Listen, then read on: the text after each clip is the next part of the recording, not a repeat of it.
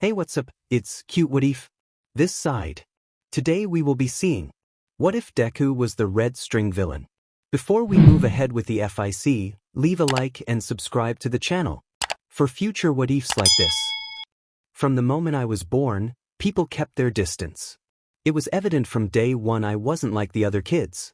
While they played heroes, saving the day and helping others, I was always cast as the villain.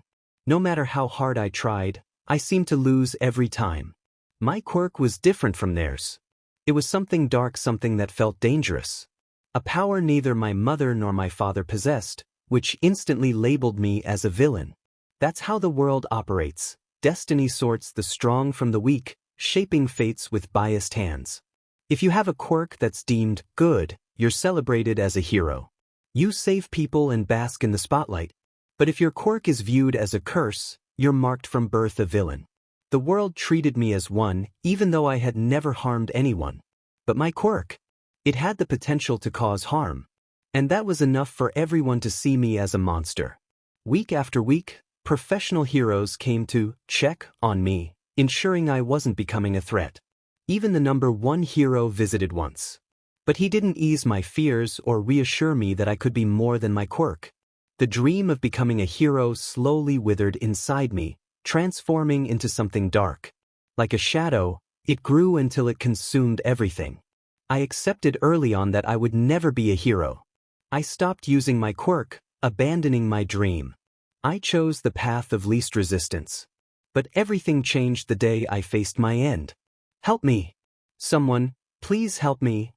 I turned the corner, freezing in my tracks as I saw a group of thugs surrounding a girl.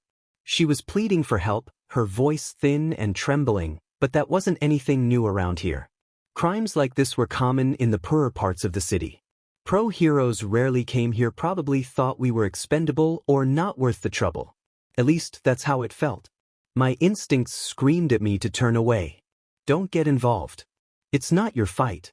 I had been walking a thin line for years, trying to avoid any excuse to get locked up. I gripped my school bag tighter, mumbling under my breath. A hero will come to the rescue. They always do. This isn't your problem, YN.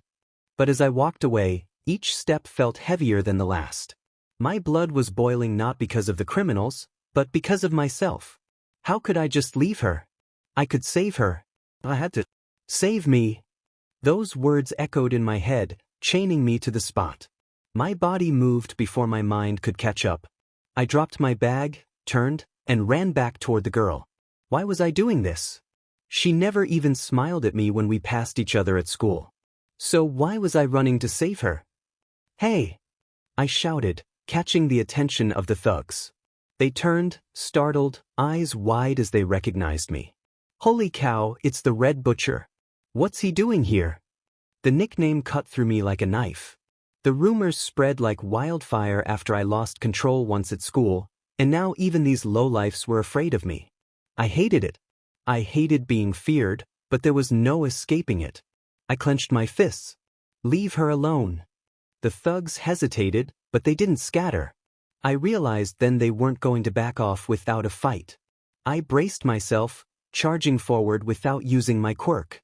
My fists swung wildly, and for a moment, it seemed like I might actually handle them. One thug went down with a well-placed punch to the jaw, another with a kick to the gut. But there were too many of them.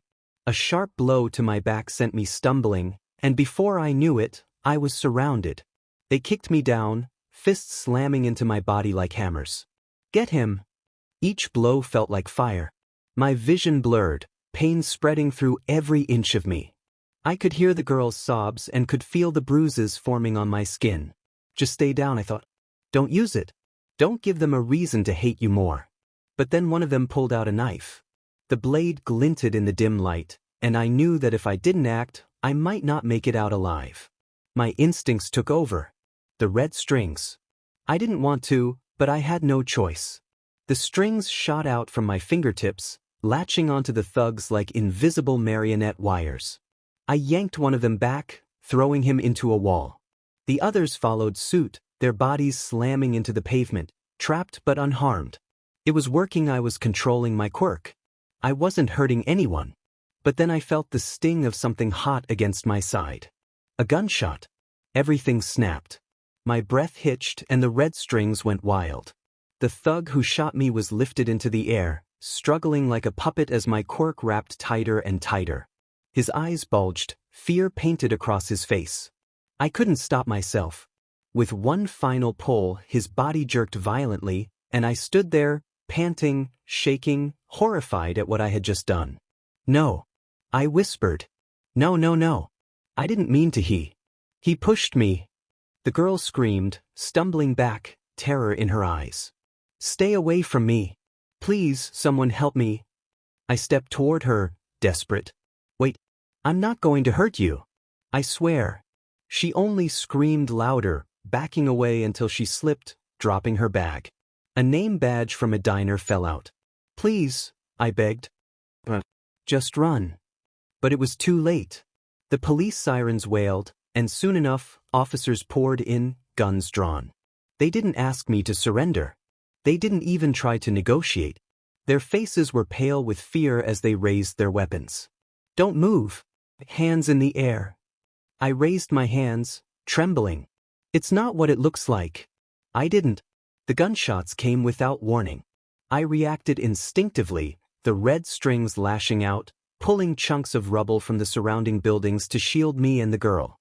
I kept her safe, even as she cried and cowered behind me. "Run!" I shouted, barely able to hear my voice over the gunfire. "Go.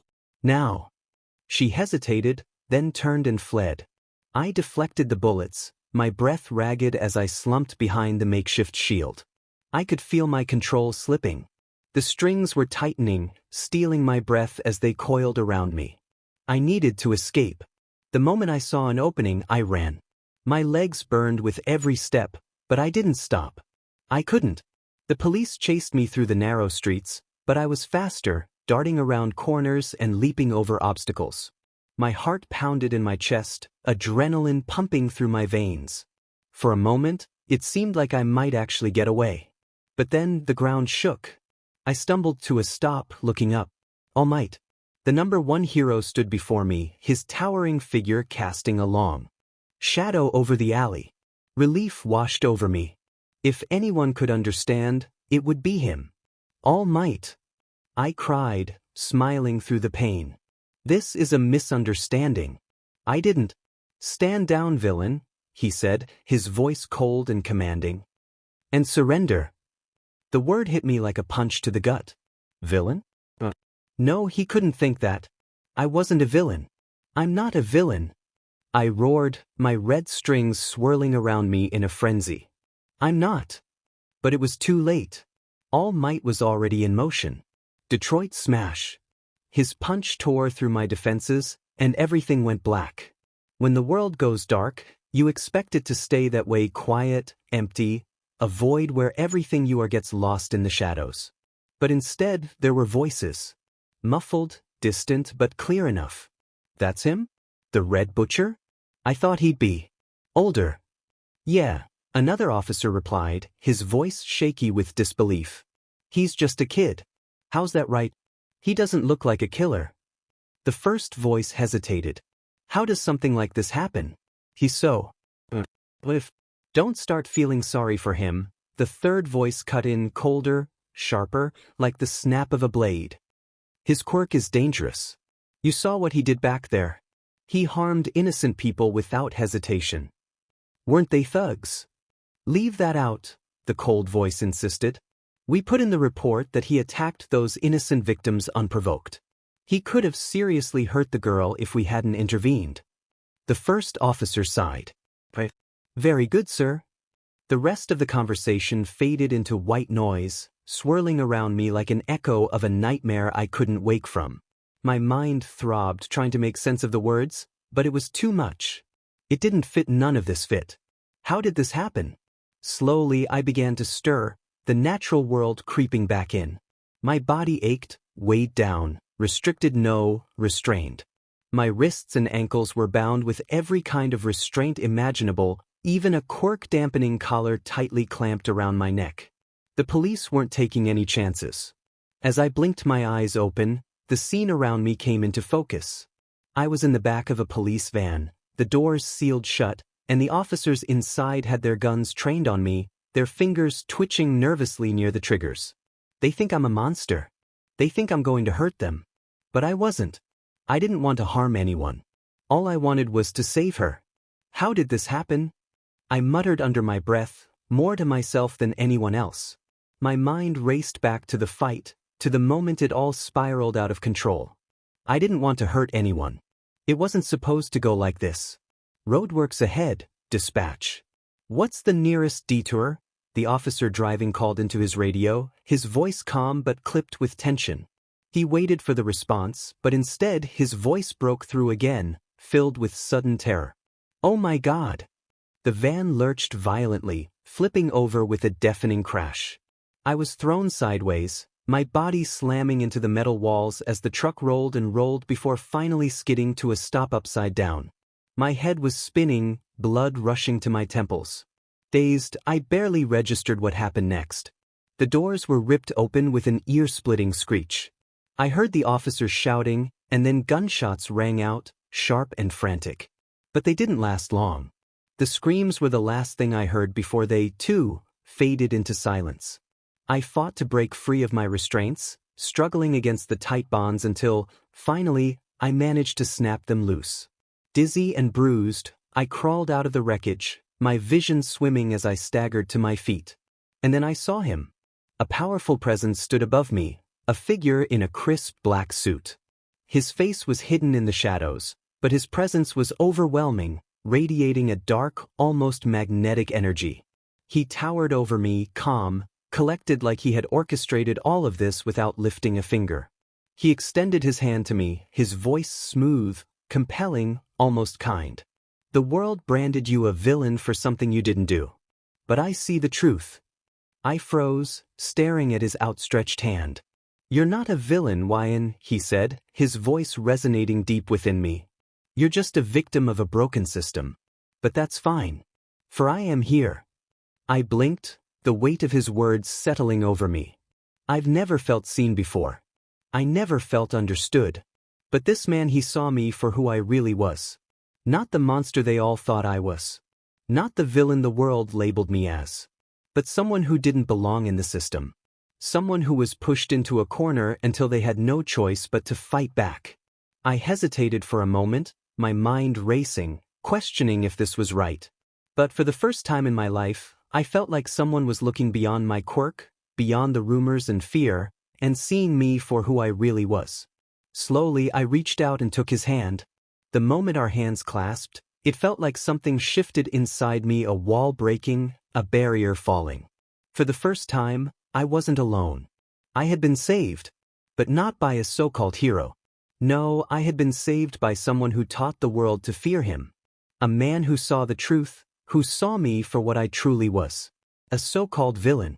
All for one. The atmosphere in Class 1A had been heavy for weeks.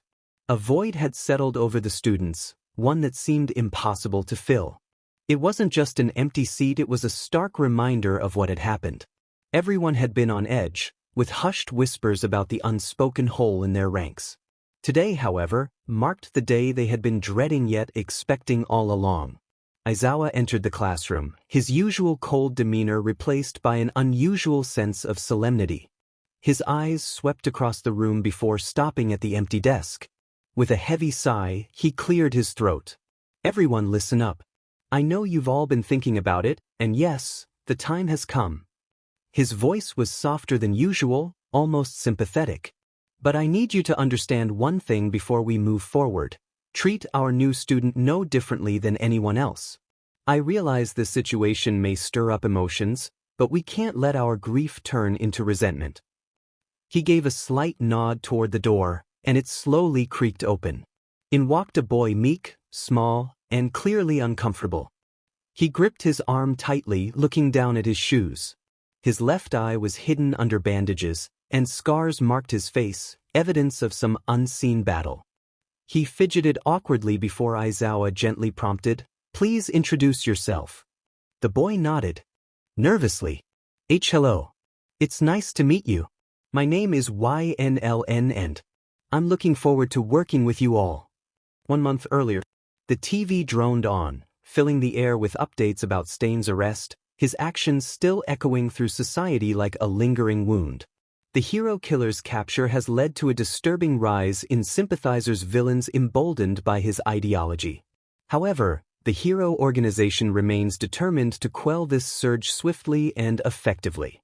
The newscaster's voice lacked any absolute conviction, just a hollow repetition of the same assurances that everyone had heard 1,000 times before. With a snap, the pencil in my hand broke, the jagged line across the page mocking my attempt at focus.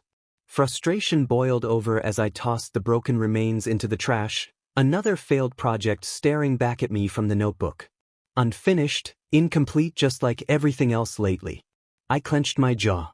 I hated leaving things undone, half-hearted attempts scattered across my life like broken pencils. The weight of my expectations pressed down harder with each passing second. Another broken pencil? A soft voice broke through my thoughts. I glanced up, meeting the curious gaze of a young waitress, no older than me, her apron slightly askew from a long shift. She had a playful smile on her lips as she pulled another pencil from her apron pocket and handed it to me. "You must be writing some heavy stuff." "Thanks," I muttered, taking the pencil, trying to brush off her comment as I leaned back into the booth. My hot chocolate sat forgotten, now cold, but I sipped it anyway, feeling the warmth dull against my throat. She didn't leave, though. Instead, she slid into the booth across from me, propping her chin on her hand as her black hair fell lazily over one eye. "So, what's got you breaking pencils like that?" "Nothing special," I replied, looking down at the notebook. "Just writing." She leaned over the table to peer at my messy scrawl. "Well, from the look of it, you're not half bad. Although..." Her fingers brushed the edge of the page. "You spelled morning wrong. You wrote morning." I grimaced at the irony. "Figures." She laughed, light but teasing, handing me back the notebook. "Hey, you're in here every day, always scribbling in that thing. Don't you have anything better to do? Or maybe..." She raised an eyebrow, smirking. "You just came to see me?" I blinked, caught off guard by her forwardness. Before I could formulate a response, my phone buzzed on the table. For the third time today. I glanced at the number, my stomach sinking. "Sorry, I need to take this," I muttered, standing up and turning my back to the booth, already knowing what was coming. She waved me off, her playful smile still in place. "Go ahead, pencil murderer." Pressing the phone to my ear, I barely had time to say a word before a familiar voice hissed through the speaker. "What took you so long? We've been trying to reach you for hours." Shigaraki's tone was dripping with impatience. "I was busy," I replied, voice low, my fingers tightening around the phone. "You don't get to be busy, Wyan. He's been asking for you." My breath caught in my throat. "All for one. Wants me." "Yeah, and it sounds urgent. You'd better get here." "That's an order." The call ended with a sharp click, leaving me standing there with my mind racing. I hadn't heard from All for One in weeks, maybe longer. But what had changed? I slipped the phone back into my pocket, my pulse quickening as I ran through every possible scenario in my mind. Something big was happening. Something I wasn't ready for. Just as I turned to leave, the waitress tilted her head, her earlier playfulness fading as concern took over her expression. "Everything okay?"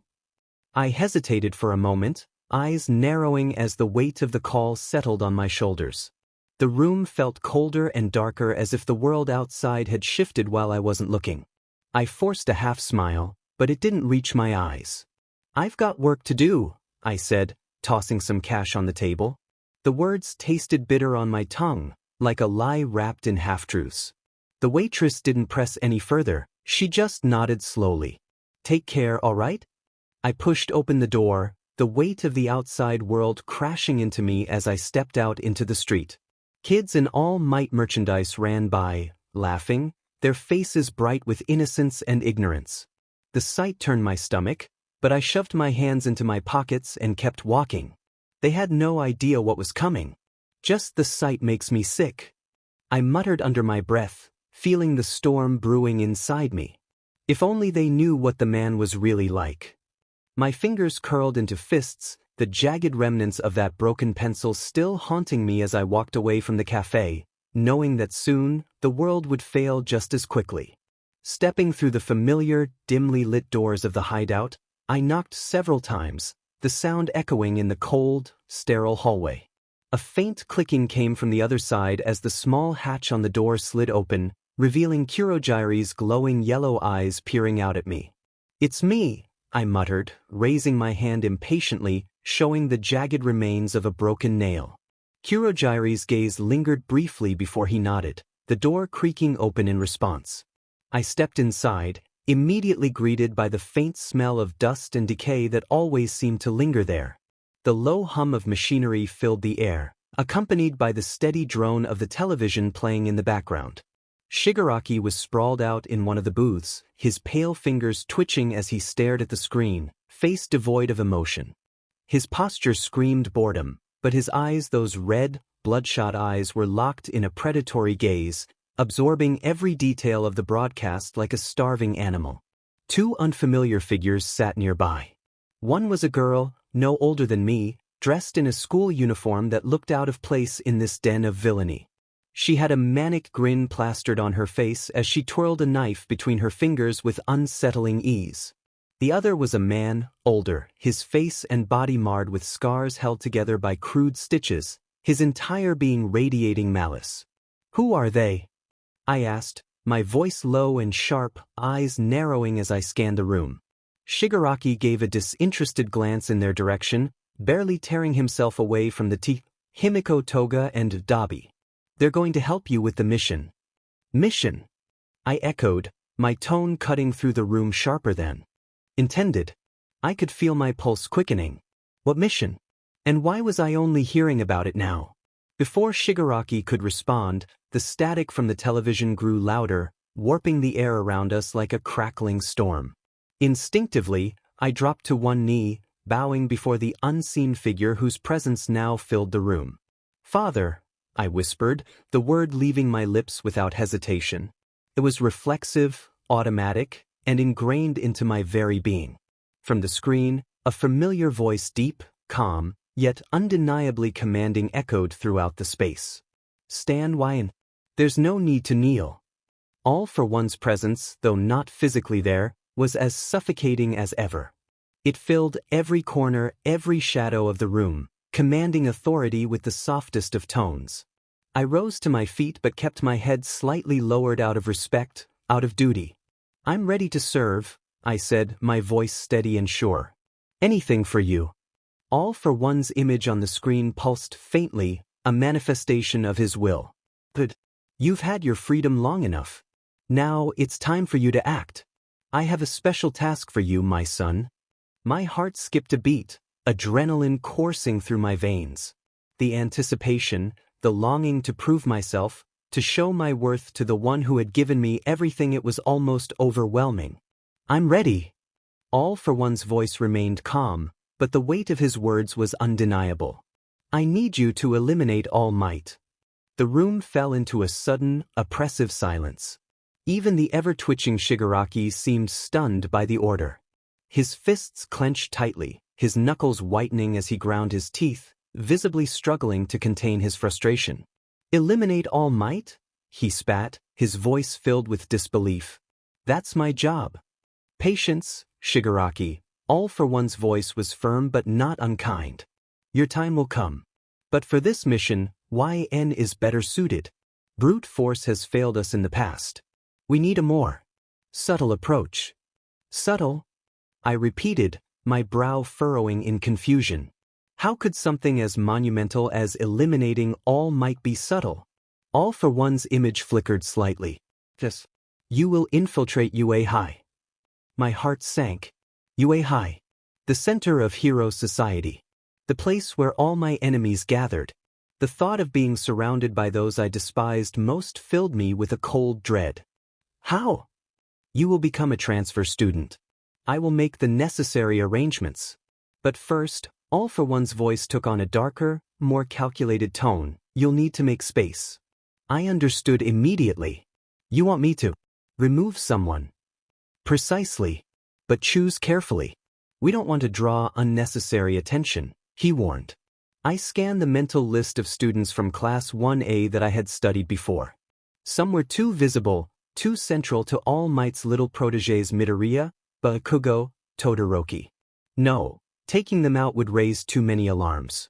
But then my thoughts settled on one name, a lesser-known student, someone who wouldn't cause too much of a stir if they disappeared. I've found the perfect candidate, I said coldly, my voice devoid of emotion. All for One's voice softened in approval. You always were my sharpest student. Carry out your mission, Wyan. Make space, infiltrate, and when the time is right, All Might will fall. Understood, I replied, closing the file in my mind. I turned to leave, my movements deliberate, but before I could take more than a few steps, I cast a final glance at the screen. All for One's image flickered, the static growing louder for a brief moment. I won't fail you, Father, I promised, my voice low but resolute. This was my purpose. My destiny. The bus slowly emptied, dropping off its passengers one by one, the distant hum of the engine fading as it rolled down the street. Mina Ishido waved goodbye to her friends, a smile brightening her face as she took the familiar path toward her home, unaware of the invisible thread of fate I had silently cast around her. She hummed softly to herself, utterly oblivious to the eyes that followed her every step. As the streets grew quieter and more isolated, I made my move, stepping out from the shadows and closing the distance between us. Excuse me, I called out, my voice laced with innocence, feigning an awkward hesitance. Are you Mina Ishido? She turned, her pink eyes wide with curiosity but not alarmed yet. There was a slight tilt of her head, and her expression was relaxed and even friendly. Yeah? Who's asking? I offered a warm smile, keeping my tone as non-threatening as possible. You were incredible at the school festival, I said, stuffing my hands into my pockets, playing the part of an admirer. I just wanted to thank you. Your performance was amazing. For a moment, her guard slipped even further. She beamed, her cheeks flushing slightly at the compliment. Oh, thanks. I really didn't think anyone noticed, she laughed, her voice light, almost shy. Her happiness, her naivety, it made what I had to do so much easier. Of course, I replied, my smile never faltering. You're unforgettable. Mina chuckled awkwardly, turning back toward her path. But in that instant, before she could take more than a step, I tugged sharply on the invisible thread, pulling it tight around her life. Her eyes went wide with shock as her body was lifted off the ground, her limbs flailing helplessly. Her breathing grew shallow, panic setting in as she tried to scream, but no sound came out. I raised my hand, and her life force began to drain, her vibrant pink skin growing dull and lifeless. Her struggles weakened as I stepped closer, watching the last bit of light fade from her eyes. I'm sorry, I whispered, more out of habit than remorse. A quick motion severed the remaining thread of her life. Her body crumpled to the cold pavement, unmoving, silent. I stared down at her for a moment, the stillness of the street amplifying the weight of what had just transpired. Thank you, Mina Ishido, I whispered, kneeling beside her still form, brushing a stray lock of hair from her face. Your sacrifice paves the way for a new future. I stood up, turning my back to her, the darkness of the night consuming the scene. All Might's days are numbered. Let's go over the plan again, shall we? Shigaraki grumbled, tapping his fingers against the bar, his irritation more evident than usual. I don't care what happens to you if you screw up, but All for One seems to think you'll pull this off. I'm glad we're on the same page, Shiggy. I twirled the envelope between my fingers. The target's already been dealt with, and just like the old man promised, I've got my shiny invitation to UA High. This is a recommendation from some of the finest pro heroes out there. All for One sure knows how to pull strings. You don't get to be number one without having connections, Kurogyari said, wiping down the last glass. But are you sure you're ready for this, YN? I glanced down at the envelope, turning it over in my hand. His concern wasn't misplaced. It doesn't matter if I'm ready. All for One chose me. He's given me more than I could ever repay. It's time I return the favor. And with this new quirk, it shouldn't be a problem. How are you going to charm the pros? Toga asked playfully, twirling her knife in her hand as she leaned against the bar. Keeping up the act with all those students around is gonna be hard. One little slip up and you're done for. I nodded, stepping away from the arcade machine. I'm not expecting it to be easy. I thought about putting on some larger-than-life persona to throw them off, but that would draw too much attention. Instead, I'll blend in, keep a low profile, and perform well enough to stay near the top. The real issue is my quirk. The red strings could give you away, Kurogyri muttered, leaning forward. One wrong move and everything could fall apart. What exactly is this red string thing YN's got? Dabi chimed in, his arms crossed, eyes narrowing. I've never seen anything like it. My strings have a mind of their own. They don't respond to commands well. Their instinct is to protect me, no matter the cost. I glanced at the mirror, watching my left eye flicker with an eerie glow, the iris forming together by threads of red string. I've learned to control them better, but the red-stringed butcher is a name that carries weight in certain parts of Shinjuku. I can't risk anyone recognizing me. The strings have to go. The old methods won't work. Toga. She perked up. Yes. I put the envelope on the table beside me, clearing my throat. I need you to help me with something. What?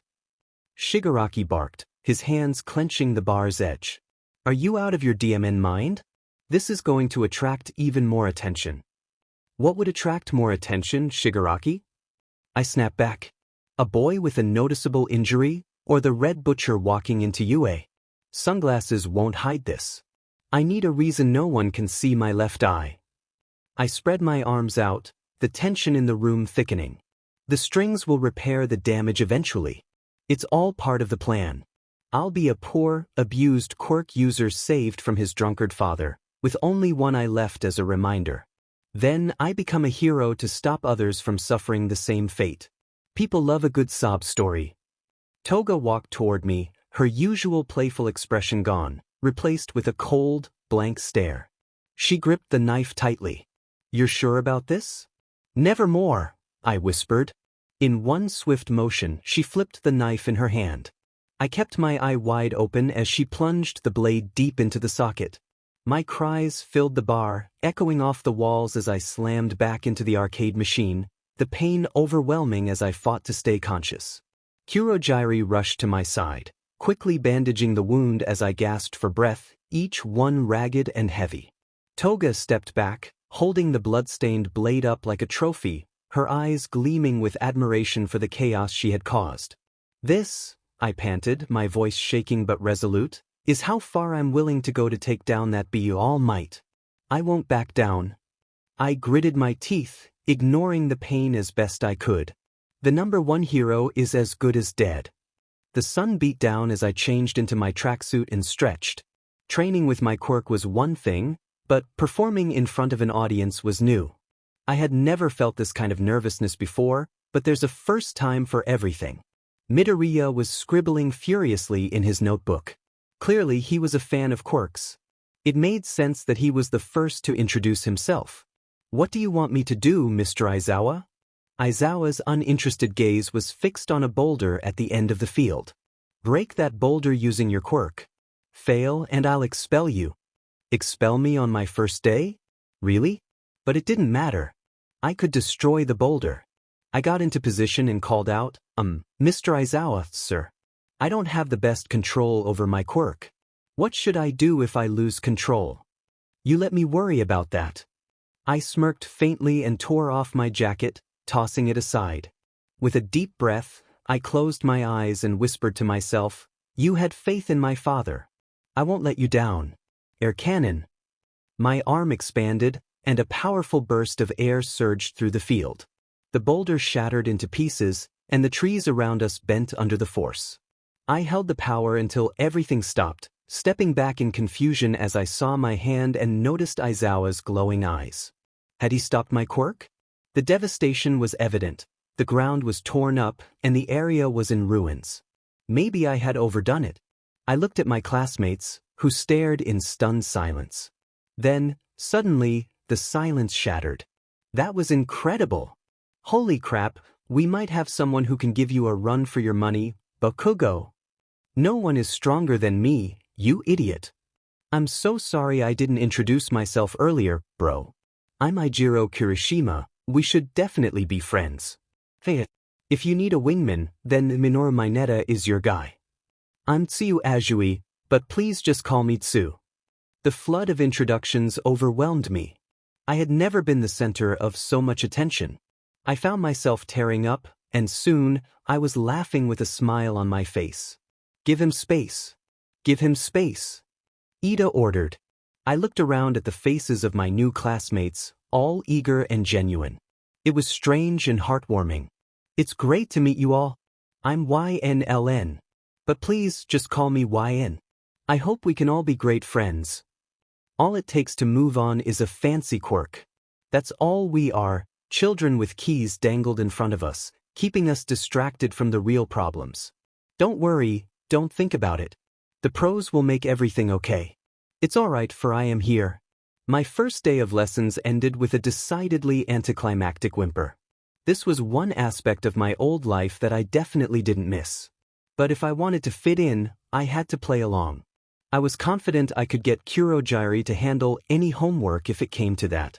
Slouched against the school gate, I flipped open a burner phone and dialed the only number stored in it. After a brief wait, All for One's voice came through. It's a full moon tonight. Perfect for a hunt. YN report. I glanced around at the other students leaving and began pacing back and forth. I've infiltrated the school with no issues. My first day went smoothly. The teachers are peculiar. I demonstrated your quirk. A faint chuckle came through the phone. I'm sure they were impressed. That's one of my preferred quirks, use it wisely.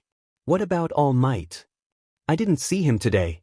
He was teaching class 1B. I'm working on gaining the trust of many classmates.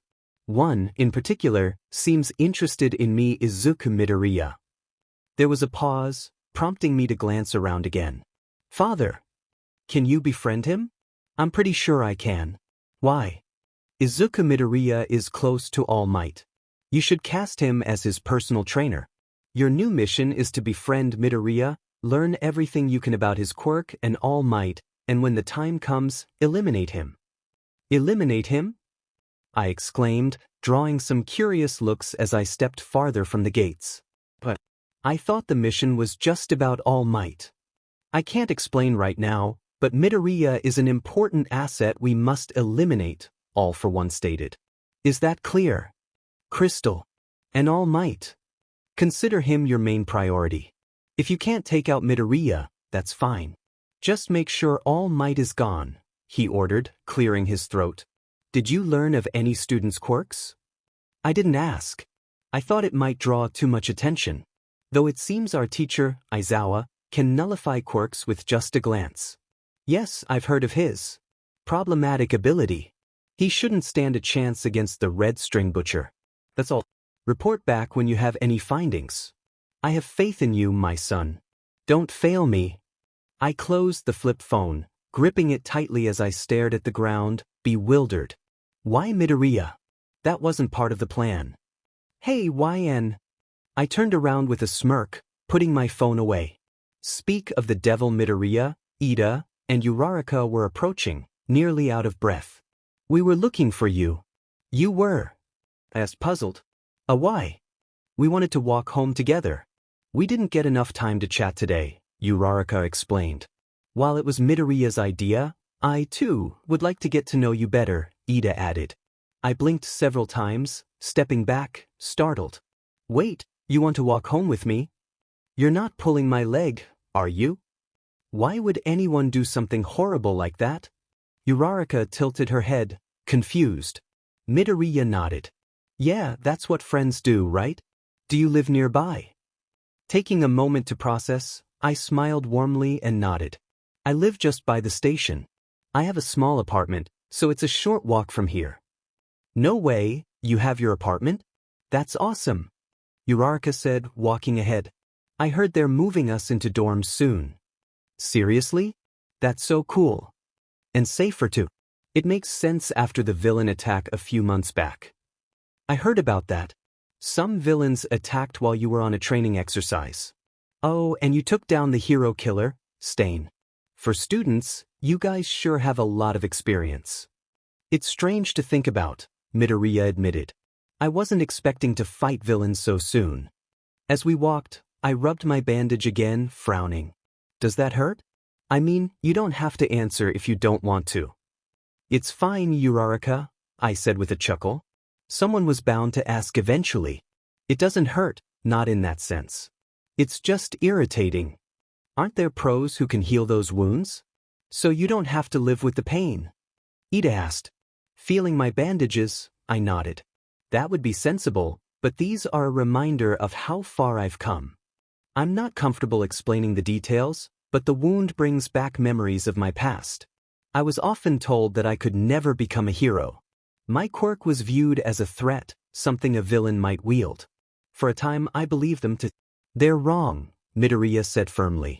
There's no such thing as an evil quirk. It's not the quirk that defines someone, it's how they choose to use it. Once you graduate from UA, you'll show them. You've already proven them wrong just by being here. I stopped in my tracks, dazed, as the three looked at me, confused. What's wrong? I never saw it like that. I regained my composure and scratched my head. If you're not too busy, I know a great diner around the corner that serves amazing coffee and eggs. My treat. No, we couldn't do that, they protested. I shook my head, cutting off the argument. I insist. Please. They exchanged glances, and Midoriya finally nodded. How could we say no? Hello, everyone. It's nice to meet you. My name is YNLN, and I'm looking forward to working with all of you very soon. As I stepped into the room, I could instantly feel the tension. No one said anything outright, but their eyes told me all I needed to know. I was already public enemy number one. Taking a deep breath, I scratched at the bandages on my arm, waiting for Aizawa to say something. Why are you standing around? He grumbled, barely looking up. There's only one empty seat. I quickly moved to the chair, almost tripping in my haste, and collapsed into it, fumbling through my bag to pull out some stationery and notepads. As I settled in, I could feel the weight of their stares pressing down on me. The tension was so thick I could cut it with a knife. Earning their trust would be more complicated than I thought. I didn't blame them. After all, their friend was gone because of me. My first objective was to blend in and keep my head down. I couldn't afford to raise suspicions by asking too many questions about their quirks right away. That could come later. For now, my focus was just surviving day one. As Aizawa began his lesson, acting as if nothing had changed, I scribbled notes diligently to show I was paying attention. But I couldn't shake the feeling of being watched. Out of the corner of my eye, I noticed one boy glancing at me repeatedly, his pencil moving rapidly across his notebook.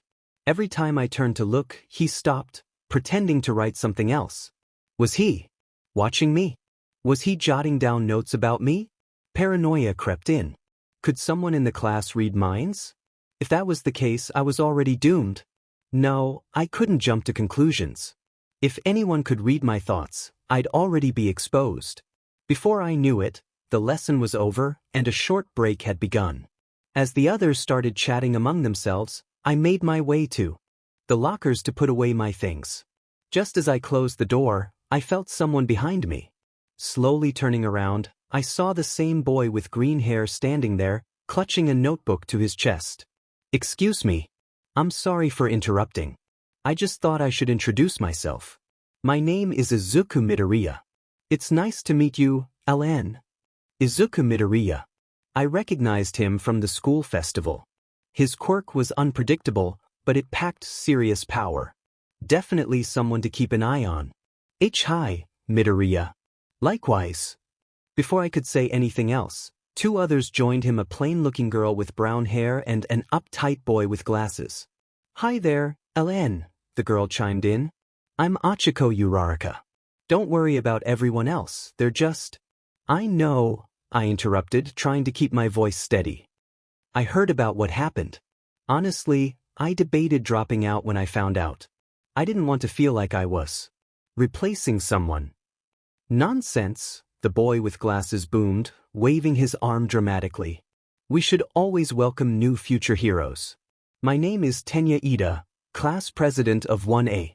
It's an honor to meet you. Please, just call me YN, I replied, bowing slightly, my fists clenched at my sides. Easy does it, YN. Take it slow. So, YN, Uraraka said, smiling warmly, can I ask what your quirk is? I paused, caught off guard. You want to know about my quirk? Oh, sorry, Midoriya mumbled, scratching the back of his head. I didn't mean to make you uncomfortable. I waved my hand dismissively, laughing it off. No, it's fine. I just don't get asked that right away. Most people are more curious about the eye patch and bandages. I like to keep the mystery going, you know? As for my quirk, well, it'd be easier if you just showed them. Aizawa's voice cut through the room as he re-entered. Mr. Aizawa? I don't follow. When this class first started, I had everyone show off their quirks through basic exercises. It helped the students understand each other's abilities and gave me a sense of what I was working with. You'll do the same. That sounds fine, I guess? But I wouldn't want to waste everyone's time. My quirk isn't anything special. Aizawa turned to face the class, his expression unreadable. Everyone to the training fields.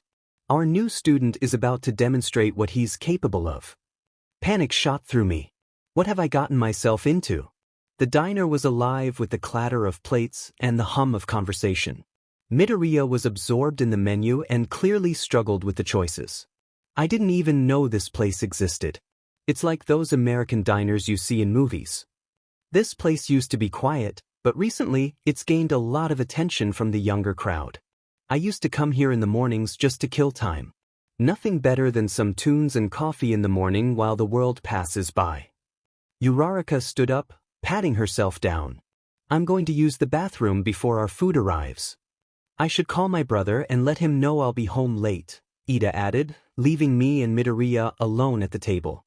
I leaned over and pointed at the menu. You can't go wrong with the full English breakfast. It's a bit of everything. I recommend the pancakes. And you absolutely have to try their $5 milkshake. It's just under 1,000 yen. Are you ready to order? Holy crap. What happened to your eye? My usual waitress approached, shocked. I looked at her, feeling a bit deflated. I'd rather not talk about it. I'm fine, really. Are you sure? You were just here a few weeks ago. I'm sorry. Tell you what, the drink's on the house. You don't have to do that. But I want to, she insisted, turning to Midoriya. Do you know what you'd like to order? Oh, I'll have the pancakes. It's hard to believe that it's already been 2 weeks since I infiltrated UA without a hitch.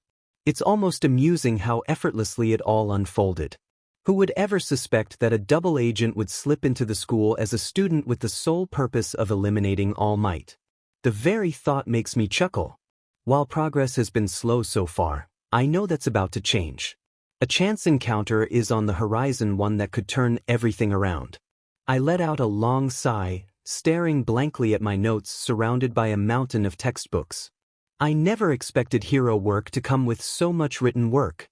The library was relatively empty, and I stretched my arms back, yawning in frustration with the system. How much longer would I have to keep up this charade of playing the hero? You look like you're struggling, YN. I glanced up to see a plain-looking girl grinning at me, leaning in with a hint of mockery. Do I know you? Enjoying your new life? Don't forget, it's just a game. My eyes widened as I sat up, setting my pencil aside. Toga? I didn't recognize you at first. Your quirk really changes your appearance. That's the idea, she said, taking a seat opposite me. You haven't returned all for one's calls. He's starting to worry. Did Shigaraki say that? This mission takes time. I can't just waltz in, win over everyone, and take out the target by tea time. We understand that. But you're getting too close to the enemy. I hope you're not having second thoughts. I laughed, packing up my bag. Isn't that the point? Tell Shigaraki he'll get his head on a platter eventually. I glanced back at Toga, eyeing her look with a smirk. I actually like this look. You should keep it. As I left the library, I checked my watch. It was almost the end of study hall. I still had time to grab a bite and ask around, but as I moved down the hallway, I heard a commotion. Students were gathering in a cluster, whispering and pointing. Curiosity piqued, I approached, only to be met with a chilling sound that stopped me dead in my tracks. It was laughter, the unmistakable laughter of All Might. All Might burst through the doors, dressed casually, his laughter echoing ominously off the walls. "Good afternoon, everyone. I am here." The moment my eyes locked onto him, a wave of panic surged through me. My hands began to tremble uncontrollably, the red strands of my quirk unfurling and swirling from my fingertips. The room spun, and a suffocating dread gripped me. I felt like my mind was fracturing, the reality around me disintegrating. In a sudden, irrational outburst, I lunged at All Might, my hands instinctively reaching out toward him. "YN, young YN, are you all right?" All Might's voice came through as if from a great distance, his face a hazy blur of concern and confusion. His heroic smile seemed distorted, almost mocking in its insincerity. I tried to respond, but my thoughts were disjointed, a fractured jumble of fear and rage. The world around me felt like it was collapsing, warping into something grotesque. Laughter, cruel, taunting laughter filled my ears, coming from every direction, every corner. The students' faces seemed twisted, their expressions contorted into mocking masks of amusement. "He's afraid, nothing has changed. Just a pathetic villain." A surge of nausea hit me, and I staggered away, desperately seeking refuge. I stumbled into the nearest bathroom, collapsing onto my knees in front of the toilet. I heaved violently, gasping for breath. It's been 4 years. Why am I falling apart over this man? Get a grip." I forced myself to stand, my legs weak and trembling. I splashed cold water on my face, trying to clear the disorienting haze from my vision. As I looked into the mirror, my reflection morphed into something horrifying, a man with white hair and red strands that matched the twisted image in my mind. Blinking rapidly, my normal reflection returned, but the sense of dread lingered. "You're better than this, why? You need to pull yourself together." "What's the point in holding it together?" A voice echoed in my head, dripping with sinister calm. "He's right outside. We could end this now." I glanced around the bathroom, my vision swimming. "Not again. You're not real. You're not." The voice persisted, its tone chilling. "He ruined your life. All Might was meant to save lives and protect the innocent. He failed you. You have the power to end this. You could take him down right now. Who could stop us? Us. It's your power. Embrace the red strings and rise to greatness." "Enough. I'm done with this," I shouted, my voice echoing off the bathroom walls. "I'm doing things my way, all for one's way. Either get with it or get out of my head." The sound of running water drowned out my desperate cries. I didn't ask for this quirk. Stepping out of the bathroom, I saw All Might waiting for me, his concern palpable. The hallway was eerily empty now. He stood, looking at me with a worried expression. "I'm sorry, YN. I didn't mean to startle you." "Huh." I was still disoriented, struggling to grasp the reality around me. "I could see it in your eyes, you were terrified. People react to me in different ways. Some find it inspiring, some cry, and some run away in fear. Only villains would react like this. I was just struggling to adjust to this new life." All Might nodded, his expression solemn. "I read your report. I understand the hardships you faced. My only regret is not being able to help you myself." "Liar," I whispered, my voice cracking with a mix of anger and pain. "You don't really believe that, do you? You only say that because I'm here. If I were just another forgotten kid on the street, you wouldn't care. No heroes came to save me. Not one. So don't give me excuses now." "I understand. You're right, and I'm sorry. We didn't do enough. I failed you, YN. Please, forgive me." All Might sank to his knees, his eyes pleading with a vulnerability I hadn't expected. At that moment, I was stunned into silence. Seeing the man who had failed me beg for forgiveness should have felt satisfying, but it didn't. It felt hollow and unearned. I hadn't brought him to his knees on my terms. "You'll say anything to be idolized, won't you? You've lived a life of praise and adoration. You're everyone's hero, but not mine. You haven't earned that from me. I won't be blinded by false gods again. I clenched my fist, the anger surging through me. Fight me. All Might looked up, dazed and incredulous.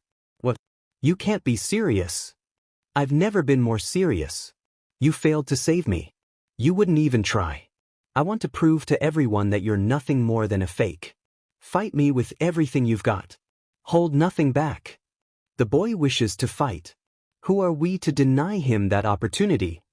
Nizu, the school principal, said with an approving smile. We were going to delay the pro sparring matches until after winter break, but look at him. I haven't seen such determination in a long time. But fighting? That wasn't part of the plan. He could get hurt, another voice protested. The class of 1A hurried outside to the school grounds, a murmur of confusion and excitement spreading among them. No one had expected this sudden, intense confrontation, but the spectacle was undeniably captivating. Students from other classes peered out from their windows, eagerly waiting to witness the ultimate showdown. Has YN completely lost it?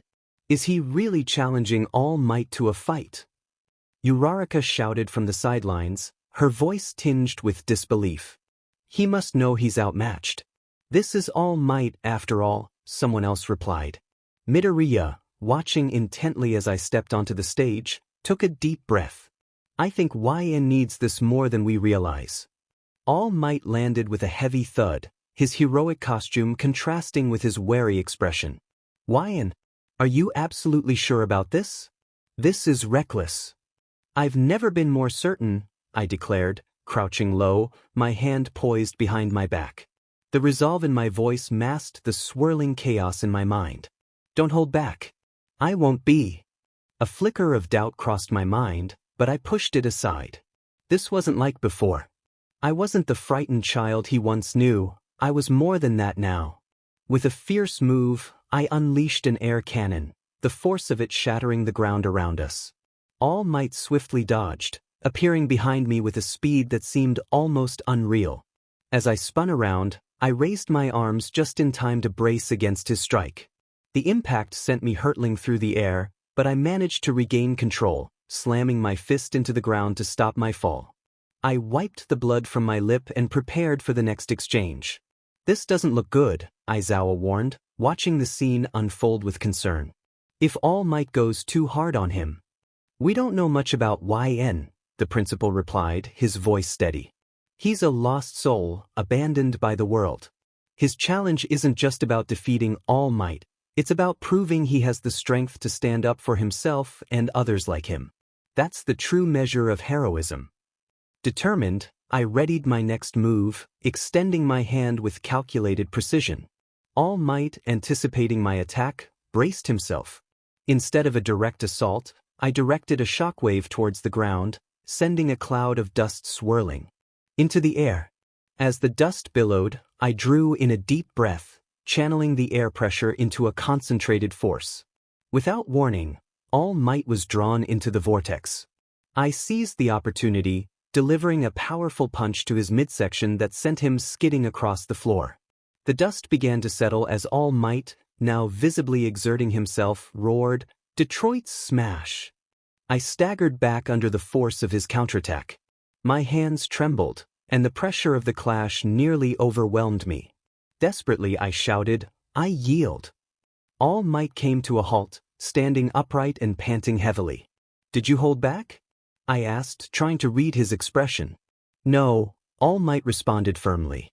"Figured as much," I said with a strained grin, the adrenaline giving way to a hollow laugh. "What was I thinking, taking you on? You're something else, All Might. I never really stood a chance." All Might extended a hand to help me up, his face softening with genuine respect. "You did well, YN. It's better than many villains I've faced. With more training, you could be formidable."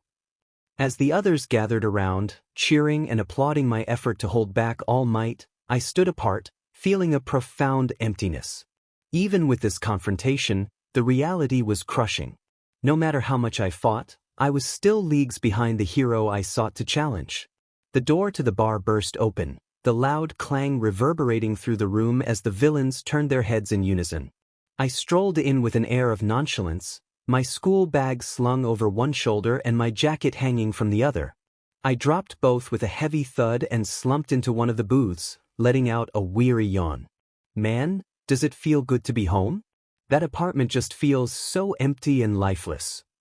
Shigaraki, who had been lounging in the corner, immediately blocked my path, his eyes narrowing as he fixed his gaze on me.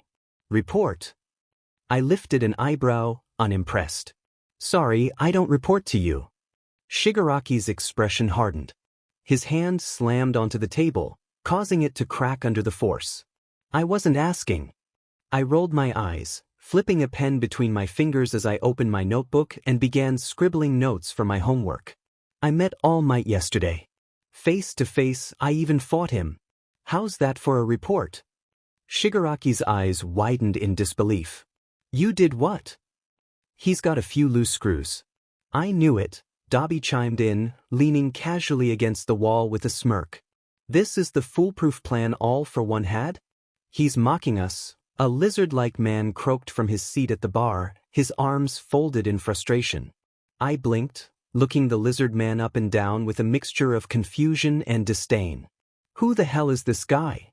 New members who, unlike you, actually want to make a difference, Shigaraki snapped, gesturing towards the newcomers.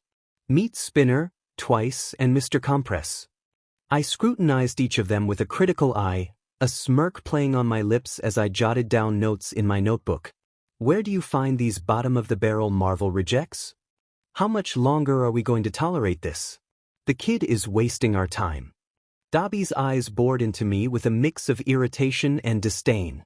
Shigaraki raised his hand, signaling for calm. Easy, easy. It's true though.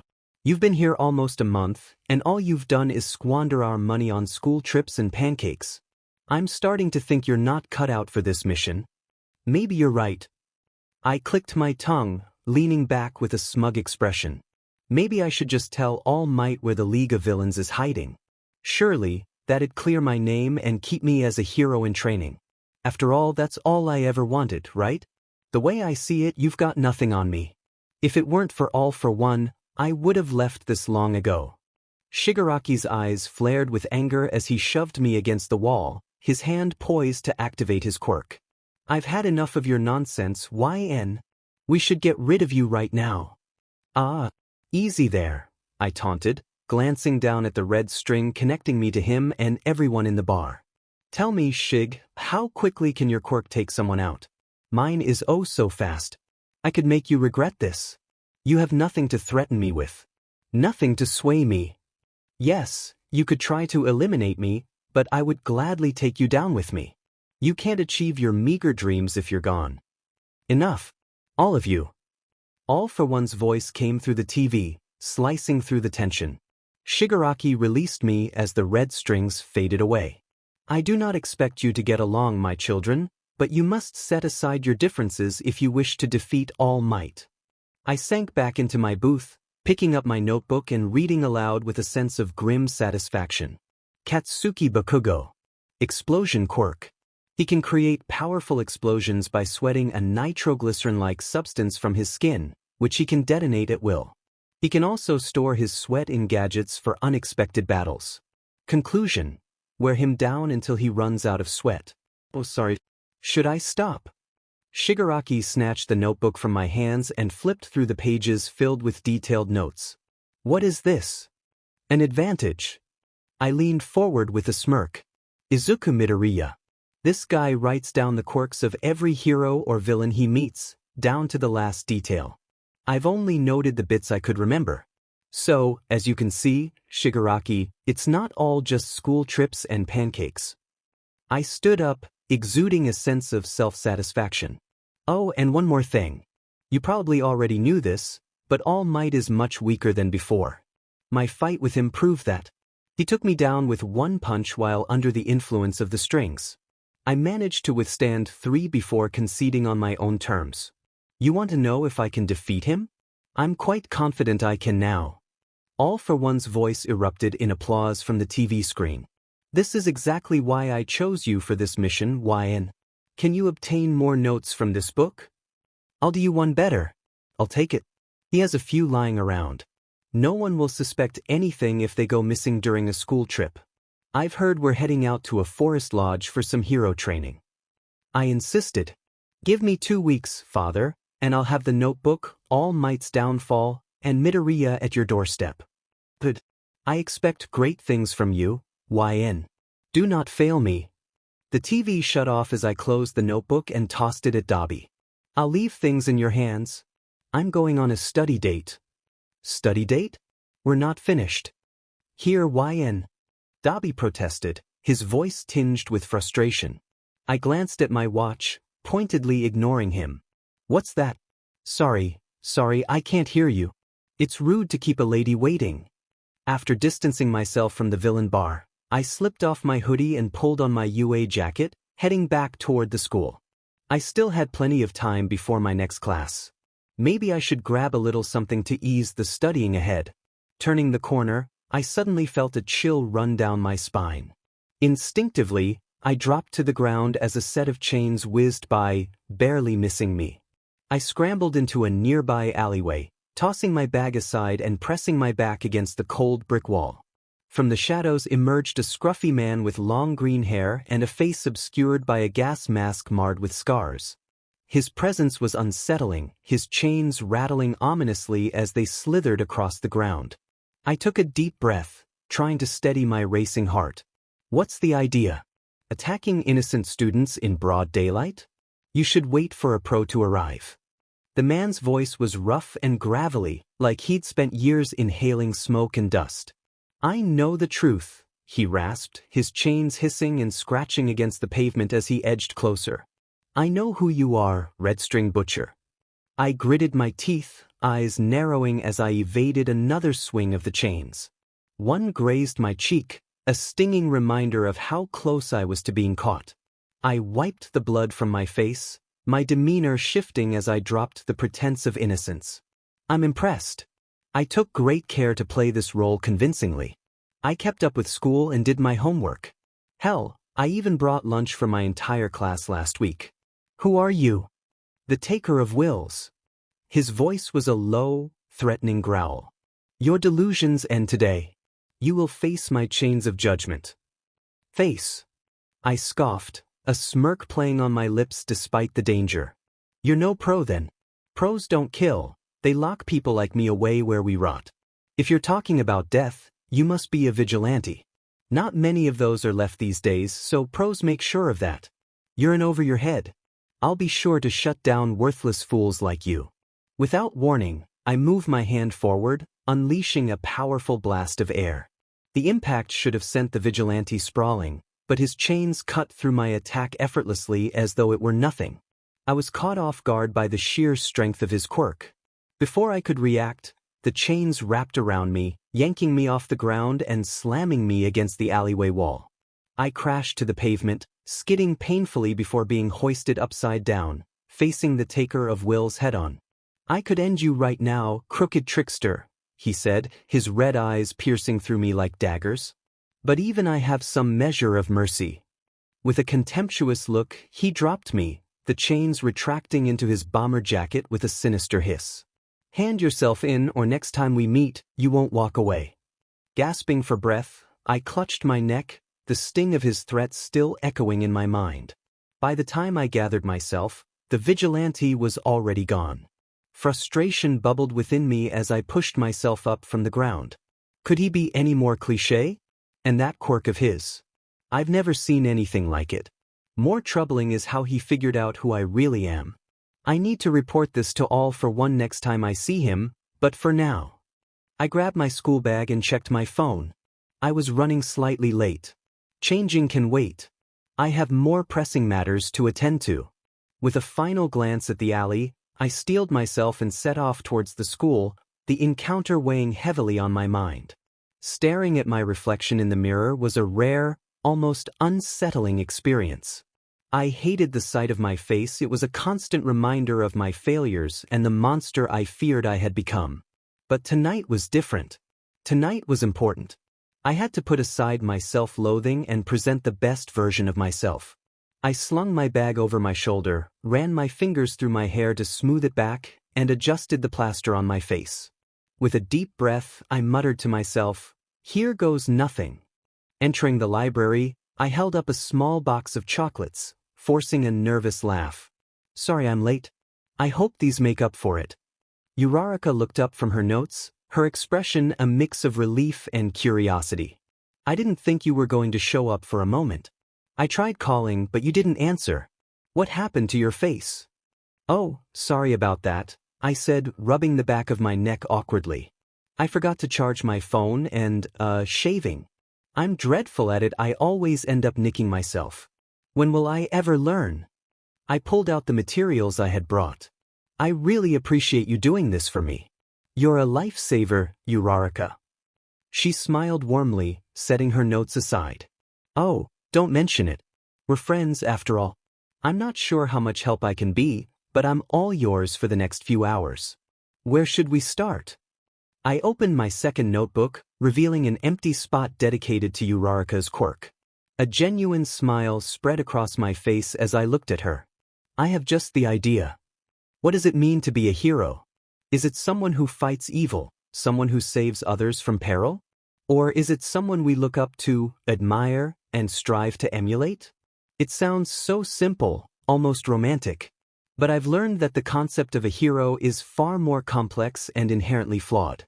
Anyone can do the right thing, but that doesn't necessarily make them a hero.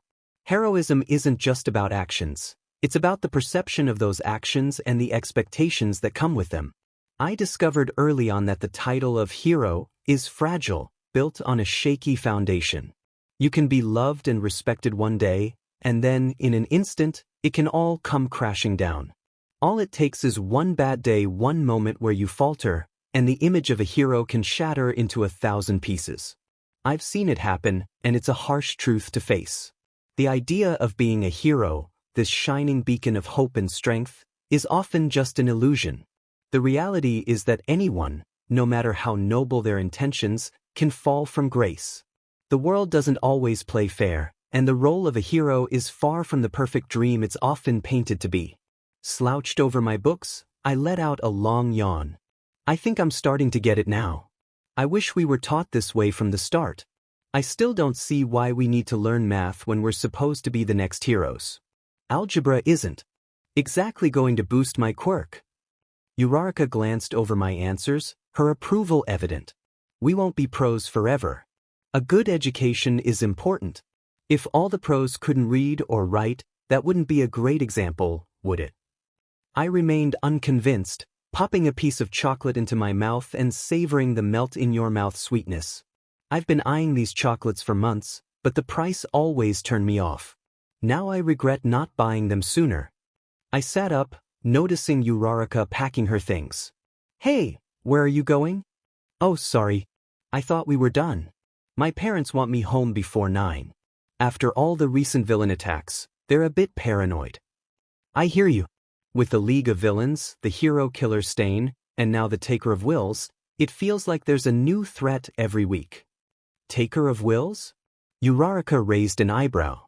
Never mind. It's just something new I heard about. How about you stay a bit longer, and I'll walk you home? You can't expect me to finish all these chocolates myself, can you?"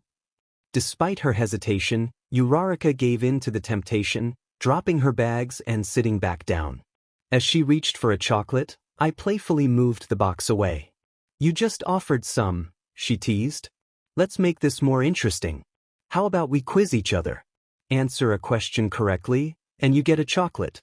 Deal?" "Sounds fun. What should we quiz each other on? Math, science, history?"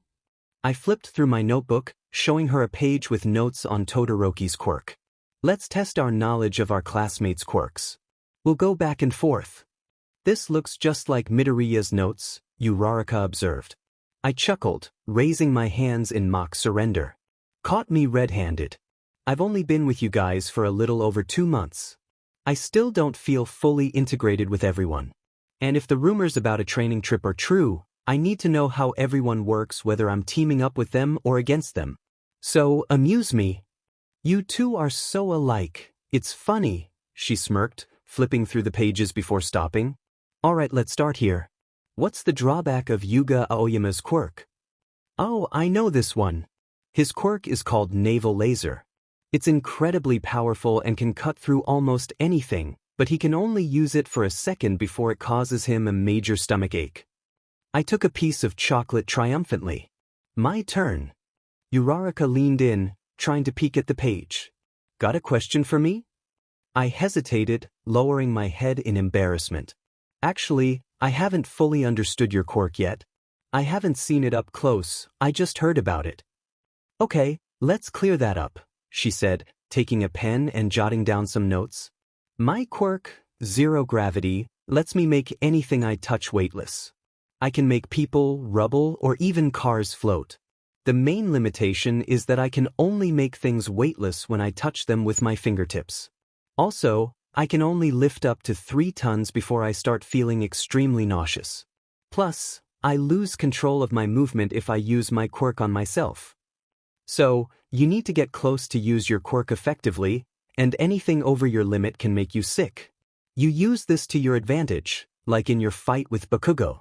You turned your weakness into a strength. Thanks, Uraraka, this is really helpful. Glad to be of help. My turn, right? Let me quiz you on your quirk. It's not like you needed to write that one down, did you? She chuckled, giving it some thought. Your quirk, air cannon, gathers the surrounding air and builds it up into a concentrated blast. This can be used for powerful attacks or quick escapes, but the chaotic nature of the attack means it can be unpredictable and potentially more harmful than helpful. Did I get that right? I paused, clenching a small clump of red string, and finally nodded. Yeah, you nailed it. Air cannon is my quirk. I pushed the box of chocolates toward her. It's getting late. I think we should head home. All right. It is getting late. How about we walk together? Absolutely.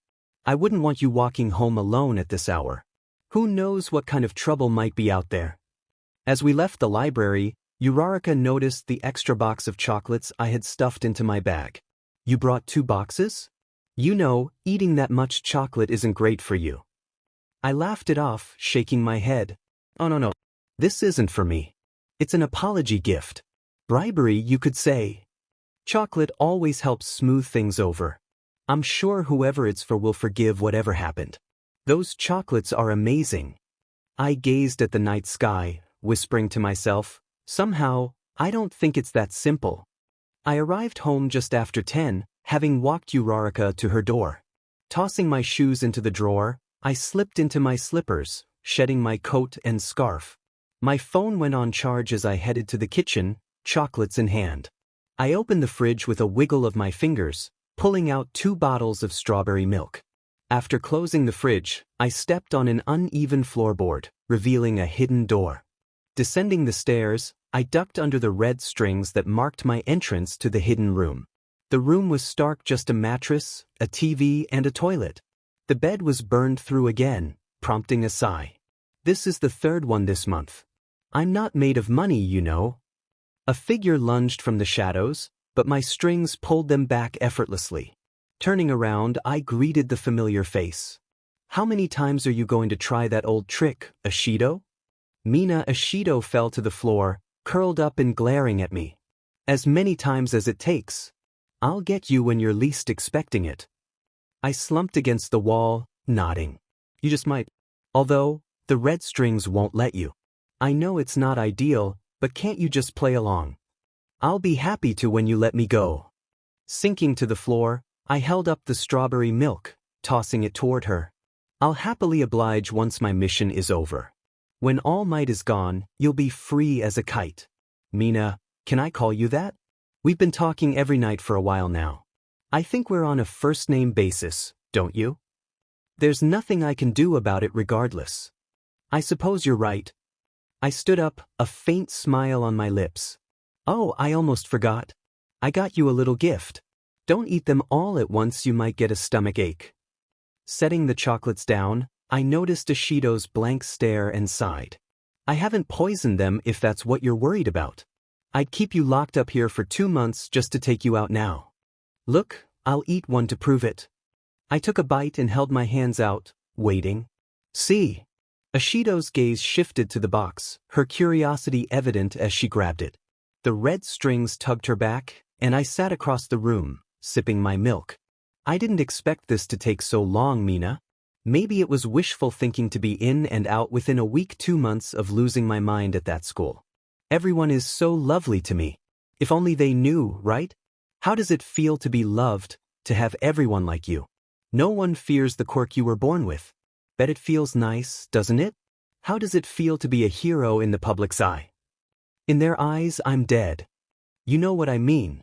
I can't decide what's worse, the fact that it's fake or the possibility that I'll never be seen in that light again when all is said and done.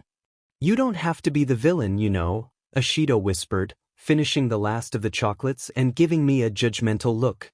The League of Villains is making you believe that. If you told me that 5 years ago, I might have believed you.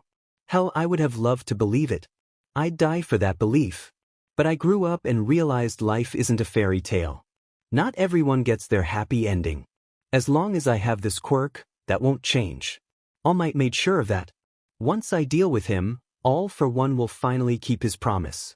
He'll take away the red strings. I'll be quirkless and free. What happens after that doesn't matter. I won't be the villain in this story anymore. How can you trust that man? He's using you for his own twisted goals. I let out a forced chuckle. I'm well aware of that. I'm just a pawn to him, but that doesn't matter. Real or fake, he's the closest thing I have to family. He's my father at the end of the day. I'll do anything he asks if it pleases him. Ashido remained silent as I threw my bottle aside and stared up at the ceiling. Your friends are all so nice. Uraraka was just helping me with some homework. This studying thing is beyond me. That's one thing I don't miss, I'll tell you that. Oh, don't worry, I know about our promise. I won't hurt anyone. Don't be so upset. I have no intention of hurting any of them. How can I tell you're telling the truth? Still alive, right? Isn't that enough proof? I whispered, walking away. I'll warm you up some natto and rice. All for One gave me orders to deal with Midoriya.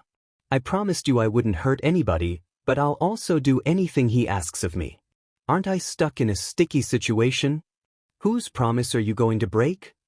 Dragging myself upstairs, I shrugged. Not sure. You tell me, hero. What would the big bad red butcher do? As I prepared to leave, Ashido spoke up. Wyan, I'm sorry about what happened. No one deserves that. Everyone has the right to make a difference.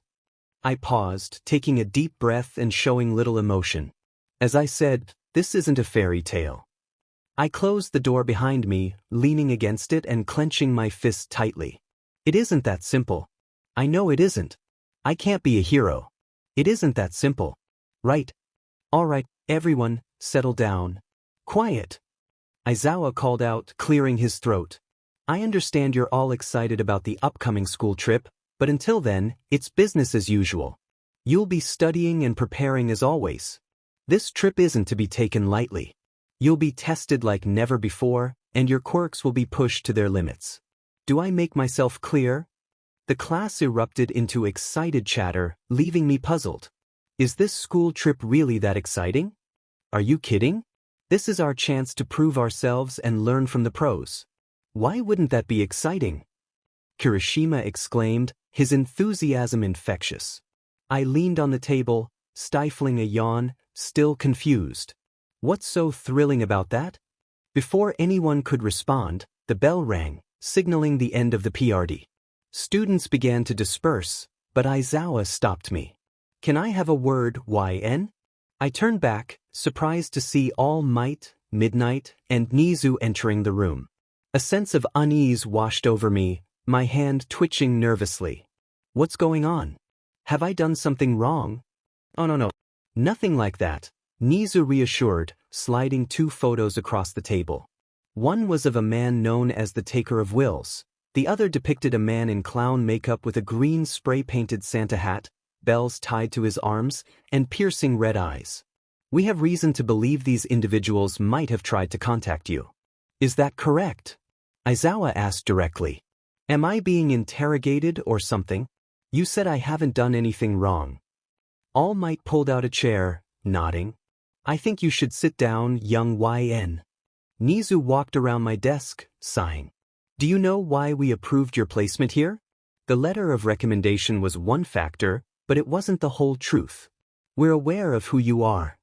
My heart raced, my grip tightening on the table as the red string began to retract slowly. What do you mean, who I am? A victim. One of these men wants to take advantage of you, Midnight said, ensuring the door was closed. As pros, we were absent when your father exploited you. You've also made it clear you don't look up to us. Someone with your quirk and place in this school is a prime target, Nizu continued, pushing the photos closer. Has anyone made contact with you? Why, and we're here to help you. You can trust us, All Might said, though his words felt hollow. If only you'd said that back then, I might have believed you. Who are they? Opening the file, Nizu began to explain. Thomas Atkins, known as the Taker of Wills. He's a self-styled vigilante who caused significant trouble for American agencies a few years ago. He was drawn here by the Stain incident, targeting those he deems unworthy of becoming pros. Why would the Taker of Wills be interested in me? I asked dryly, retracting the red string further. I don't fit those criteria. We didn't say you did. However, several eyewitnesses saw him near your apartment. We're concerned he might be looking for a sidekick. So, he works alone? I muttered, scanning the file. And what about the other? We don't have a name for this two-faced individual. He's known as the Red String Jester, Nizu said. My eyes widened at the name, catching Aizawa's attention. Have you heard of him? Oh no, not him. I thought you were referring to the other guy. He's part of a cult that worships the Quirk King, an old folklore figure believed to be the first quirk user. These extremists believe he has been reincarnated. They've been a minor nuisance until now, but their numbers are growing. We suspect they might try to contact you soon. My thoughts swirled as I stood up, flipping through the file about the cult.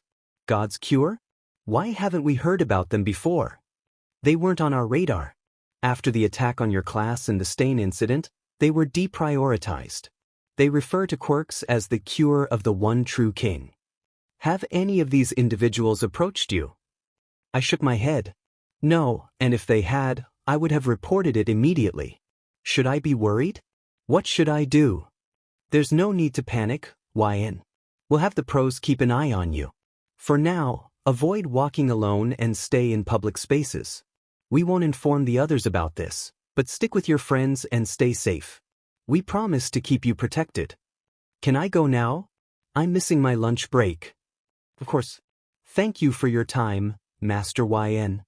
Nodding, I pocketed the photos and left. I wouldn't let these threats derail my plans. All Might will face the consequences and nothing will stop me. He was clearly lying. He knows more than he's letting on, Aizawa said, his voice tense. We know the Taker of Wills attacked him. Why didn't you mention it? We don't know the full extent of his involvement. He could already be entangled with this cult. All Might, if it's not too much trouble, please keep a close watch on him. We've failed him before, and I don't want to repeat that mistake. I have no objections, All Might replied. I will protect YN to the best of my ability. You have my word. Walking down the staircase, I scratched my neck, feeling unsettled. My red string was reacting, stretching from my fingertips. Stuffing my hand into my pocket, I muttered, "Why are you acting up now?" Suddenly, I was jolted by a man's face pressed right against mine. I stumbled back, regaining my composure only to go into a fresh panic. It was the class clown, the jester outfit, the ridiculous makeup, the Santa hat. This was the one they'd warned me about, and here he was, right in the middle of the school grounds. How did he even get in? It's really, after all this time, you've made yourself known. My lord, you've returned. I fell to one knee, surveying the scene as several students shot him bewildered looks. They warned me about you. You're the Red String Jester. The jester squealed in delight, leaping up and clutching my hands tightly. My lord knows my name. This is marvelous, truly a moment to treasure. He held up my hand, and the red string fell from it, causing me to grit my teeth in an effort to hide it. The red string, the holy light that bridges us all together. To be in its presence is pure bliss. We've awaited your return for decades. While I don't particularly approve of your vessel, that can change once you reclaim your throne. Get off me! I snapped, shoving him away. You're completely insane. How did you even get in here? He crossed his legs and bowed, removing his hat. The moment I discovered you were at this primitive school, I had to come without delay. Nothing would stand in my way. I'm not sure what you want, but you're crazy for coming here. The pros are searching for you. If they find you, if All Might finds you. The jester shook his head, laughing. Your concern is touching, my lord, but such jokers as All Might have no power over you. Pun intended. Why are you all right? Kaminari, Kirishima, and Bakugo approached, clearly confused by the uninvited guest. Who's the joker? How dare you speak his name without permission, insect? I will have your head. The jester lunged at Kaminari, but I grabbed his arm, stopping him. Back off right now. I don't care why you're here, but you're blowing my cover. Leave or I'll make you leave. The jester looked slightly deflated as he scratched his head. I don't understand. My lord, I apologize if I've overstayed my welcome. I shall leave. However, this vermin must still pay. He flipped a playing card into the air, revealing the 5 of spades. My eyes widened in alarm as the card transformed into a weapon in midair. I reacted quickly, grabbing his hand and moving it upward just as a loud bang echoed through the air. The jester stared, even more stunned. My lord, why? That's enough. I spat, striking him in the stomach and unleashing a blast of wind that sent him crashing through several classrooms. Are you all right? Yeah. Who is that guy? Kaminari yelled. I don't know. Make sure everyone gets out safely. Call for a pro. I can hold him back for now. No way, you can't order me around.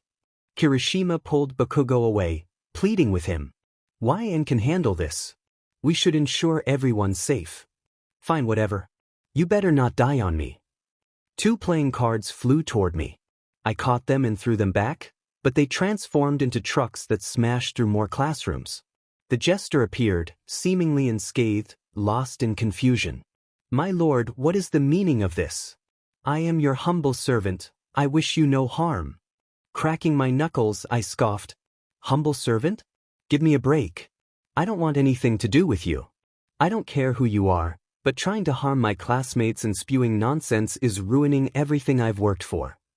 I launched into the air, propelled by compressed air from my feet, and charged through several classrooms. The jester bounced around, keeping up with my speed. Grabbing his hat, I jerked him back and threw him into a set of desks. I delivered a series of concentrated blows, pinning him to the ground with a barrage of air blasts.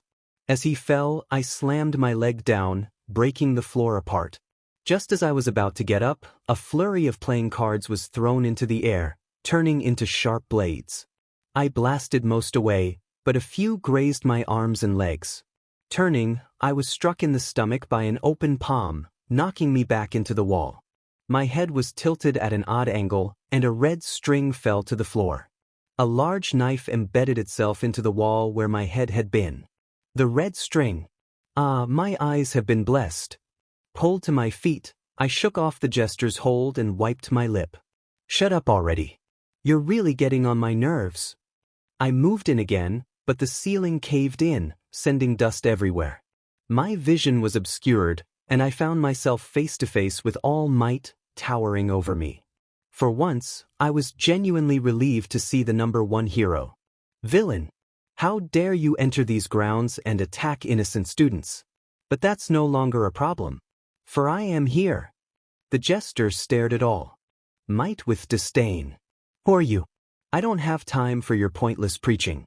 I am here to assist His Royal Highness in reclaiming what is rightfully his.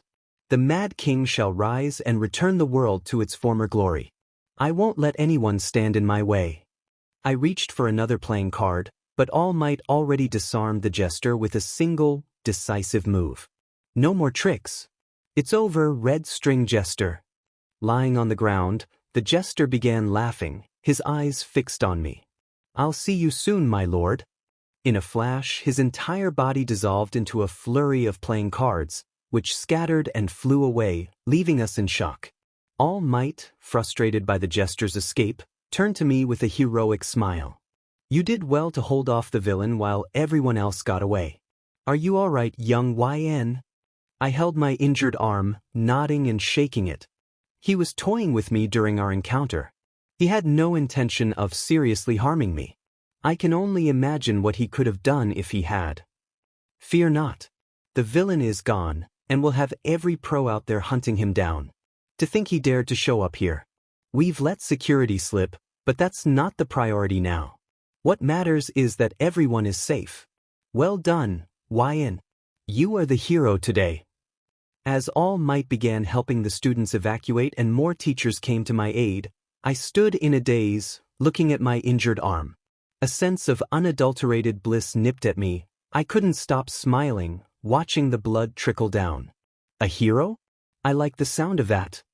I sat on the school's rooftop, watching as police and heroes cordoned off the area, escorting students away.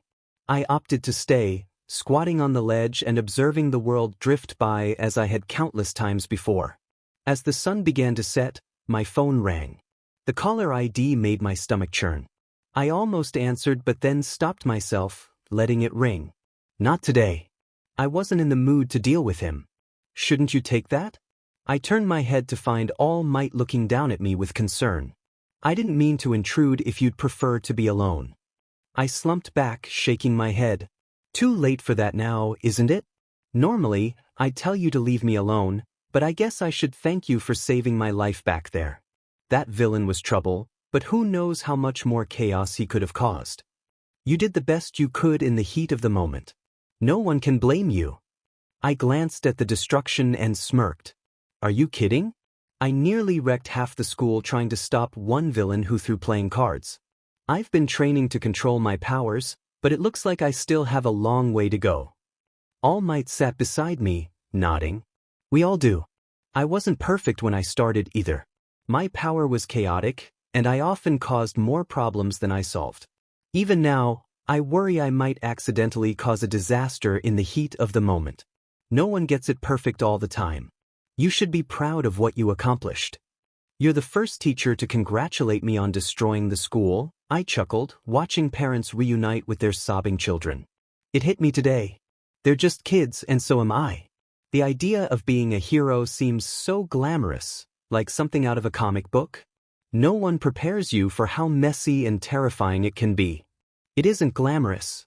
But don't be too hard on yourself. Everyone got out alive. That's more than many pros can say on their first assignment. We'll shoulder the blame for failing you and the others. We led a villain into a place meant for learning and training. For that, I apologize. What can you do?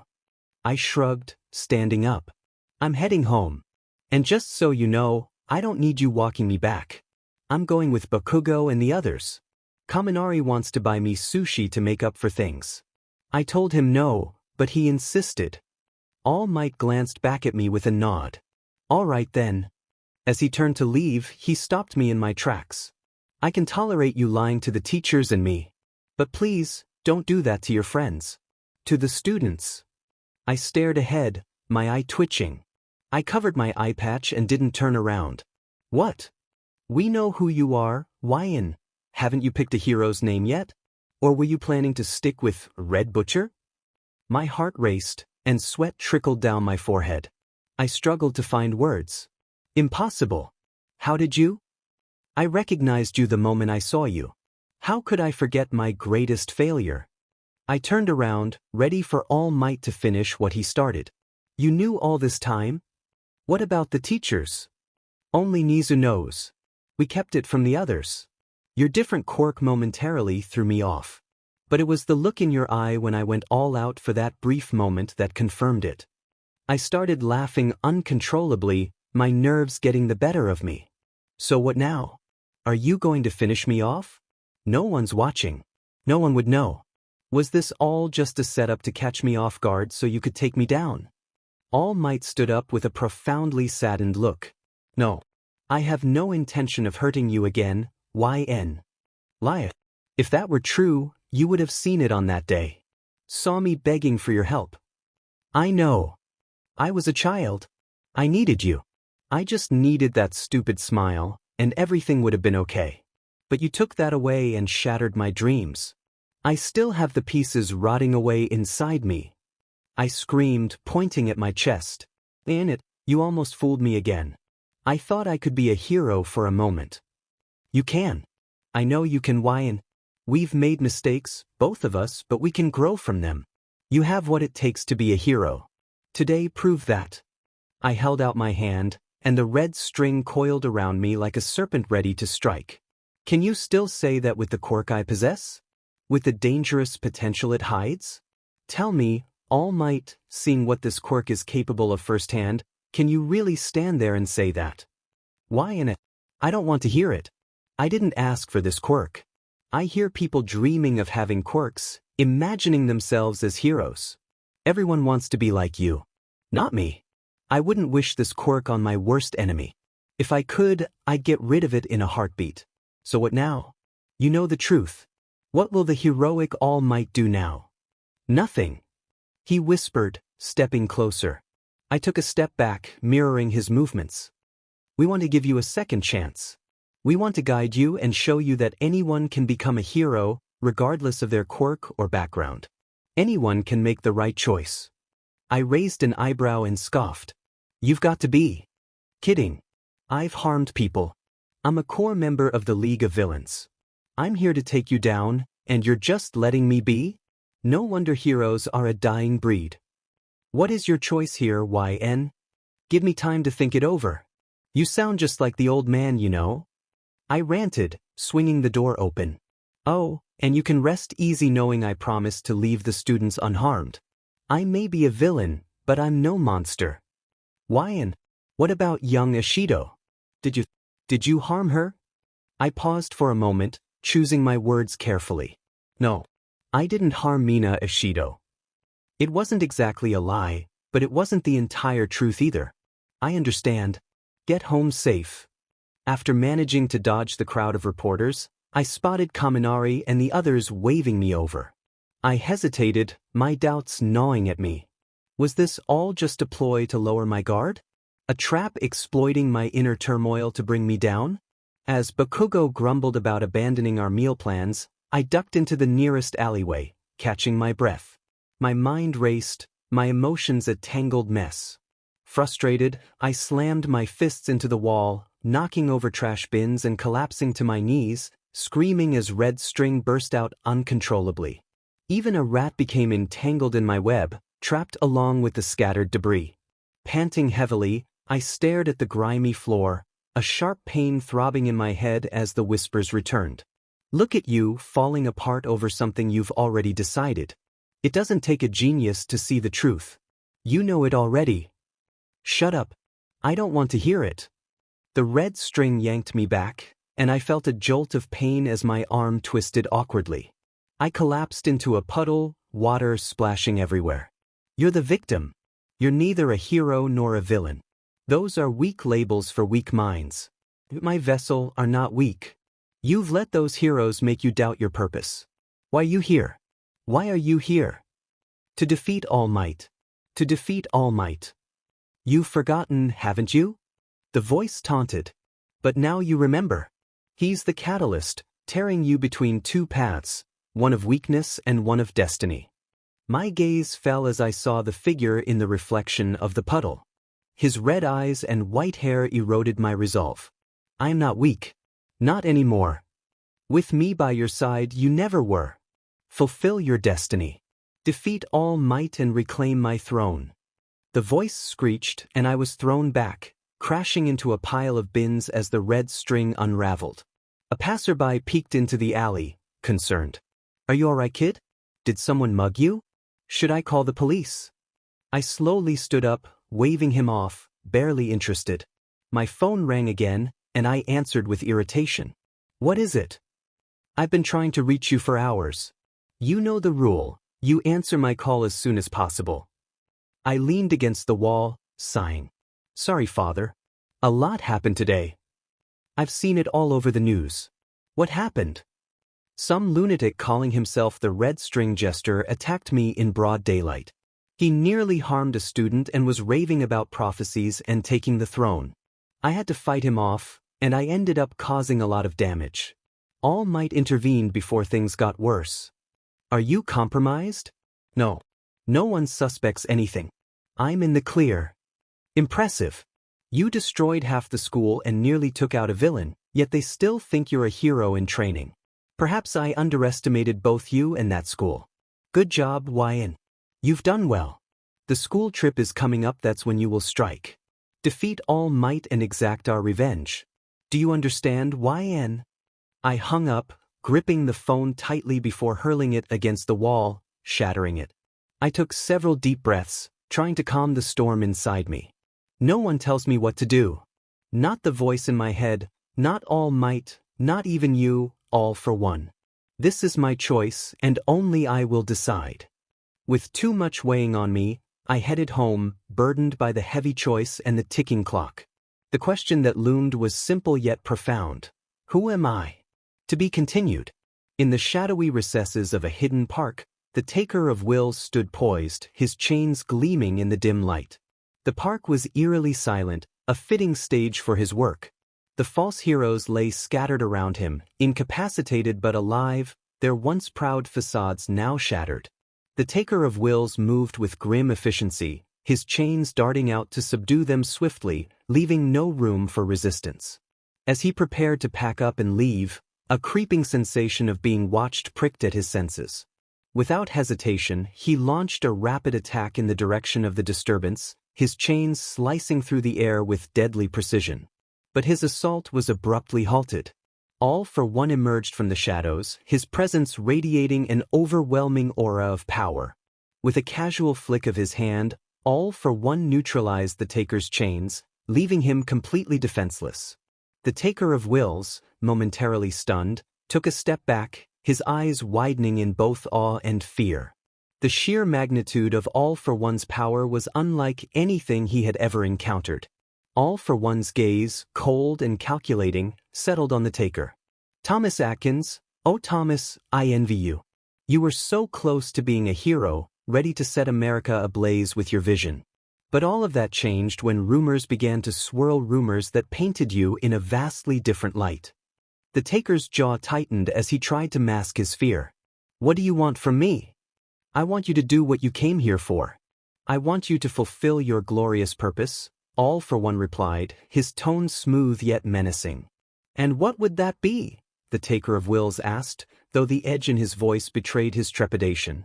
I want you to defeat the Red Butcher, All for One said, his voice dripping with malevolent intent. The Taker of Wills stared at All for One, his mind racing. The request was both unexpected and daunting. Why him? All for One's eyes gleamed with dark satisfaction.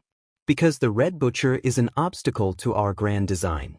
His very existence challenges the order we seek to impose. By removing him, you will not only serve a greater purpose but also prove your worth. The Taker of Wills hesitated, his resolve wavering under the weight of All for One's overwhelming presence. He knew the stakes were high, but the fear of crossing paths with such a formidable figure made him question his path. All for One's voice softened, but the menace remained. Do not make me wait too long. The clock is ticking and your chance to carve out your place in this world is slipping away. With that, All for One turned and disappeared into the shadows, leaving the Taker of Wills alone with his thoughts. He glanced at the incapacitated heroes, their pitiful forms a stark reminder of his conflicted state. The task ahead loomed large, and the Taker knew that there was no turning back. The sun is rising. The early bird gets the worm. Report. I'm concealed in the forest, awaiting the target and the signal. But when the target arrives, neutralize him immediately. Do not be sidetracked by other distractions. Deal with any interferences swiftly. And if All Might appears? You are no match for All Might. Retreat at once if he shows up. Understood. What are my boundaries? A brief silence followed. All for One. As far as you need to, Taker of Wills. If YN falls, then he was never worth the effort. Flipping forward, I slammed my leg down, unleashing a sharp burst of air that knocked Kirishima off balance. Hardening his body even further, he grabbed my leg and tossed me aside. As I recovered, I touched the ground and propelled myself back towards him with another burst of air, landing a solid punch to his stomach. My fist lingered there as Kirishima, still adjusting from the impact, prepared to retaliate. I smirked as the aftershock hit, a powerful gust of wind blasting Kirishima backwards and slamming him into a tree before he crumpled to the ground. Time. After that match, YN is the winner. Tiger's roar was met with cheers from the others. Approaching Kirishima, I extended my hand. He accepted it with a grin. Man, you're something else, YN. To think that in just 4 months, you've completely transformed your fighting style. Just hard training and a lot of mistakes, I replied, shaking his hand. You've improved a lot too, Kirishima. Not many can brush off a kick like that. You were both amazing, Uraraka exclaimed, leaping into the air. It's so cool seeing you both in action. I agree, Ida added with a nod. In the heat of a real fight, we rarely get to enjoy a friendly spar like this. Say, YN, Momo interjected, what was that move you used on Kirishima? I haven't seen anything like it before. I flexed my arm, smiling. It's a technique I've been developing. My punches alone aren't as powerful as Midoriya's or Kirishima's. So, I use my quirk to enhance my attacks. By delaying the initial impact, I can catch my opponent off guard as they drop their guard. I call it aftershock. As soon as I shared this, Midoriya was already scribbling notes, his curiosity piqued. So, if you can delay the quirk, can you also control its strength? How condensed is the air? You could even use it defensively if a villain catches you off guard. I chuckled, rubbing the back of my neck. A pro in training needs to keep some tricks up his sleeve, right? I'm still working on one special move, my trump card, if you will. You all seem to get along well, Tiger remarked, breaking our laughter. Forgive me, YN, but I read your record. Given all the challenges you've faced, I wouldn't have guessed you've been with these guys for only 4 months. Really? You're making me blush, I said with a grin. I guess I've been lucky with my friends. Before we could continue, a loud, arrogant voice interrupted us. A boy from Class 1B stormed over, puffed up with self-importance. You think you're so confident now, but while you were dealing with villains, we've surpassed you. Just wait, Class 1B will crush you weaklings. A girl from his class swiftly knocked him out and dragged him away, leaving me bewildered. What was his deal? Ignore Nito Monoma, someone said. He's obsessed with being in the spotlight and always has to be number 1. Thank goodness I wasn't placed in Class 1B, I muttered. The wild pussycats arrived, drawing our attention. Listen up, everyone. You've got an hour of free time while we prepare for tonight's trial. Make sure to rest up. Ragdoll will call the teams when we're ready, Mandalay instructed. Shielding my eyes from the sun, I took a deep breath. Might be a good idea to scout the area for an advantage. Is that even allowed? Uraraka asked. They didn't say it wasn't, I replied with a shrug. Anyone up for joining me, Ida? Sorry, I'll pass. I'd rather save my energy for whatever comes next. I'll join, Midoriya said, stretching. Getting a feel for the land sounds useful. Great. I'm looking forward to seeing your new style in action. Don't worry, I won't take notes. Race you to the top. Oh, it's on YN. I'm going to enjoy this. Bakugo charged at me with everything he had. It was clear he was holding nothing back, and I welcomed it. This was the perfect scenario, exactly how I had imagined it. I took a few steps back, waiting for the exact moment to strike. As Bakugo readied his gadget, pulling the pin, I countered swiftly. I swung my arm down, severing the grenade attached to his arm. The red string absorbed the explosion, and the device fell apart. Bakugo's eyes widened in shock as his main attack was foiled instantly. I couldn't help but smile, like a proud parent watching their child perform on stage. It was sheer bliss to see the hero fall so far beneath my boot. Clenching my fist, I delivered a powerful punch to his stomach, sending him crashing into the trees. Aizawa and Tiger moved quickly to defend. Restraints tightened around me, giving Tiger the chance to land a heavy blow. I aimed my hand downward, releasing a burst of air that blew the ground away, allowing me to escape as the attack grazed my cheek. Sliding back, I unleashed a barrage of air bullets, forcing Aizawa to dodge. Hopping between the trees, he activated his quirk, halting my advances. I tore my arms back, red string pouring forth and wrapping around Aizawa, binding him to a tree. Despite his efforts to deactivate my quirk, he failed. Impossible! How are you still using that quirk?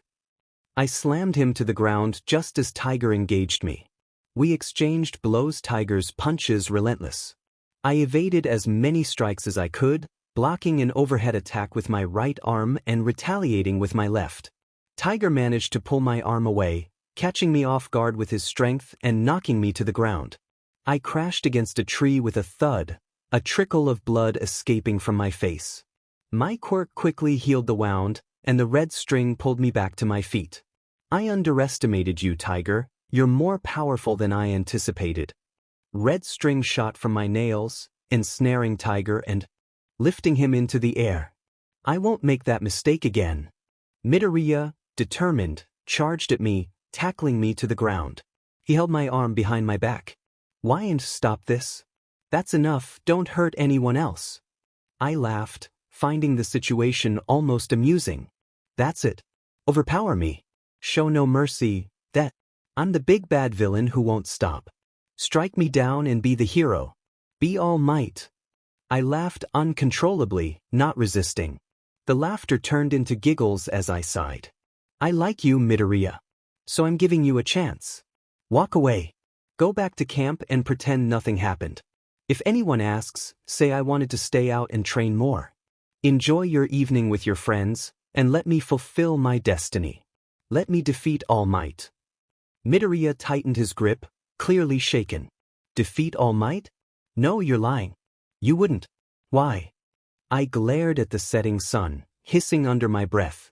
Because he took everything from me. I twisted my body, throwing Midoriya off and jumping to my feet. Bakugo reappeared, unleashing a heavy blast that sent me soaring into the air. As I flew above the trees, I saw Bakugo preparing another explosion. Panicking, I pulled a strand of string and yanked his leg, knocking him off balance. The blast missed, shooting into the sky. Landing on the ground, I closed the distance with Bakugo, not allowing him any advantage.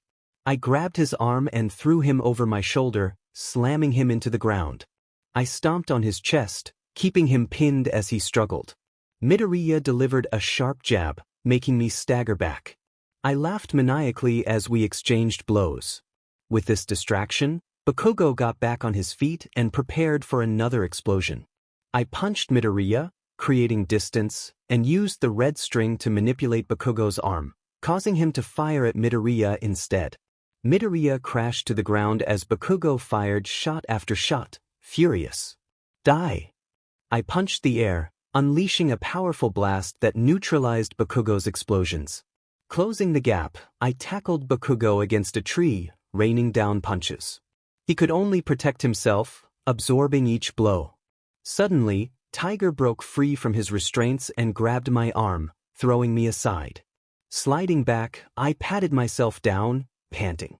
What a warm-up this has turned out to be. Taking on 2 pros and 2 trainees at once. At this rate, All Might won't stand a chance. If you're foolish enough to think you can defeat All Might, we'll have no problem taking you down, Bakugo barked. Tiger shook his head. Back off, you're still students. Help Aizawa and get to safety. We can help, Midoriya protested. Better listen to your superior, young Deku. That's what a good boy does. I taunted, turning my gaze to Tiger. I don't have time for weaklings. So let's finish this. Tiger charged at me, tackling me through several trees. I wrapped my legs around him, delivering punch after punch until he let go. As we separated, he extended his arm with his quirk to restrain me. Red strings surged from the trees, wrapping around my shoulders and pulling me back. I flipped over and released several more air bullets, which Tiger dodged with his quirk. Closing the gap, he threw a punch, but the red string had already wrapped around his hand, immobilizing him. I approached him, smirking as I leaned in. Are you done? You don't have to do this, YN. Please, don't throw your life away. My eye twitched with rage. Throw my life away? I didn't have a life to begin with. You heroes made sure of that. I was about to finish him off when I heard the crack of trees followed by a powerful voice. Carolina smash. I was sent flying back, crashing into the trees and landing on my face, coughing. I made it just in time. Thank God. As blood poured from my nose, I looked up with spite. All Might. Are you all right, Tiger? All Might asked. Thank you, All Might. How did you find us? You were spying on me, weren't you? I hissed, struggling to stand. I knew you were lying. You said I could become a hero and change my life, no matter my background or history. Was all of that a lie, too? No, of course not. You can become a hero, YN. I know you can. That wasn't a lie. I'm ready to make amends and answer for my failure. Please, let me help you personally. My anger and hatred briefly gave way to shock and wonder. Standing straight, I was speechless. You'd do that for me? We live in a society where anyone can become a hero. Please, let me help you become the best hero you can be. Lowering my head, thoughts swirled in my mind. Memories flooded back. Was he telling the truth? Or was he playing me like a fiddle? I couldn't trust him. But what if he was telling the truth? I could be a hero just as I had always dreamed. No, I could be even better. Thank goodness. He'll understand. He's a professional after all. All Might, sir, this is a misunderstanding. Stand down, villain, and surrender. Liar, I whispered, hiding my face. What was that? Liar. I screamed, unleashing a powerful blast of air at him. I charged forward, kneeing All Might in the face and throwing punch after punch. All Might responded with overwhelming force, knocking me to my knees with a single blow. Winded, I shook as I struggled to stand, throwing another punch at him. He tossed me over his shoulder and I rolled back, refusing to give in. I kept attacking, only to be pushed down by All Might. With my strength dwindling, I lay on the floor, sobbing. Monster! Is this the man you look up to, Midoriya? Is he your hero? But why did you help him but not me? It's not fair. It's not fair. YN. No. No, this isn't it. It can't be. I have nothing, you hear me? Nothing. My parents abandoned me. The League of Villains could betray me at any moment. I've been living a lie. I truly have nothing. All Might knelt beside me, extending his hand. Please, YN. You may not trust us as professionals. You may have lost all faith in heroes, but don't give up on yourself. You have friends who care about you. We may have failed you before, but please, don't make the same mistake we did. I barely remember my father, but his words stuck with me. Once my quirk manifested, I was feared. But he said there would come a point when I must choose my path. No one else could make that decision. There was no going back once chosen. So, what do I live with?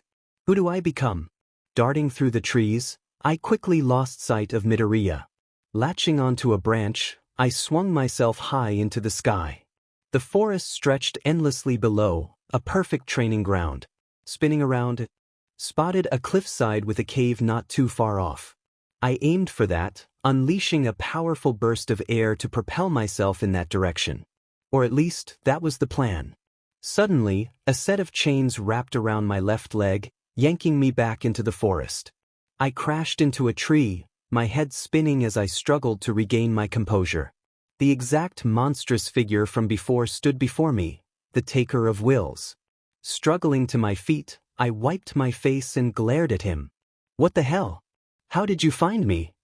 Dragging his chains across the ground, he smirked. I warned you, Red String Butcher. This time, there won't be a second chance. A very wealthy client backs my motivation to eradicate evil in this world. Not only am I confronting you for my beliefs, but I'm getting paid to do it. Client? Who would hire someone like you? You won't live long enough to find out. Seriously with the clichés? His eyes began to glow green as he swung his chains, forming a massive dome that trapped me in a small arena. I clenched my fists and took a few steps forward before launching myself at him. I spun to kick him, but a delayed burst of air sent me flying to the side, narrowly avoiding the chains that tore through the forest.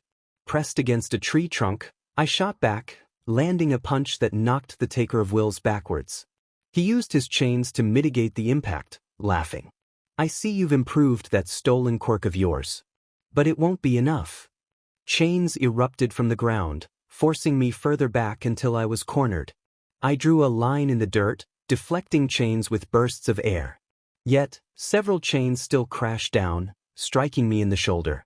I winced in pain as I was pulled in, forced to face him. "All this struggle is meaningless. You will fall to my chains. It's only natural you hold no power here. Do you have an original thought in your head?" As he moved to strike, a blast of wind shattered the barrier. The taker of wills retreated, his chains shielding him as Midoriya landed beside me. "Wyan, are you all right?" It used to be thought that the events that changed the world were things like big bombs, maniac politicians, huge earthquakes, or vast population movements, but it has now been realized that this is a very old-fashioned view held by people totally out of touch with modern thought. The things that really change the world, according to chaos theory, are tiny things. For example, a butterfly flaps its wings in the Amazonian jungle, and subsequently, a storm ravages half of Europe. Hero or villain? Reject All Might's offer, turn your back on everything you once believed in and complete the mission. Killing All Might is your gateway to becoming a true villain and earning the favor of All for One. But this path comes with its own set of consequences. You'll abandon everything you've worked for, erasing your identity as a hero. With the number one hero gone, you will be relentlessly pursued, and the name YNLN will fade into obscurity, leaving behind only the monster that others have made you out to be.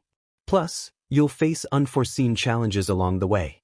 If you choose this path, rise and set everything ablaze in path of the villain issue. Embrace All Might's offer, pursue your dream, undergo the training, and take the steps needed to become the hero you've always aspired to be. With All Might's promised guidance, you could rise to become the next number one hero. However, this path is fraught with challenges. Revealing your true identity might provoke mistrust and doubt, and the League of Villains, led by All for One, will not overlook what they see as a betrayal. Additionally, you'll face unforeseen obstacles along the way. If you choose this path, step up, save the day, and uncover the truth in path of the hero issue. I could hardly believe my eyes. This had to be a dream. There was no other explanation. People like me don't get this lucky, not like this. The air was electric with excitement as the number one hero graced us with his presence. The crowd roared, and the atmosphere buzzed with energy. All Might's booming voice cut through the chaos. "Have no fear, citizens, for I am here." The cheers grew even louder, filling the space with an almost deafening roar. Amid the frenzy, I was jolted around, my cries of fear swallowed by the crowd. Just when it seemed like all hope was lost, a comforting hand reached out and pulled me from the chaos. "Are you all right, young man? Are you hurt?" I looked up, stunned, to find All Might holding me in his arms. His warm smile seemed to chase away all my fears. I managed a grateful nod and whispered, "Thank you, sir." "Not a problem at all. Now, where are your Wyan?" "Oh, thank goodness. Don't run off like that." My mother's voice cut in, frantic as she clutched me close. "I'm so sorry for the trouble." All Might, YN heard your voice and vanished from my sight. "Not at all, ma'am. I'm just glad he's safe." "You need to stop doing that, YN. You're too young to be wandering off on your own. And you don't even have your quirk yet." I barely heard my mother's scolding. I was too focused on All Might, mustering the courage to ask him my burning question. "Mr. All Might, do you think I can be a hero just like you?" He paused, then laughed heartily, his laughter infectious. "Why, of course, young man. No matter what quirk you inherit, I believe you have the potential to make a difference in the world. I'll be waiting to see your legend, young YN." The crowd erupted in cheers as All Might leapt into action, leaving us all in awe. A wide smile spread across my face, and my dream felt closer than ever. "It's a promise, All Might." Blood stained the floor as my head hung low, weighed down by shame and defeat. My hand felt numb, my vision a blur. Everything seemed to move in slow motion, as if I were trapped in this moment. Then, a hand came into view. Please, Wyan. You may not trust us as professionals, and you may have lost all faith in heroes, but don't give up on yourself. You have your friends to rely on. We may have failed you before, but please, don't make that same mistake again. Time dragged on, silence filling the space as I ran out of tears. I had to make a choice. I reached out and took All Might's hand, allowing him to help me up. Relief flickered in Midoriya's eyes, a contrast to the false choice I had faced. Looking up at All Might brought back two memories, one of feeling invincible and the other of hitting rock bottom, forgotten and worthless. One man held all that power. But not for long. I fell into All Might's arms, clutching him tightly as I sobbed. I'm sorry. I'm so sorry. All Might returned the embrace, shaking his head. I'm glad you made the right choice, YN. I promise I will make you the best hero possible. You have my word. My cries twisted into a maniacal laugh, a howl of insanity. YN. All Might gasped as several red strings tore through his arms and legs, pinning him down. I grinned from ear to ear, whispering, Do you feel it? Do you feel the pain I felt? Do you? The red strings wrapped around my arms as I leapt over All Might, tightening my quirk around his neck. He struggled helplessly, unable to reach me. The others, restrained by my quirk, were forced to watch as joy bled through my face, witnessing the man who had ruined me. Then a blast knocked me back. I looked up to see Midoriya, his finger injured, using his quirk to stop me. Nice trick, That won't be enough. All Might is as good as gone. As smoke covered the field, I began coughing. What is this? I punched through the smoke, stumbling back in horror. All Might was on his knees, his once mighty body reduced to a shadow of itself. No. This can't be real. I don't believe it. What am I looking at? All Might. Midoriya screamed. That's All Might? There's no way, Bakugo whispered in disbelief. I staggered towards the man, my rage giving way to pity and disgust. Even your persona was a fake. Is anything about you real? You're not All Might. You're just a cheap copy. All Might. Get out here, you coward. Don't you run from me. I'm sorry, kid. I'm all out of juice. This is all that's left of me. I hoped you would come to your senses. Please, we don't need to fight. There's still time. Disappointment washed over me as I stepped back. It really is you. I imagined fighting you to the end, both of us exhausted, only one victor. I'm not sure how to take this. It just feels wrong. Too easy. YN. I shrugged, sighing as I wrapped my arms around his neck, pulling the weakened hero back. Midoriya's screams echoed as I tightened my grip, not allowing him to escape. Don't worry, All Might. Don't fear. Because I am here. The struggle eventually ceased as I lay back, Midoriya's screams fading into whimpers. It was over. All Might was gone. Standing up, I stared at his still body, speechless. I had dreamed of this moment but never thought it would come. Yet it wasn't enough. I kicked the ground in frustration, venting my rage, screaming as the pros and students watched in disbelief. All Might is gone. All Might is gone. I did this. But why did you do that? Midoriya cried. He had it coming. You all do, I whispered, lying face down with my hands behind my back. I've done what I set out to do, there's nothing left for me. Now it's your turn. My red strings vanished as everyone was freed. Without resistance, Aizawa quickly subdued me, tying me up. I didn't care, I had fulfilled my destiny. I could die here if it meant my fate was sealed. Tiger, call an ambulance, the police, everyone. We need to contain YN and transport All Might. Midoriya, Bakugo, return to camp and inform the pros. They'll take over from here. I'm not leaving, Midoriya sobbed. Now, Midoriya, Aizawa ordered. We all know how you feel, but please, just listen to me. Bakugo stumbled away, swaying, followed by Midoriya. How does it feel, Aizawa? How does it feel to be powerless? The number one hero fell right in front of you, and there was nothing you could do. Silence! Aizawa barked, tightening the restraints. Was it worth it? Did taking down All Might satisfy you? I can't say at this moment. I'm not sure if this will ever make me feel whole. But I suppose there's one way to look at it. All Might can't hurt anyone else like he hurt me. I saved countless innocent children from becoming like me. So, you should thank me. I began laughing, staring at Aizawa. All Might was right. I really can become a hero. Fancy that. If you want to punish me, I don't blame you. I'm quite done now. I won't give you that pleasure. You'll pay for what you've done for the rest of your life behind bars. I suppose that's where my life was always heading. A warm, cozy cell, fed 3 times a day on the good citizens' tax money. No matter what happens today, Aizawa, I won. Time passed as the police van transported me to my new home. Officers lined up to ensure I was taken with minimal resistance.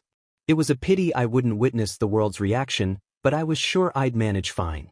Bound in a straitjacket with multiple metal bars constricting me, there was no real chance of escape. Not that I had any intention of attempting one, but if I had, it wouldn't have been enough. This brought back memories, oh, those sweet memories. How fitting that my life ended that day, and now my life was to begin here. I cast one last glance at my achievement as the van's doors slammed shut, and the convoy pulled away. The officers inside the van glanced at me nervously. I closed my eyes, allowing myself a few moments of rest. I was about to get plenty of well-deserved sleep, or so I thought. The convoy suddenly came to an abrupt stop. Everyone inside looked bewildered as I opened my eyes, a smirk creeping across my face. Not leaving me to rot just yet, huh? I was beginning to think you'd abandoned me, Dobby. The back of the van was blasted open, and the officers were caught off guard.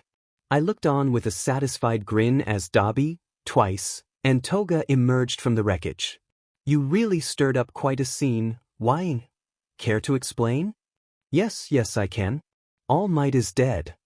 Dobby stepped in, using his quirk to melt my restraints. As my wrists were freed, I stretched and stepped out, gazing up at the night sky. I'll let Shigaraki know that the mission was a success. No, I interrupted, shaking my head. I want to deliver the news personally. He always doubted me, so I think it's time I showed him how serious I am. Twice twirled around, his voice dripping with sarcasm. Oh, having to pretend to be a hero while fawning over a bunch of school kids? Sounds awful. I'm so jealous.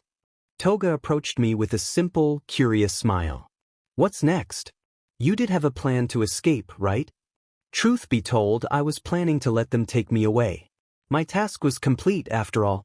But your timely intervention reminded me of something I had overlooked. What's that? Dobby asked. Do any of you know who the Taker of Wills was? I asked. Everyone fell silent. I nodded in confirmation. As I suspected, All for One betrayed me. He had this assassin sent to eliminate me. Why would he do that? Toga asked, bewildered. He assigned you to kill All Might. It doesn't make sense. No, it doesn't, I agreed. And since none of you know, I doubt even Shigaraki knew. This complicates things. It's only a matter of time before he finds out if he hasn't already. That man is chaotic and unpredictable. He could be sending the heroes after me right now, and no one would question it. What should we do about this? Twice asked. Isn't this too much even for us? For now, you do nothing. Return to base and update Shigaraki on what happened, as planned. As for me, I think it's time for an old family visit. Dobby, Twice, and Toga exchanged glances, their faces reflecting the gravity of the situation. All right then, Dobby said. We'll follow your lead. Just be careful. I watched them disappear into the night before turning back to face my path. With my mission complete and a new, uncertain future ahead, I prepared to confront my past. It was time to settle old scores and uncover the truth behind the betrayal that had nearly cost me everything. We're coming to you live with some devastating news. To be honest, it's hard for all of us to digest. Just a few hours ago, the unthinkable happened. The #1 hero, All Might, is dead. While the full details are still emerging, paramedics have confirmed that All Might was pronounced dead on arrival. An official statement is yet to be released, but early reports suggest this was the result of a villain attack.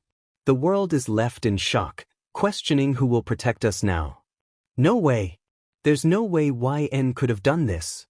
Kirishima shouted, his face flushed and tear-streaked as he hurled the TV remote at the floor. He risked his life to save us from that villain at the school. He couldn't have killed All Might.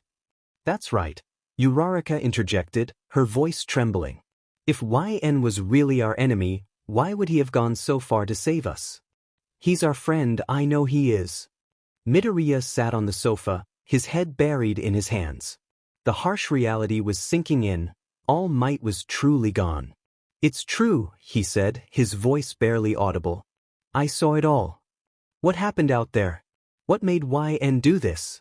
Was he manipulated or forced into it? Tell us, Midoriya. Kaminari pleaded, his voice cracking with desperation. That villain was the Red String Butcher. He was deceiving us all along. Bakugo stormed in, his fists clenched in anger. The Red String Butcher? Ida murmured, deep in thought. I've heard that name before. My brother mentioned him. He was a quirk user known for instilling fear. His quirk was considered dangerous and a serious threat. But those were just rumors online. We need to reassess what we really know about YNLN, Momo suggested, her tone somber. What do we truly understand about him, aside from what he's told us? Uraraka chewed on her lip, a look of realization dawning on her face. He wasn't the most open book. We knew his limits. Wait, hold on. Oh no. What is it? Kirishima asked, urgency in his voice. A few months ago, I helped tutor YN. He claimed he was struggling with his homework. I agreed to help, but he seemed to understand the material perfectly. We started discussing quirks, and he even quizzed me on everyone's abilities. He had a book just like yours, Deku, a book on everyone's quirks. Aizawa entered, looking visibly exhausted. The room filled with anxious questions, but he raised his hand for silence. I'm not going to answer any questions about what happened. I have enough problems as it is. Until this situation is resolved, you are all under house arrest. The other teachers and I will be stationed here for your protection. In case of what? What happened, Aizawa? Midoriya asked, his voice laced with worry. You'll find out soon enough, Aizawa replied with a heavy sigh. YN has escaped. We believe the League of Villains orchestrated his breakout shortly after his arrest. We don't know his intentions, whether he's going into hiding, returning, or planning something else. For now, no one leaves this cabin. Is that clear? Is that clear? Silence fell over the room as Aizawa's words sank in. Kaminari spoke up, determination in his voice. We need to save YN. Excuse me? YN couldn't have done this without a reason. If the League of Villains is involved, then YN must be in serious danger. We can't just sit by while our friend is in trouble, Kirishima argued. He's right. We have to do something, Uraraka added. Enough! Aizawa snapped. Regardless of what you think of YN, he isn't the friend you remember. I'm sure Midoriya and Bakugo will agree. This isn't the YN we knew. He's dangerous and will not hesitate to harm you. You'll stay here until further notice. Your parents have been informed. This is ridiculous, Kirishima yelled, pounding the wall in frustration. I feel so helpless. We all feel it, Aizawa said, his voice softening slightly. But until we understand more, we must follow orders. If what he said is true, then YN truly killed the #1 hero. None of us stand a chance. But we can't just stand here and do nothing, Kaminari said, looking at Midoriya. YN is our friend. We have to try and save him, right? No, Midoriya whispered. Aizawa is right. YN is not who he pretended to be. He harmed All Might, who only tried to help him. He deserves justice, and I'm going to make sure he gets it. My favorite son has returned home. Congratulations. I always knew you had it in you. As I walked through the dimly lit lab, an unsettling emptiness greeted me. Every test tube was vacant, raising my suspicions. Did the Nomus go out for a bite to eat? With your mission a success, I no longer have use for such lab rats. Though I must admit, I'm surprised to see you here. Did the others help with your escape? I'm not dead if that's what you're wondering. No thanks to you, I said slowly, advancing towards All for One. Before I decide what to do next, I need answers. But why send that two-bit assassin to kill me? After all this time, I trusted you, and you betrayed me. A smirk emerged from the shadows as All for One responded. Don't be upset, boy. I was merely testing you. Your mission took longer than I anticipated. I needed to ensure you were truly ready. Ready? Ready? If you merely wanted to test my readiness, you would have done so well before the task at hand. Instead, you jeopardized my cover and nearly got me killed. Jeopardizing your cover was inconsequential. You needed that push. I feared you were growing soft. The hero life was making you weak. I scoffed, keeping my distance while watching All for One from across the lab. I killed All Might. That's proof enough that I haven't grown soft. No, I understand why you sent that assassin. It wasn't as straightforward as you claimed. Maybe I would have fallen for it before, but not anymore. You were worried, no, scared. You knew I had the power to kill All Might. You tried to eliminate me because I've become too powerful. Now, you can no longer control me. That's quite a claim, boy. What makes you so certain? Simple. I achieved what you never could. I killed All Might. The #1 hero is dead, and with him, your greatest threat. Given that the League did not know about the attempt on my life, this was a move you orchestrated yourself. You knew the Taker of Wills wouldn't be enough to take me down, so you used it as a trap to lure me here and finish me off. A round of applause echoed through the lab as All for One leaned forward, intrigued. You're full of surprises, aren't you, YN? I underestimated you once again. Everything you've said is true. However, I've had a change of heart. Let's put this silly assassination attempt behind us. With All Might gone, we can exact our revenge on the world and bring down the heroes together. No. No? Do you really hear yourself? The heroes will get what's coming to them, that's true. But it's not just the pros that are the problem. Heroes and villains alike are untrustworthy. All you do is ruin lives and betray those who serve you. It's better if you all just disappeared. So don't take it personally, Father, but I'm going to have to stop you now. All for One's fingers twitched, unleashing dark tendrils that slashed through the lab towards me. Red strings enveloped the area around me, pulling me back into the shadows. You're truly a fool to attempt to take my life. I raised you like my own, yet you refuse to join me. I'll rip that red string quirk from your bones and rebuild the world anew. I darted back, barely avoiding the attack. Falling onto my back, I managed to rise and counter with a powerful blast of air, shattering the test tubes and sending the debris toward All for One. He extended his hand, halting my attack, but I stood firm, using my quirk to remain upright. Pieces of string wrapped around All for One, holding him down as I watched him struggle, smirking. You're old news, All for One. With All Might gone, there's no place for outdated villains like you in this world. Just as I prepared to deliver the final blow, a wave of weakness hit me and I fell to my knees. All for One's laughter echoed as he siphoned my strength. It pleases me to see my children so invested in their plans. But you forgot one crucial detail, my quirk. You fought bravely, but this is where it ends. I'll be taking your quirk now. The red string, now under his control, lifted me into the air, constricting me tightly. My head hung low as All for One prepared to finish me. But then I began to laugh. Is that so? And who gave you permission to take my quirk, weakling? All you do is take. You don't own a single thing. That's why you're weak. The red string fell away as I landed on my feet, chuckling. Impossible. How is this possible? All for One flinched, finding himself unable to move. What? The same dark tendrils he used on me were now at my fingertips. Looking for this? I've grown quite fond of this quirk. It's not as powerful as the red strings, but it's entertaining to use. What other quirks did you have hidden away? I'm looking forward to finding out. You took my quirk. How? You never asked me about the red string. I just assumed you knew. Apparently not. The truth is, I'm still discovering its potential. The red string is as omnipresent as the air we breathe, always there, invisible.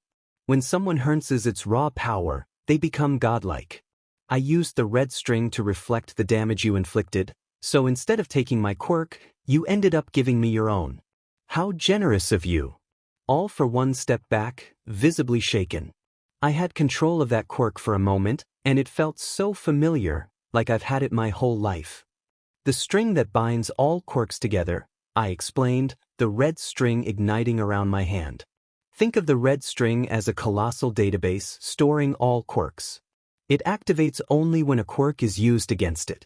It makes sense now. This was the original quirk. The voice I heard it all makes sense. A quirk that can control reality itself, creating and taking away new quirks. Nothing else compares. Now you understand.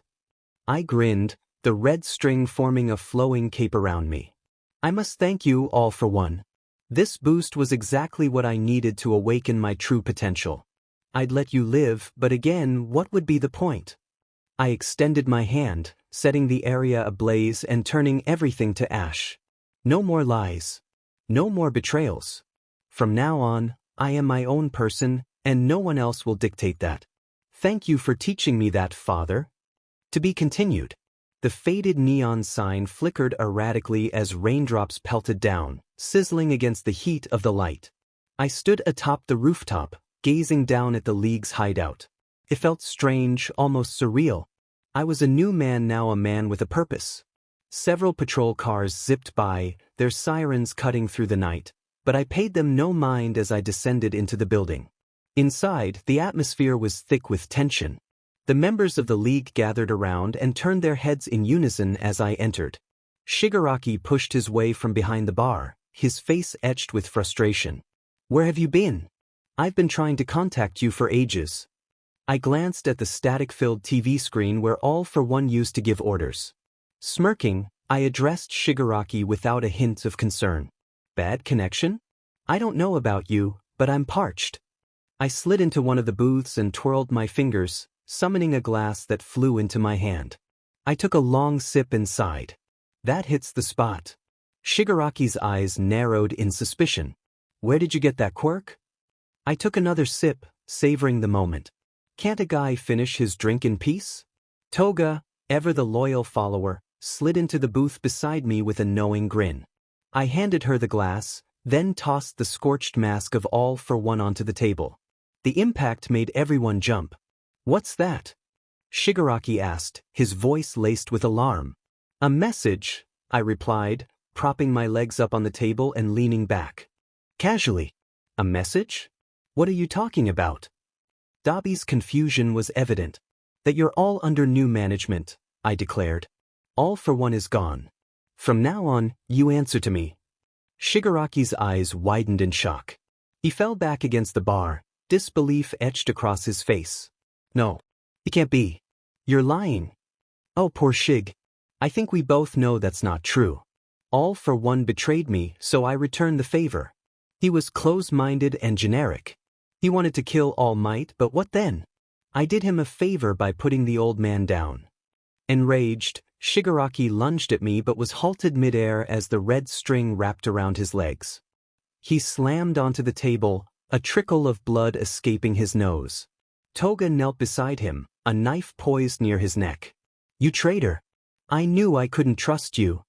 Easy, Toga, I said, extending a calming hand. We're all outcasts here.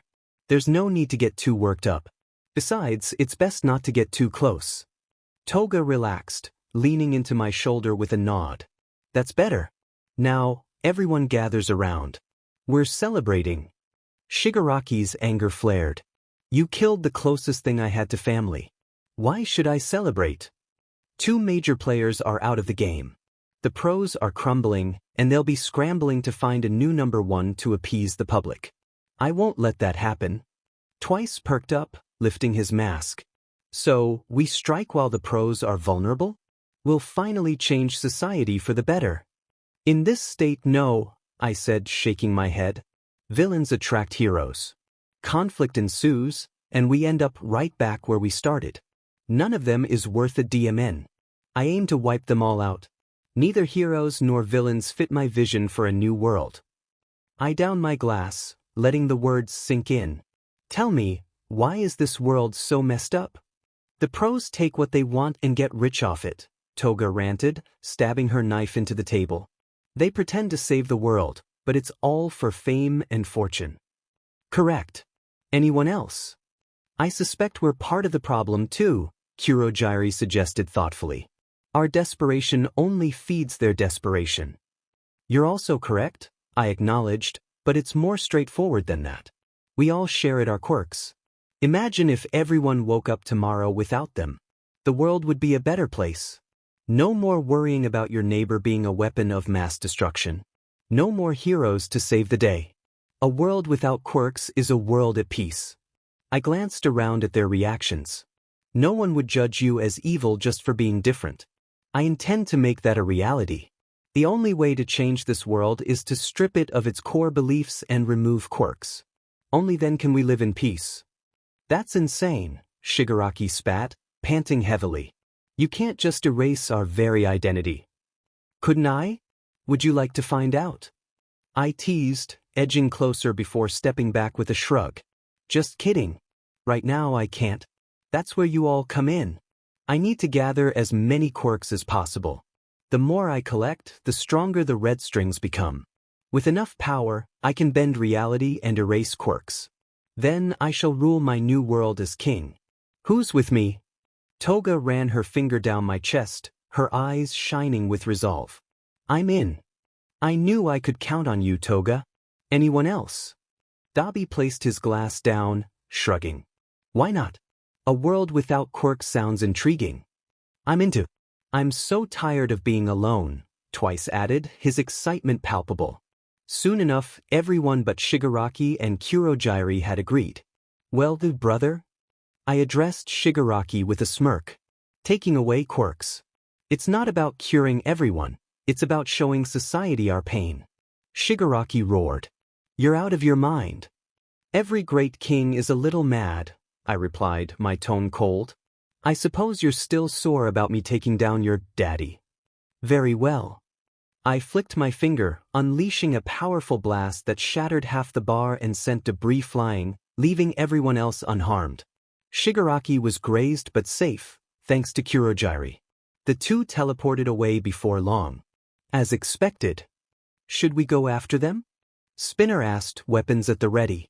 I stood up, hands in my pockets. No. They have nowhere to turn. By the time they gather their forces, it will already be too late. Round up any volunteers. Go door to door, gathering quirk users. The stronger, the better. This will be the last night humanity is a quirk nation. I turned to Toga, stopping her with a gentle grip. Not you. You're coming with me. I still have some unfinished business. I bet you do. Indeed. But first, I need to keep a promise now that all might is gone. Let's head back to my place, shall we? I settled on the steps to the basement, playing with keys in my hand and watching the sun dip below the horizon. Sirens echoed in the distance. I flicked the lights on, making eye contact with Mina. We stared at each other in silence before I shook my head, speaking up. You know, my quirk didn't come in until much later than everyone else's. My parents thought I'd be quirkless. When the red strings finally did appear, I was overjoyed. I couldn't wait to show everyone at school. While the other kids showcased their flashy powers, I was eager for my moment to shine. I craved that recognition. But when it finally came, it wasn't what I had anticipated. The first time I used my strings, I accidentally caused a serious injury to another kid. I got the attention I wanted, or I became known as the Red Butcher, and that bit of acknowledgement quickly turned into something much darker than I had expected. I tossed Mina the keys. As I promised. You're free at last. Mina darted for the key, untying herself, her expression filled with concern. You said you would only free me if. Did you really go through with it? Chaos ruled the streets below, the city ablaze with the flames of upheaval. Midnight was approaching, and the new world I envisioned was on the brink of realization. From my perch on the rooftop, I watched the inferno with a myriad of smiles dancing on my face. I was wondering when you'd show up. The red string jester knelt before me, his eyes gleaming with a mixture of reverence and curiosity. "My king, have you come to your senses?" "Jester," I said, tilting my head with a hint of amusement. "I can call you Jester, right?" "Call me whatever you wish, my lord," he replied, his tone both eager and compliant. I stood up, arms crossed, and faced the eccentric figure. "What do you mean, come to my senses? Have you taken over that boy's body yet?" The prophecy foretold that 500 years later, a boy would be chosen, gifted with the first quirk, and the Mad King would rise again. I glanced at the red strings coiled around my body, a smirk curling on my lips as I connected the dots. "I see now. So even my flesh, my mind, seemed poised to betray me. So that's what it wanted for me. I could end this, end you, another tick on a box. Luckily for you, Mad King, we share a common goal. Jester, I'm not the man you were expecting.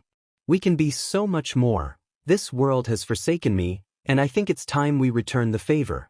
Are you with me?" "Absolutely, my lord," Jester said, bowing deeply. "I am your humble servant." At that moment, Mr. Compass descended from the shadows, his bow a formal gesture of readiness. "We're prepared for you, YN." "Excellent," I said, a gleeful grin spreading across my face. "Let's put on a show for the world, shall we?" With a burst of exhilaration, I leapt from the rooftop. The giant explosion that followed erupted behind me, a spectacular backdrop to my descent. As I tumbled through the air, feeling the adrenaline surge through me, I reveled in the thrill of being truly alive. The city below was a cascade of flashing lights and chaos, a stark contrast to the calm I felt atop this rooftop. The old hideout, once a bastion of villainy, was now being dismantled by the relentless advance of police forces. I watched with a detached curiosity, my gaze focused on the destruction below. In my hand, I held All for One's mask, its dark, cracked surface reflecting the city lights. The red string, once a source of torment and control, now spoke to me with an unexpected warmth. Its voice, no longer the harsh, demanding force it once was, had taken on a softer, more embracing tone. "How does it feel?" it asked, its voice like a whisper carried by the wind. "To finally be free from the chains of expectations, desires, and destiny."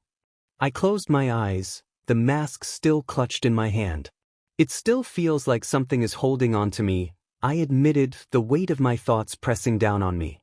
"Something that keeps me in check. You wouldn't happen to know anything about that old voice in my head, would you?"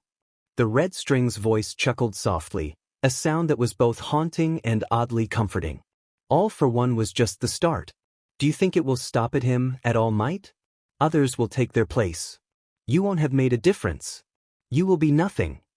"I am prepared for that," I said, the words feeling more resolute than I intended.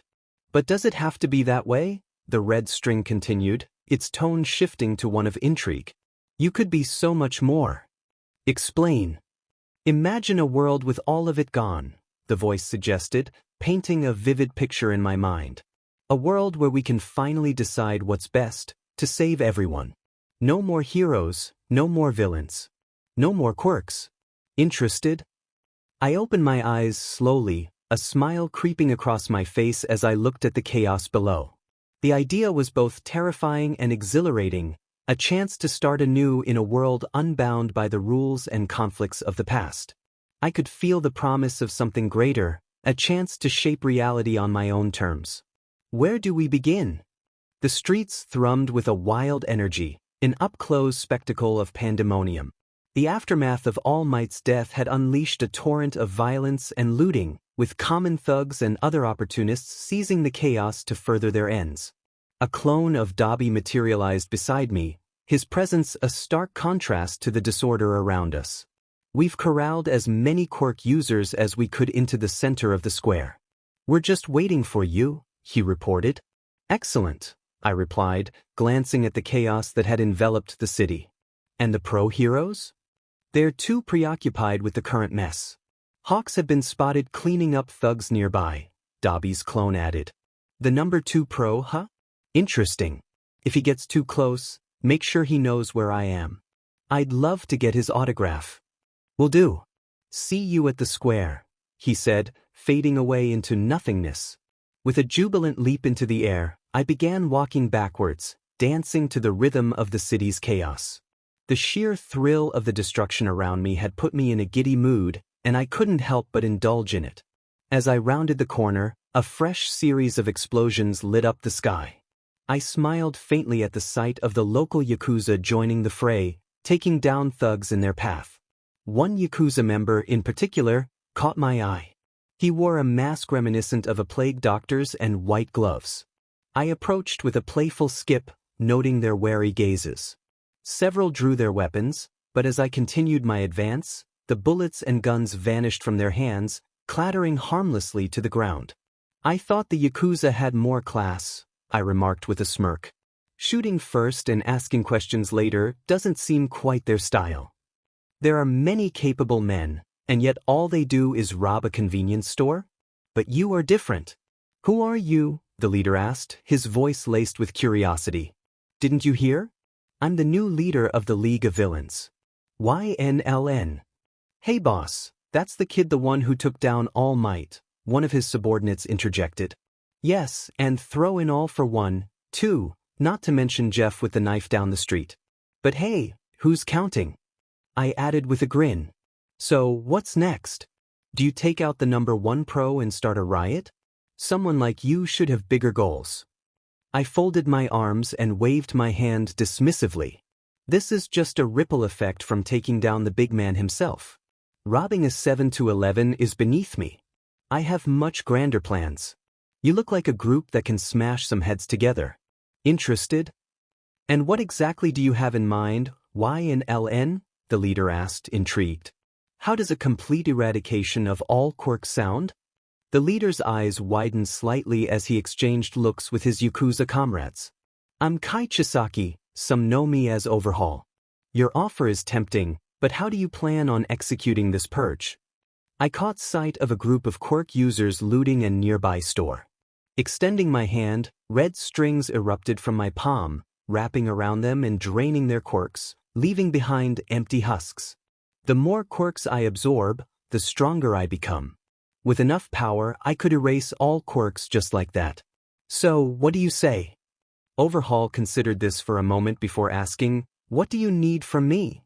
Before I could answer, a flurry of razor-sharp feathers descended upon us. I deflected each one with a telekinetic burst, sending them back toward their source. Pause. I was wondering when you'd arrive, I said, turning to see the number 2 hero hovering above us, his frustration evident. This is Hawks. I've located YNLN with the Yakuza. All pro heroes converge on my location, Hawks said, his voice crackling with urgency. Come on, Hawks, that's a bit harsh. I've always admired you. You're so different from the other pros. I've been looking forward to meeting you, I said with a casual shrug, turning back to Overhaul. I have just the task for my new best friend. Handle Hawks for me, would you? With a flick of his wrist, Overhaul sent chunks of concrete soaring into the air, forming a battalion of deadly spikes and pillars. I watched with delight. Now that's impressive. Sorry to dash, Hawks, but I have big plans. Try not to get hurt, okay? You won't get away with this, villain. Hawks called out.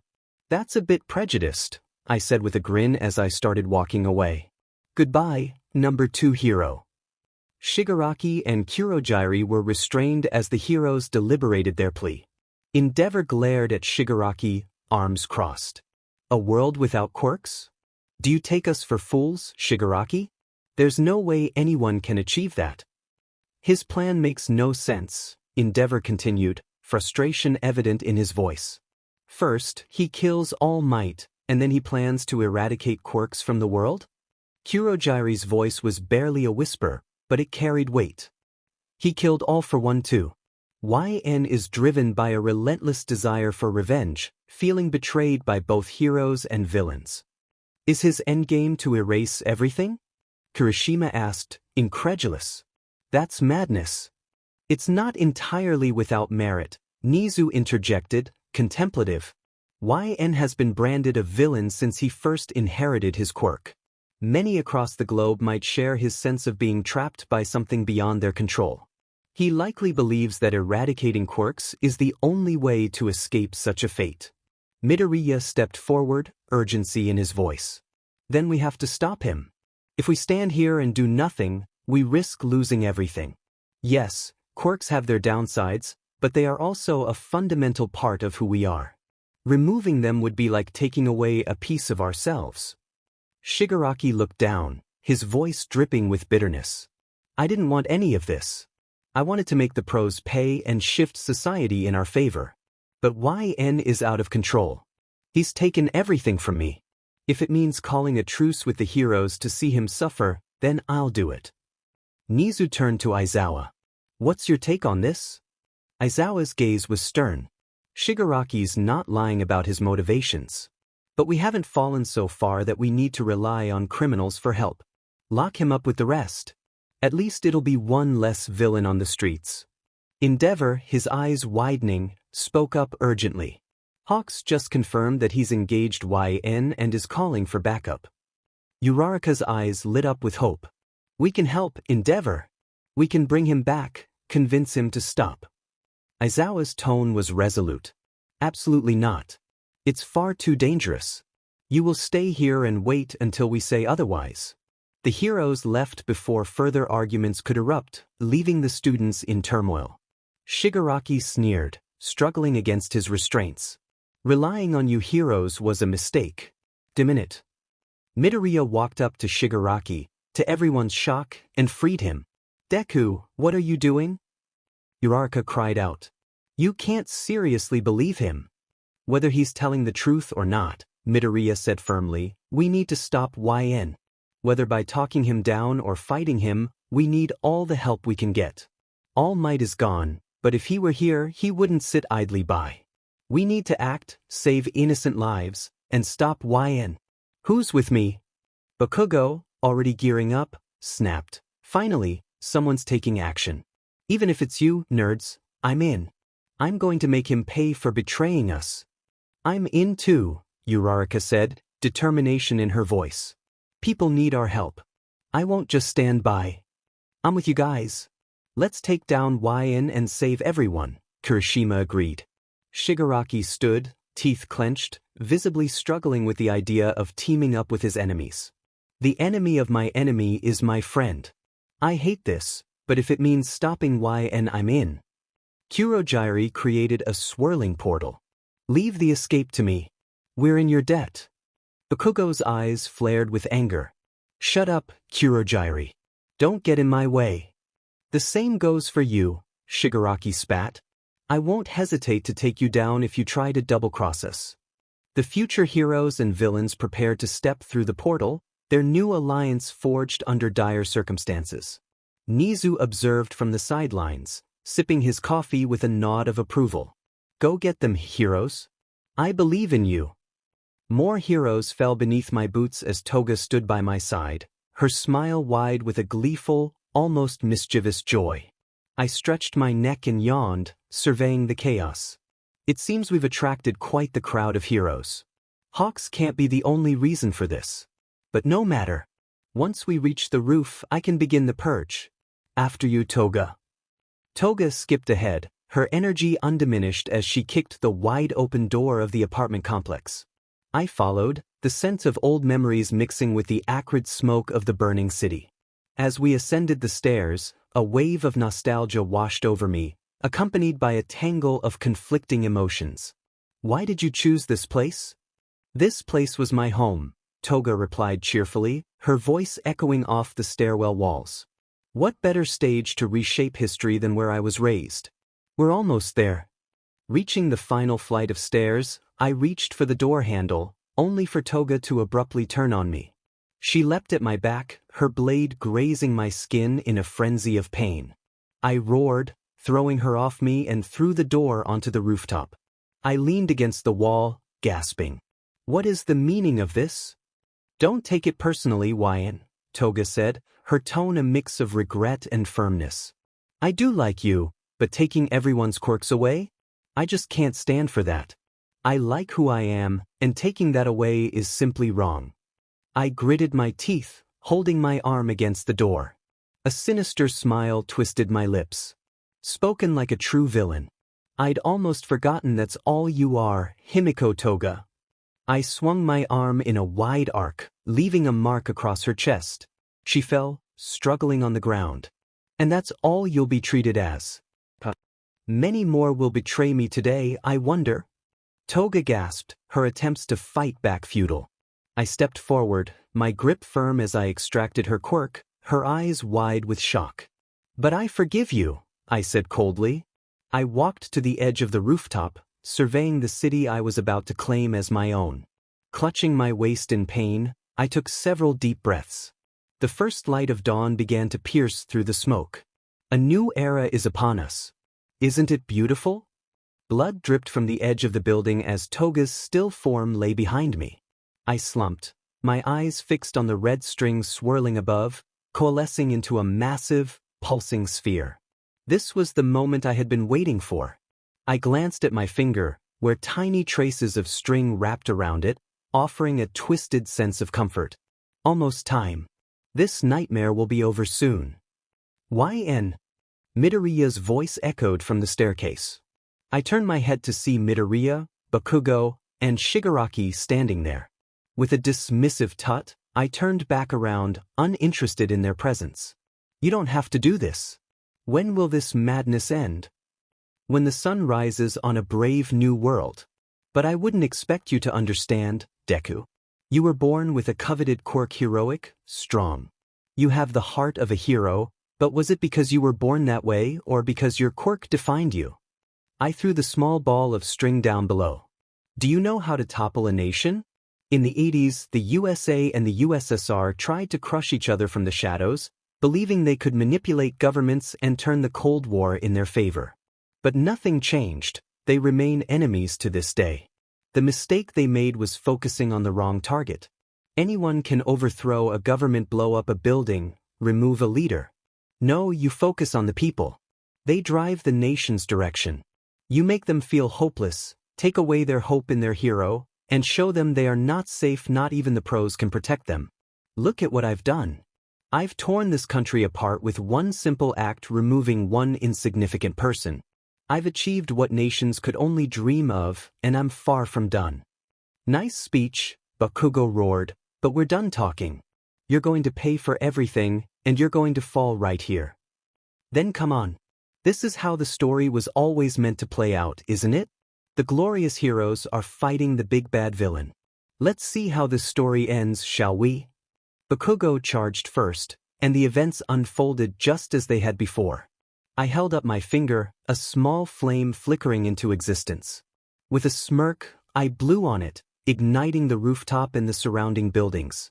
Bakugo propelled himself into the air, narrowly escaping the flames. His reflexes were impressive, if not his foresight. Midoriya followed, spinning and kicking me. I blocked his kick with my arm, tossing him aside and launching several air blasts to keep Bakugo at bay. Shigaraki attacked next, pinning me against the wall with his decay quirk. I opened my hand, releasing the black tendrils of the red string to blast Shigaraki back into the staircase. My arm began to decay, but the red string quickly repaired the damage, covering my arm in a healing embrace. Midoriya returned, grabbing my shoulders and throwing me to the floor. He jumped down, narrowly missing me as I rolled to safety. On my feet again, he charged at me with lightning speed, landing a punch that sent me staggering back. I retaliated with a punch of my own, sending him reeling. The two of us exchanged blows, each strike more potent than the last, until Midoriya charged up for a massive attack. Smash! The force of the attack sent me crashing through several floors, dust choking me as I struggled to breathe. Midoriya's arm glowed with power, and I chuckled despite my predicament. I get it now. I shot up through the building, landing with a smug grin. You're not just trying to be like All Might, you're the next All Might. I don't know how he did it, but you've inherited his quirk. How delightful, now I get to defeat both the master and his student. I unleashed a powerful blast of air, pinning Midoriya to the ground. One final act of defiance against the #1 hero. I'll take his quirk for myself. Midoriya struggled, trying to escape as I drained his quirk. Just as I was about to finish, a shockwave blasted me back. I clung to the edge of the rooftop, pulling myself up. I should have anticipated countermeasures. No matter, I can take you down just fine without your precious quirk. Bakugo helped Midoriya up, his face troubled and breathless. Be careful, Kaken. Why can steal quirks? I thought he only had the red string. How does he have so many more? He must be consuming the quirks of the masses. The longer we fight, the stronger he gets. Right, you are, Shiggy boy. But let's not waste time talking. I have a new world to create. I taunted, cracking my knuckles. The three of them charged at me simultaneously, pushing their limits to take me down. The red string enveloped the area, forcing them to dodge and evade my attacks. Meanwhile, I couldn't stop grinning. I felt alive, finally following my path, free as a bird. Bakugo crashed down, punching me with a scream. Gotcha, die. A heavy explosion rocked the area, smoke billowing everywhere. In a split second, I had my hand around Bakugo's neck, squeezing tightly. Impossible. I put everything into that. I spat out debris, nodding. Yeah, I felt that. But this is another gift from my father. You'll have to do better than that to take me down, weakling. Bakugo choked, unable to breathe. If not for Midoriya's intervention, I would have overpowered him then and there. I glanced at my hand, sighing.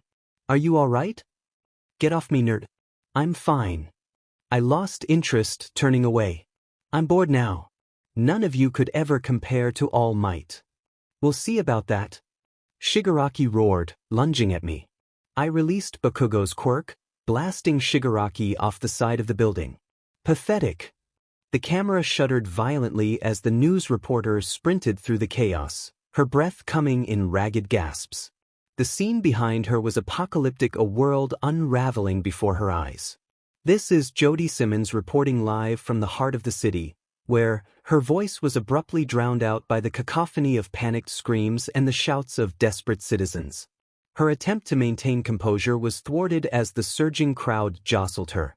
The screen flashed with images of chaos, quirks disappearing in bursts of light, people flailing in confusion, and the once vibrant cityscape now shrouded in a cloud of fear. People are panicking everywhere. Quirks. The camera wobbled as Jody stumbled, her voice cracking under the strain. The quirks are disappearing. We don't know why, but her words were swallowed by the roar of the crowd and the shrieks of those around her. Jody's attempts to speak were futile as the ground beneath her quaked with the sheer force of the panicking masses. The camera angle shifted wildly, capturing fragmented scenes of chaos. The screen showed people running in every direction, their faces twisted in terror. Buildings loomed in the background, their once familiar silhouettes now distorted by the fear-stricken crowd. Suddenly, the camera was knocked out of the reporter's hands, the feed continuing only sporadically as the camera tumbled. Amidst the chaos, Jody's voice was lost, her final words a muffled shout.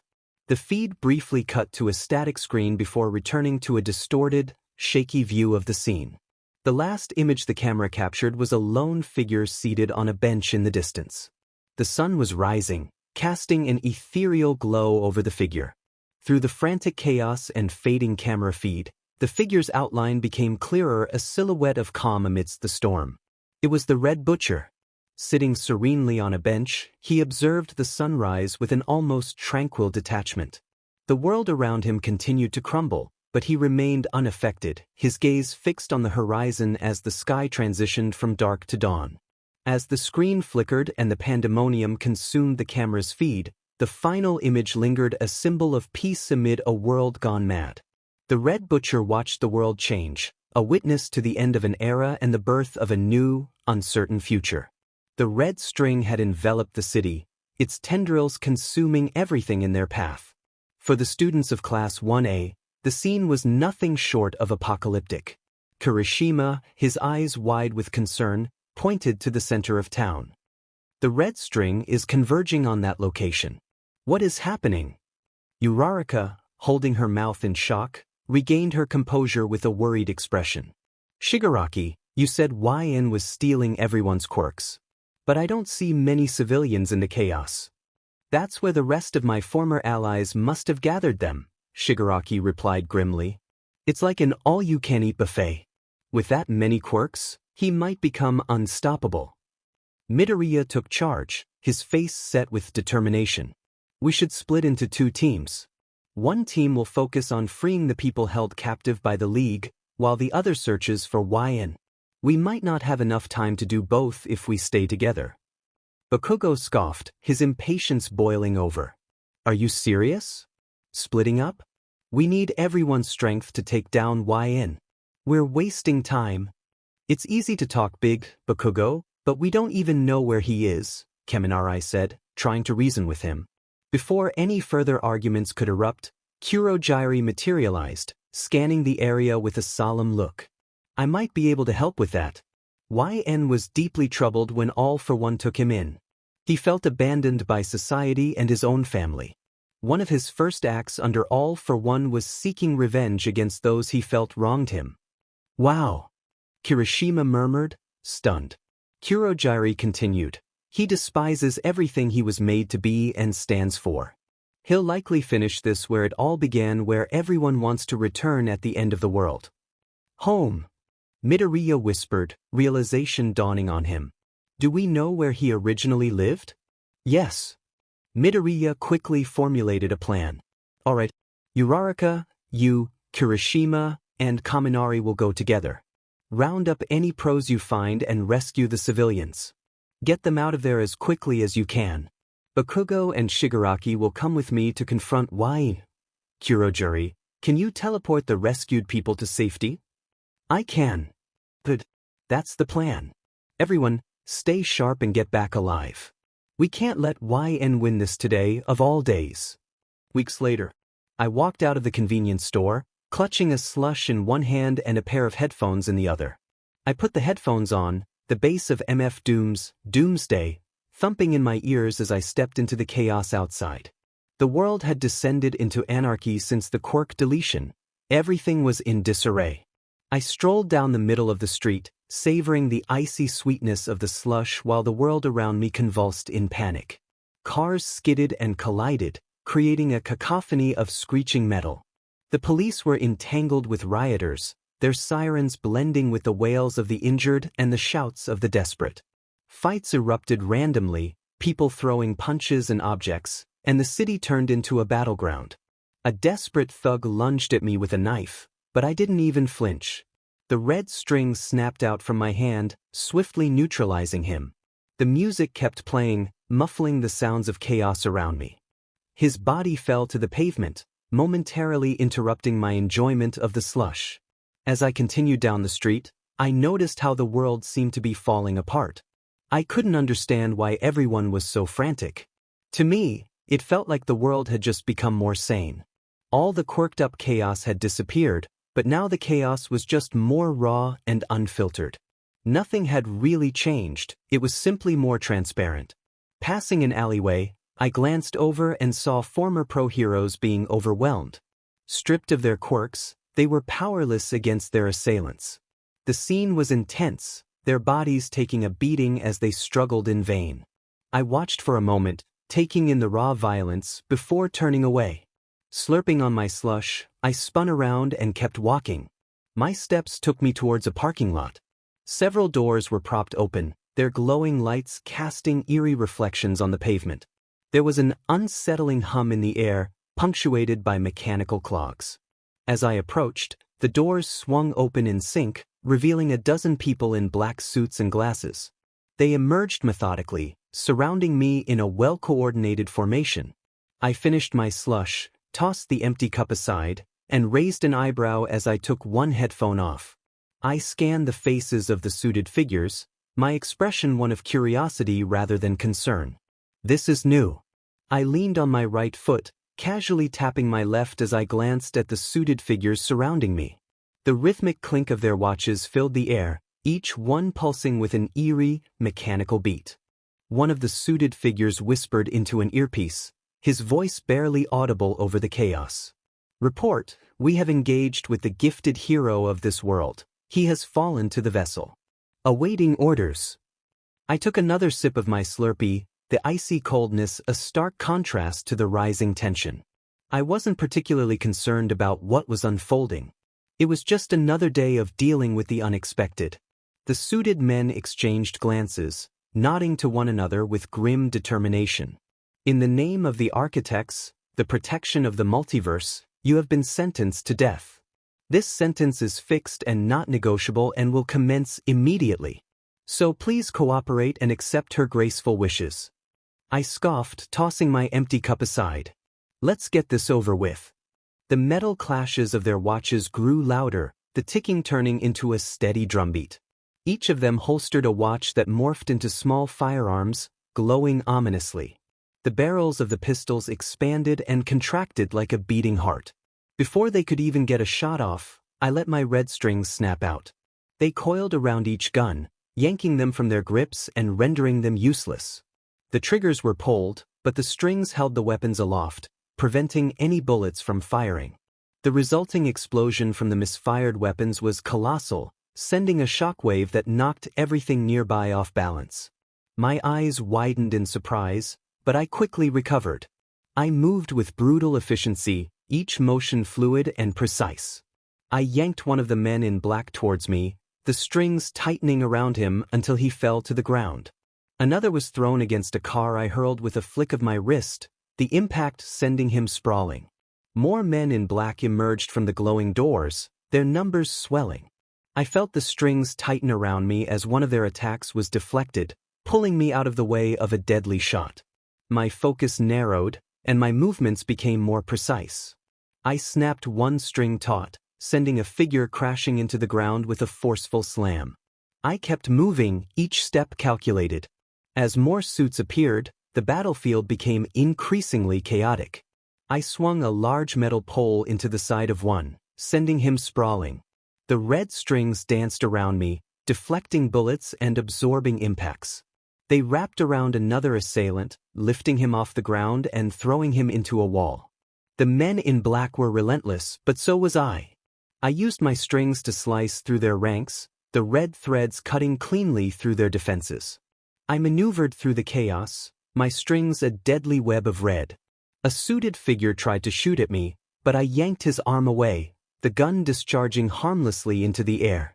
With a quick flick, the strings coiled around him, holding him firmly in place. The doors to the diner burst open as Yuki, breathless and desperate, dragged me across the room by my shoulders. "Hang in there," she pleaded, her voice trembling. "Don't you dare die on me now. You promised." I slumped against a booth, my back resting heavily as I clutched a deep wound in my chest. The pain was overwhelming, and my thoughts were a chaotic blur. Yuki scrambled over the counter, frantically searching through the cupboards. Her frustration mounted as she found no bandages, her panic palpable. Sliding under the door, she pressed an old rag against my wound, her eyes wide with fear. "Keep this here. I'm going to call for help. Someone has to answer. There's no point in fighting." As she tried to rise, bright lights suddenly flared through the windows, blinding us both. I glanced up to see rows of police cars encircling the diner, their sirens blaring. "There's nowhere to hide, Red String Butcher. We have the place surrounded. Come out with your hands up." "This can't be happening," Yuki whispered, pressing her hand desperately against my wound. Her voice cracked with fear. "What do we do? What do we? Set me free. Become who you've always meant to be." I reached up, my trembling hand cupping her cheek as I forced a smile. "Don't worry. I'm here. This is my mistake to make." Clutching the rag, I stumbled toward the door, Yuki's horror-stricken cries fading behind me. The police lights blinded me entirely as I took my first steps toward the inevitable. 5 days earlier, I hung my head in shame and defeat, feeling the weight of my actions pressing down on me. My hand felt numb, my vision blurred, and time seemed to stretch, trapping me in this moment. A hand appeared before me. "Please, YN, All Might's voice urged. You may not trust us as heroes, and you might have lost faith in what we stand for, but don't give up on yourself. You have friends who care about you. We may have let you down before, but don't make that mistake again." I lifted my head, meeting All Might's gaze. Up close, his heroic facade faded, revealing a calm, sincere man who genuinely wanted to help. Frustration surged within me, and with a cry, I lunged at him, pinning the number 1 hero to the ground. Midoriya tried to step in, but All Might raised a hand to stop him. I struck at him weakly, tears streaming down my face. No. I don't deserve this. Not me, not ever. Exhausted, I collapsed on the ground, sobbing uncontrollably, my energy spent. I stared at the crimson dawn sky, feeling utterly defeated. I've done terrible things, planned even worse. I've manipulated and betrayed good people, people who did nothing wrong. I've acted out in anger and even thought about harming you, All Might. How can someone like me, with my quirk, ever be a hero? As the red string faded away, freeing everyone, I knelt on the ground, defeated. It's not about your quirk, YN, All Might said, his voice steady. It's how you use it. You're strong and quick-thinking, fighting 2 pros and 2 students at once after facing a villain. You'll always have a place as a hero, no matter what happens next. I promise. I accept my misdeeds, I said, my voice trembling. I don't deserve anyone's help. But if you want to take me away, I understand. It's what I deserve. Aizawa approached, placing restraints around me. As I stood, disappointment and confusion swirled within me, whether it was my failure to see things through or a deeper realization of my inadequacy. I struggled to comprehend it all. As I was led away to face my fate, a voice echoed in my mind, numbing me. This will not be the path I allow you to walk down. Midoriya's voice broke through my haze. Are you all right? Shaking my head, I whispered, my voice barely audible, just fine. We were nearing the camp, pulled along as if by fate. All Might's gaze never wavered from mine as I sighed, bracing myself for whatever came next. Then I sensed something was wrong. Birds erupted from the trees as the sun dipped below the horizon. I stopped and glanced back. My words were cut short by a massive blast of fire. All Might darted to protect Midoriya while Tiger swiftly shielded Bakugo. Aizawa tried to reach me, but a tremendous force yanked me from my spot. Demented. YN. I was thrown through the air, crashing onto the cliffside and rolling to a stop, coughing up dust. I looked up to see Toga kneeling, running a knife along her finger. Hey there, YN. Long time no see. Toga. I whispered, struggling to stand as I leaned on my arm. I glanced around to see Dabi, Twice, and Spinner. What's going on? What's going on? We just saved your life, you idiot. We need to move quickly before the pros catch us, Spinner said. Dabi smirked as Toga pulled me to my feet. Arms folded, he turned away. I knew you couldn't handle it. A complete waste of time. Shigaraki will love to hear this. Toga dragged me along, and I bit my lip, forcing out, no. No? No what? Twice smirked. No, as in Shigaraki isn't going to love this? To be fair, he does have a point. I'm not going back. I've made up my mind. Toga's glare intensified as she pushed me against the cliffside, pressing her knife close. You're not getting soft on us, are you? The pros aren't your friends. They were going to imprison you. Are you sure you're making the right choice? Pushing my neck against the blade, I pressed my forehead to Toga's.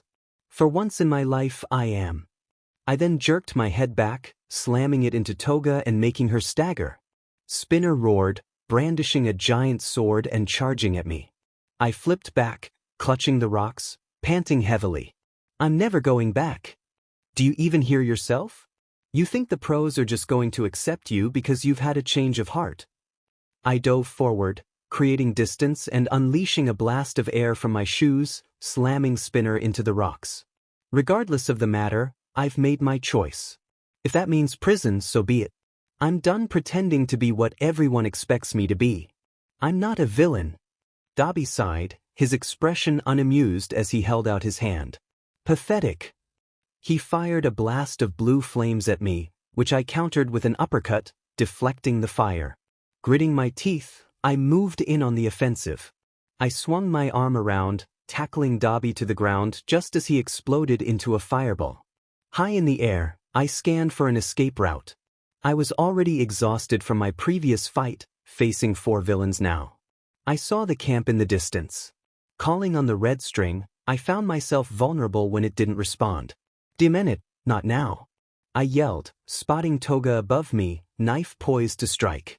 I spun around, falling onto my back, and fired an air bullet at her. It was a clone. I fell, pinned by Spinner, as we crashed through the trees. The red string finally reacted, holding me in place. Now you want to help me? Damn it. The red string left me as I landed on one knee. With the last of my adrenaline, I began a desperate run, hoping to put as much distance as possible. Until Spinner blocked my path, the others were closing in behind. I stopped, taking a deep breath. I don't want to fight. Dobby swirled flames around his finger, laughing. This has been quite amusing, YN. If you come back now, we might just let you go. You traitor! Twice screamed, his demeanor shifting again. I forgive you. There's no escape. Don't even try it. I took a final deep breath and charged with a roar. Never! That idiot! Dobby muttered, preparing to incinerate me. Spinner readied several weapons. With each step I took, I charged up the air before leaping over him, using Spinner's head as a springboard to move further ahead. Spinning around, I pulled back my arm, conflicted. Despite everything, these villains were the closest thing I had to family. But that didn't matter right now. I was determined to change my fate and escape the shackles of villainy, even if it meant betraying them. I gathered all the air around me, my arm expanding, and unleashed a devastating blast. The villains scattered as I blew away the trees in front of me and shattered a section of the cliffside. I crashed against a tree trunk, panting, blood streaming from my head. Consider that my resignation. I'm the red string butcher no more. And I can't believe we lost him, Tiger muttered, slumped against a tree. His voice was filled with frustration and disbelief. He really outsmarted us. Do you really think that was YN's plan? Midoriya wondered aloud, his eyes filled with conflict. For a moment there, I thought he was trying to warn us. All Might, sir? I don't know, young Midoriya, All Might said, shaking his head. I don't want to believe it, but... Fat chance he's coming back. If he does, we'll arrest him, Bakugo growled, kicking a rock with fierce determination. I'll make sure he regrets crossing us next time. The group fell silent, the weight of their defeat heavy in the air. Then, the snap of a branch broke the tension. Instinctively, they tensed, their gazes darting toward the sound. From the shadows, I staggered into view, a trickle of blood running down my forehead and clutching my side. My movements were slow and labored. I'm not going anywhere. YN. All Might's eyes widened in surprise and relief. A grin spread across his face. I knew it. Midoriya rushed over, his concern evident as he helped me stay upright. I nodded weakly, a small smile of gratitude crossing my face. I'm glad someone did. I wasn't sure if I'd make it. It probably would have been easier on my body to give up. Minute. Aizawa, All Might called out. We've already got pros sweeping the area, Aizawa responded, his voice steady. We won't let the League escape. We'll make sure they're caught. All Might gently lifted me, carrying me with a mixture of care and pride. His smile was almost paternal. You made the right choice, young YN. There's still a path for you to become a great hero. Well then, I said, my voice faint but determined.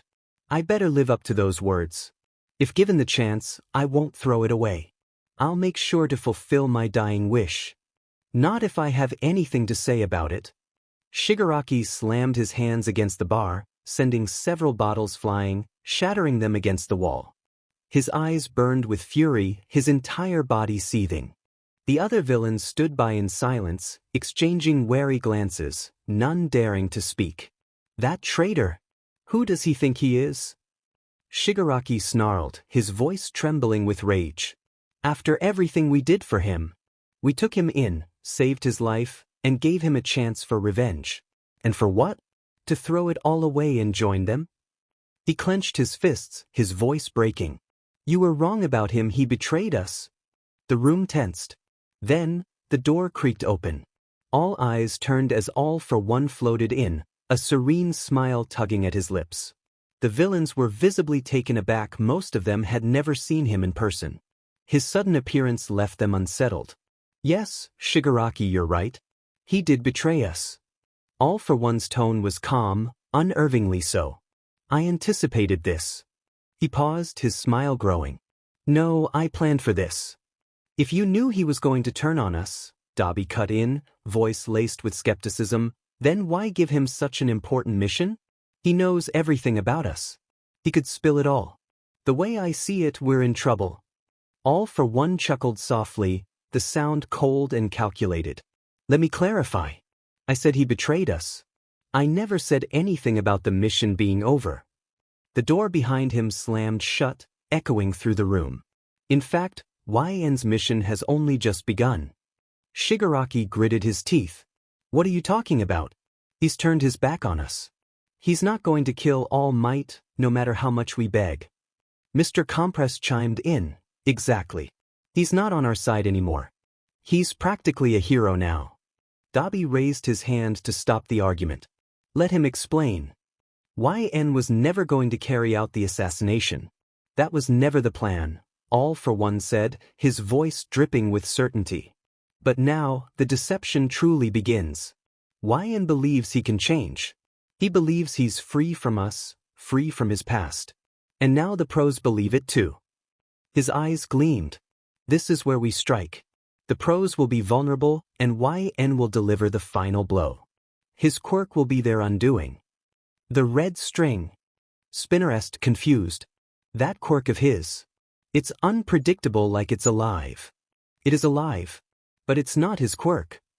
All for One's smile widened, savoring the growing confusion.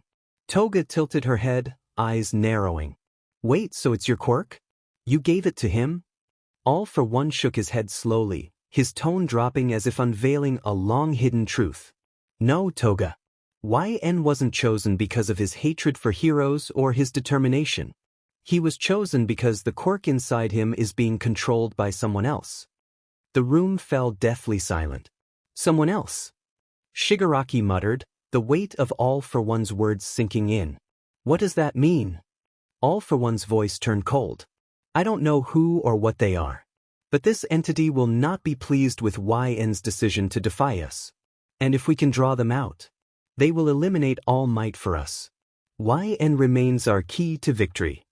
Dabi crossed his arms, clearly uneasy. I don't like this. How can we trust this plan? All for One turned his gaze to Shigaraki, his smile fading into a serious expression. Trust me, Shigaraki. This is the truth. And if I'm wrong... His eyes darkened. You can deal with him yourself. Shigaraki stared at him, teeth grinding. All for One then looked to Kurogiri. We move today. The pros will be here soon. Destroy everything. After that, we will make our move to UA High. The villains exchanged glances, the weight of the plan sinking in. There was no turning back now. Midoriya, Kirishima, Uraraka, and Kaminari were making their way toward the dorms when Aizawa stepped in front of them, looking worn out and defeated. His voice was firm, but there was an unmistakable sadness in his eyes. I know what you're thinking, Aizawa said, but I can't let you in there. YN is off limits. He can't speak to anyone right now.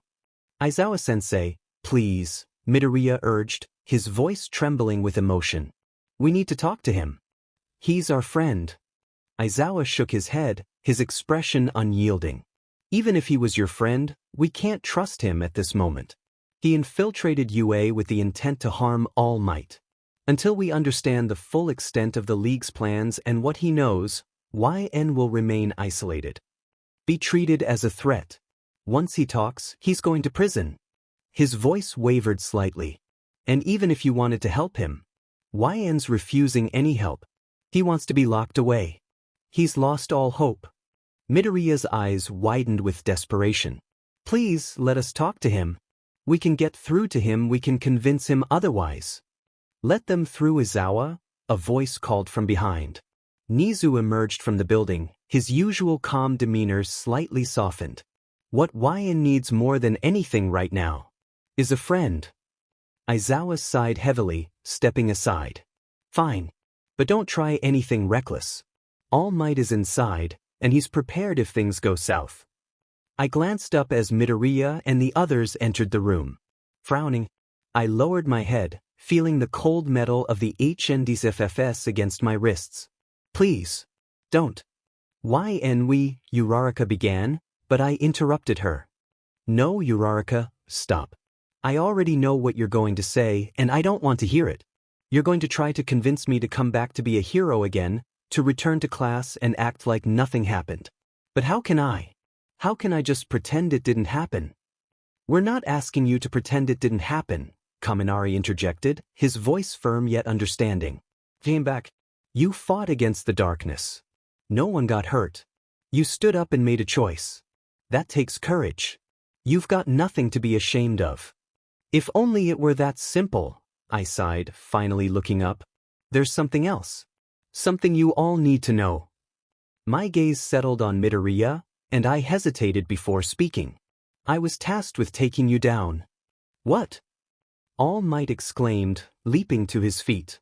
Was it all for one? I nodded, shrugging helplessly. He never told me why. I didn't question it. I was just supposed to take you down, Midoriya. But when it came down to it, I couldn't. Maybe that was the first crack in everything. The first sign that I didn't belong in that world anymore. Midoriya knelt in front of me, his voice soft but filled with determination. But you didn't do it, Wyan. That's what matters. You were manipulated and fed lies for years. Away from that, rejecting everything you believed in feels like killing a part of yourself. That takes more strength than you realize. You're a true hero. Hollow nervous sound. No, I've been here before.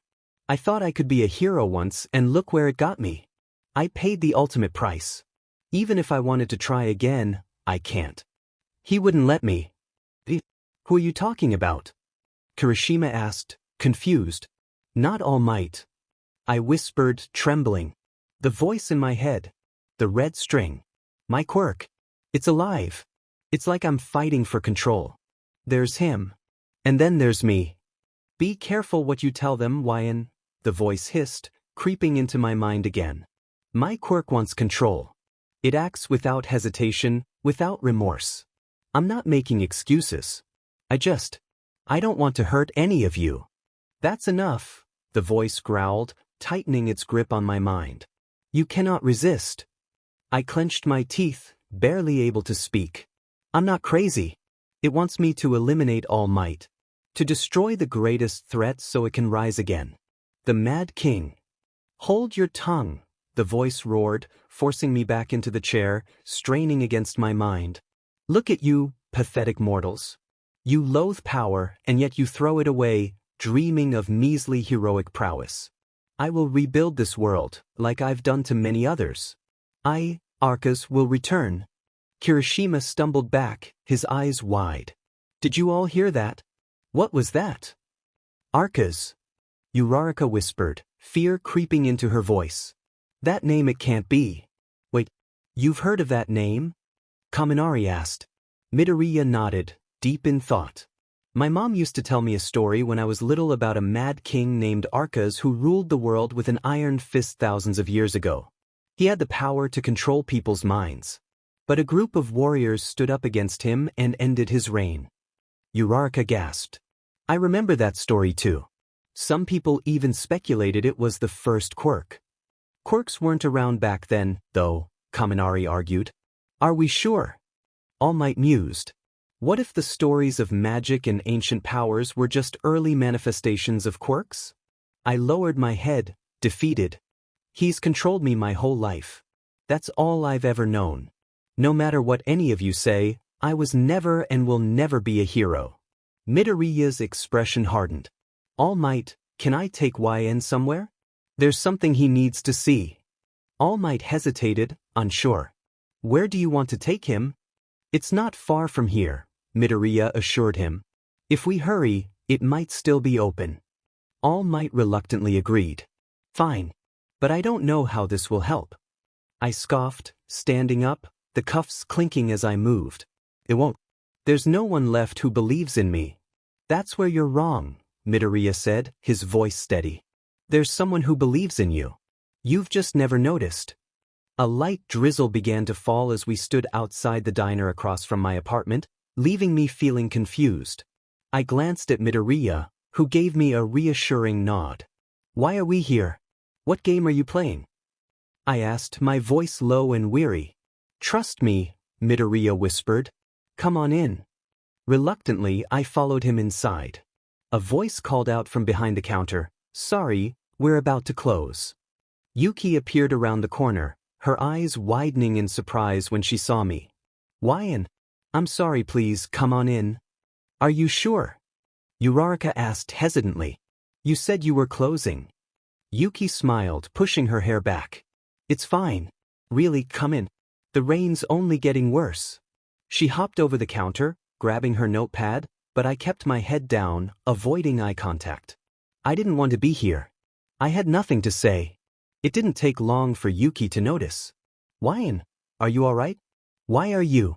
This is pointless, I muttered, standing up abruptly, the weight of the cuffs on my wrists and ankles dragging me down. Why bring me here? What are you hoping to prove by dragging me to this place? If you want coffee, be my guest, but don't pretend like I can be a hero. It's all nonsense, one big lie. I'm no hero. I'm just the red string butcher. Yuki's whisper cut through my rant, freezing me in place. I turned to her, startled. She tucked her notepad into her apron, her voice soft but steady. I've known for a while. In fact, I knew the moment you walked in here for the first time.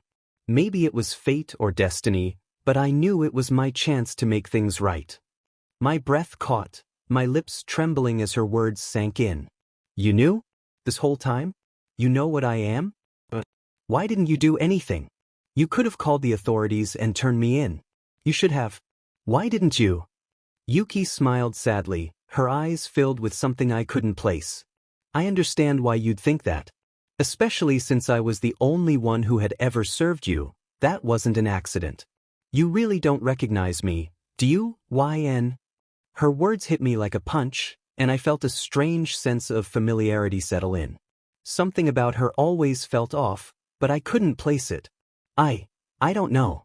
You always felt familiar, but 2 years ago, you saved a girl from being mugged in an alleyway, she said softly, her eyes never leaving mine. That girl was me. My heart skipped a beat, memories of that day crashing back into me. That day. The day All Might. No way. No way. I stumbled back, falling to my knees as my mind spun. That can't be. You saw me as a monster, Yuki finished, her voice quiet but unflinching. I was terrified of you. Everyone had heard the stories about the Red Butcher, the villain who harmed his victims. I never expected the so-called villain to save me. I was so scared I ran, thinking you'd hurt me. By the time I realized what had really happened, you were gone. Arrested for something you didn't even do. She stepped closer, her voice soft and filled with regret. I felt awful, YN. You were trying to help me, and I ran from you. People like me made you see yourself as a villain. When you walked into this diner, I knew I had to make things right, even if it was in small ways.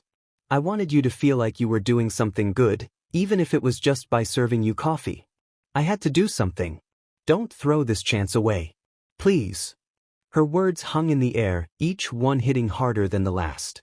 My vision blurred with tears as I clenched my fists, my voice breaking. No one else will ever see me like that. The world will always see me as a villain. Yuki shook her head, stepping closer. I don't believe that. Not for a second. You saved me when you knew the risk. You didn't care about that. I never got the chance to say it back then, but thank you, YN. Thank you for saving my life. Even if the world sees you as a villain, even if everyone else turns their back on you, I'll always see you as my hero. She knelt beside me, pulling me into a gentle embrace. My body trembled as I hugged her back, the warmth of her touch grounding me in the storm of my thoughts. I'll do it, I whispered, my voice shaky but resolute. I'll be the hero you see me as, Yuki. Even if it's just for you. That's enough for me. I promise I won't let you down. Tears rolled down my cheeks, but for the first time in what felt like forever, I believed it. Even if the world hated me. Even if they called me a monster, maybe, just maybe, I could still be a hero. The rain pattered softly against the diner window as I sat across from Yuki. She slid a cup of coffee in front of me, her eyes soft yet probing. I wrapped my hands around the mug, letting the warmth seep into my palms, but my insides felt cold. "How are you holding up?" "As well as anyone can be," I muttered, staring into the dark liquid. "Given the situation, I'm still processing everything.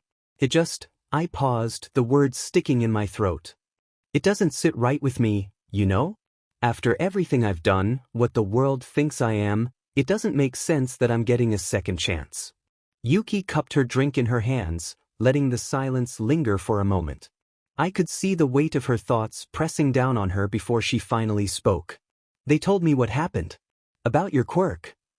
Her voice was gentle, careful. "It isn't your fault, YN." I looked away, trembling, my hands tightening around the mug. The heat was almost unbearable, but I held on, shaking my head. "Don't feed me that. I don't want to hear it." My voice was strained, anger bubbling beneath the surface.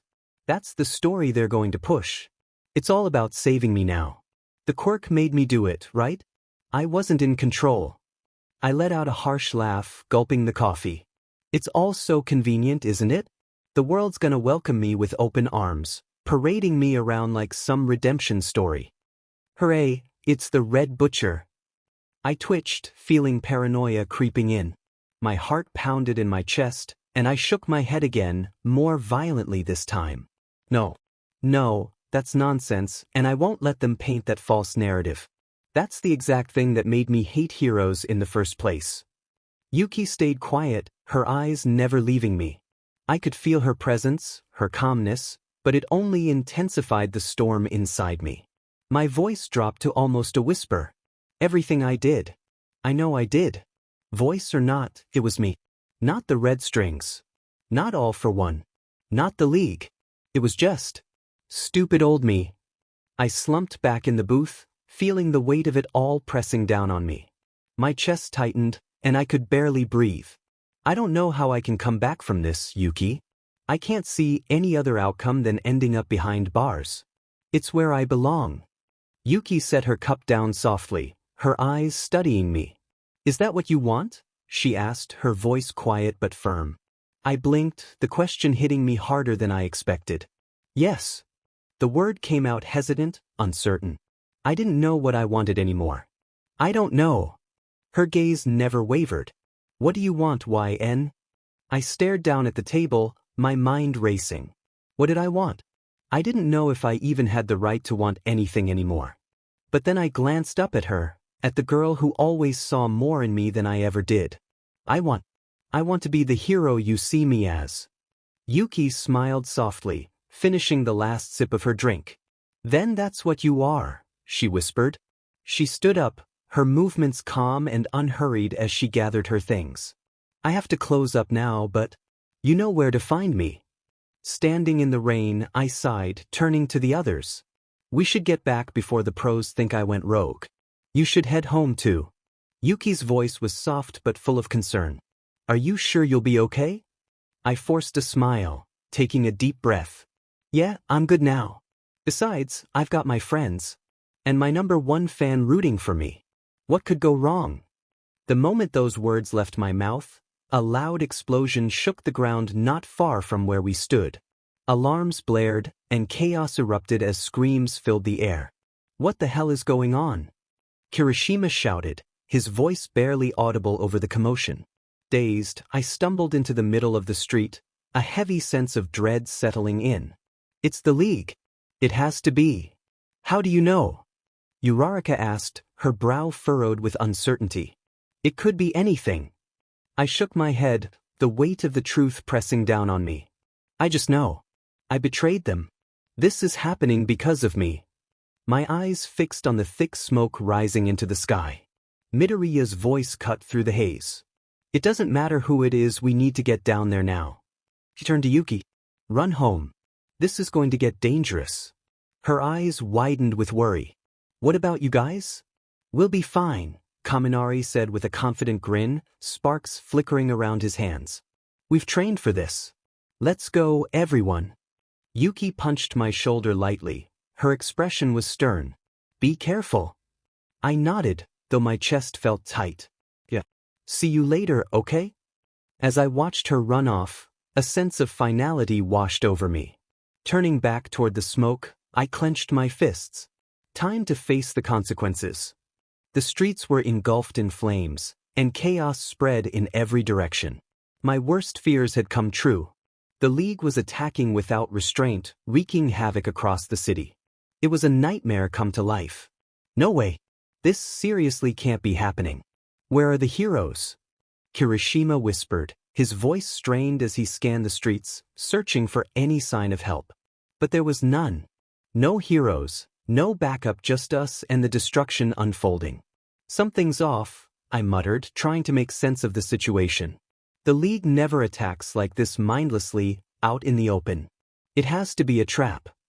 My stomach sank as the pieces fell into place. They're doing this to lure me out.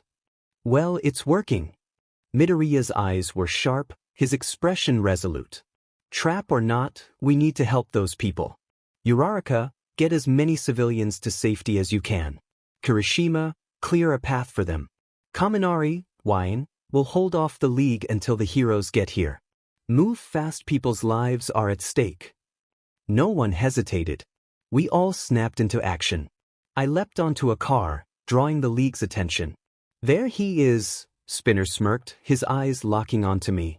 Just as we predicted. You wanted me? I shouted, glaring at him. Here I am.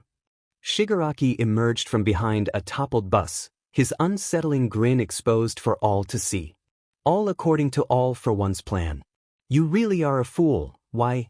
Don't expect the heroes to save you this time. You'll regret betraying us. He's not alone. Midoriya's voice cut through the tension as he landed beside me, Kaminari at his side. We won't let you hurt anyone else, Shigaraki. Shigaraki's grin widened. Of course, you'd show up too, Izuku Midoriya. No matter. This just makes things more interesting. He turned his head slightly. Dabi, light it up. Dabi smirked and raised his hand, flames gathering in his palm. There was a building behind us, civilians still trapped inside. Without thinking, I lunged at him, grabbing his wrist and forcing his arm upward just as the fire erupted, scorching the air. Pain shot through my hand, but I gritted my teeth and spun, kicking him away. Not so fast. The blinding light from the news helicopter made me stumble, my vision swimming as I tried to steady myself. My heart pounded. No, this is all a mistake. I did this to save them. Arka's voice echoed in my head, a sinister laugh pressing down like a weight on my shoulders. And here we are again. Back to square one. It's funny how things never change, isn't it? You're a true villain, YNLN. No! I screamed, gripping my head as if I could force the thoughts out. I am not a villain. I'm not. YN. Midoriya's voice was soft, concerned. He stepped forward, trying to reach me. Instinctively, I moved my arm forward, and a red string erupted from the ground, forcing him back. Stay away! I shouted, my voice cracking. I don't want to hurt anyone else. Police sirens wailed in the distance as the area was swarmed, guns trained on me. Arka's voice slithered back into my mind. Do you see now? This is how they will always see you. No matter who you save, they'll always fear you. But it doesn't have to be this way. We can make them pay. Teach them the lesson they deserve. Show them what you're truly capable of. Stop. Please, stop, I whispered, stepping back, but the voice only grew louder, relentless. YN, a familiar voice cut through the chaos. Shigaraki appeared, panting, blood dripping from his wounds. I'll make you pay for this. You will pay. Before I could react, Kurogyari whisked him away, leaving only his words behind. Before I could catch my breath, a bullet grazed my arm. I stumbled, crashing to the ground as pain shot through me. Uraraka's scream cut through the haze. Leave him alone, she cried, trying to reach me. A faint, hollow laugh escaped me as I slowly floated to my feet, hovering just above the ground. Kill them. Kill them. Kill them all, the voice repeated in my mind, driving me forward. Without realizing it, I unleashed a torrent of red string, throwing cars aside and sending the police into a frenzy. Just as I was about to lose myself, a voice soft but firm called out from the dark. "Why, please stop." Everything froze. My breath caught as I looked down, my wild energy dissipating. Yuki stood before me, panting, her face pale with fear and determination. "Yuki!" I whispered, the chaos fading as she stepped closer. Tears welled up in my eyes as I dropped to my knees. Yuki reached out, taking my hand in hers. "It's okay. Don't let them define you. Don't let it end like this." I don't know what to do," I stammered, my voice breaking. "He's in my head, and if I lose control again." "Shoo," Yuki whispered, her voice soothing. "I won't let that happen. It won't come to that. We're here for you. Midoriya, the others, and I will vouch for you. We won't let them take you." For a moment, hope flickered in my chest until the loud crack of a gunshot shattered it. In an instant, I threw Yuki aside, shielding her from the sniper's bullet. Pain exploded in my stomach, and I collapsed to the ground, Yuki's scream echoing in my ears. "YN?" I struggled to my feet, swaying as blood soaked through my clothes. My vision blurred as the police continued firing, and Yuki was caught in the crossfire. Desperate, I scooped her up and used my string to flee, zipping through the streets, blood trailing behind us. We touched down a few blocks away, my strength fading fast. "Yuki, you need to run. Please." I gasped, collapsing onto the pavement. "No," Yuki whispered, helping me up despite her fear and trembling. "I'm not leaving you, not like this. Get up. We're in this together. You're not dying here, not today." The diner doors swung open with a loud crash as Yuki pulled me across the floor, her face showing signs of exhaustion. "Hang in there, okay? Don't you dare give up on me now. You promised." I leaned against the booth, my back resting heavily on the worn cushions. A deep ache throbbed in my chest, and my vision began to blur. Yuki hurried over the counter, desperately searching through cupboards. Frustration mixed with tears as she struggled to find any bandages. Finally, she ducked under the counter and pressed an old rag against my wound, her hands shaking. "Keep this here, all right? I'm going to call for help. Someone has to answer." "There's no point," I murmured, my voice barely above a whisper. As Yuki tried to stand, the diner was suddenly illuminated by bright lights. I looked up to see rows of police cars surrounding the building. "There's nowhere to hide, Red Butcher. We have the place surrounded. Come out with your hands up." "This can't be happening," Yuki whispered, her voice trembling as she pressed the rag harder against my wound. "What do we do? What do we? Set me free. Become what you were always meant to be." I touched her cheek, forcing a weak smile despite the pain. "Don't worry. I'm here. This is my mistake to make." Holding the rag in place, I stumbled toward the door, Yuki's horrified gasp following me. The police lights blinded me as I stepped into the open, ready to face my fate. I closed my eyes, bracing for the worst, only to hear the sound of weapons clattering to the ground. I opened my eyes to see masked figures emerging from the shadows, taking the place of the police. Among them was the last person I wanted to see. "My lord, I found you. These fools dared to threaten you. Fear not, we arrived as soon as we could. We will not let any more harm come to our king." "The jester from before," I whispered, feeling the warmth of blood on my lips as I stumbled back, gasping for breath. The pain was overwhelming, but I managed to clench my fist. "Stay back." The red string jester raised his chin, a sinister grin spreading across his face as he clapped his hands. "I can sense him. Our Lord and Savior are so close. I can almost taste victory. Come, my lord. Tear through these wretches and claim your rightful place as king." I staggered backward into the diner, leaning against the wall to catch my breath. "Yuki, we need to run." "Yuki! Yuki!" Turning the corner, I found Yuki slumped against the wall, her blood staining the white paint. "Oh, Wine, don't mind me. I'm just catching my breath."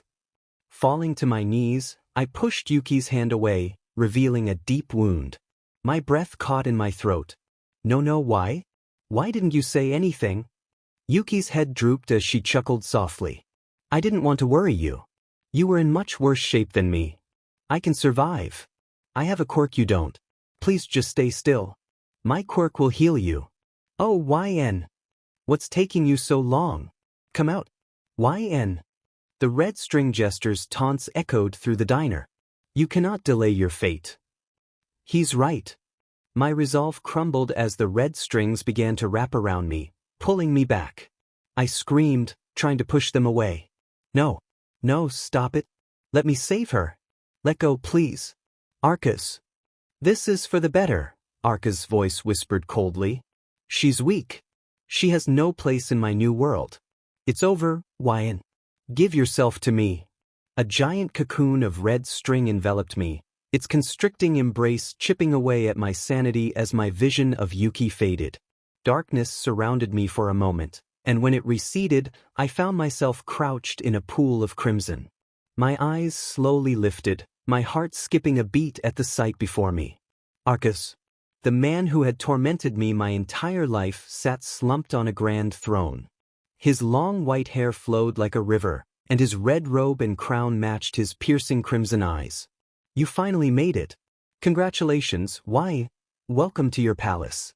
I've been waiting for this moment since you were first written into this universe.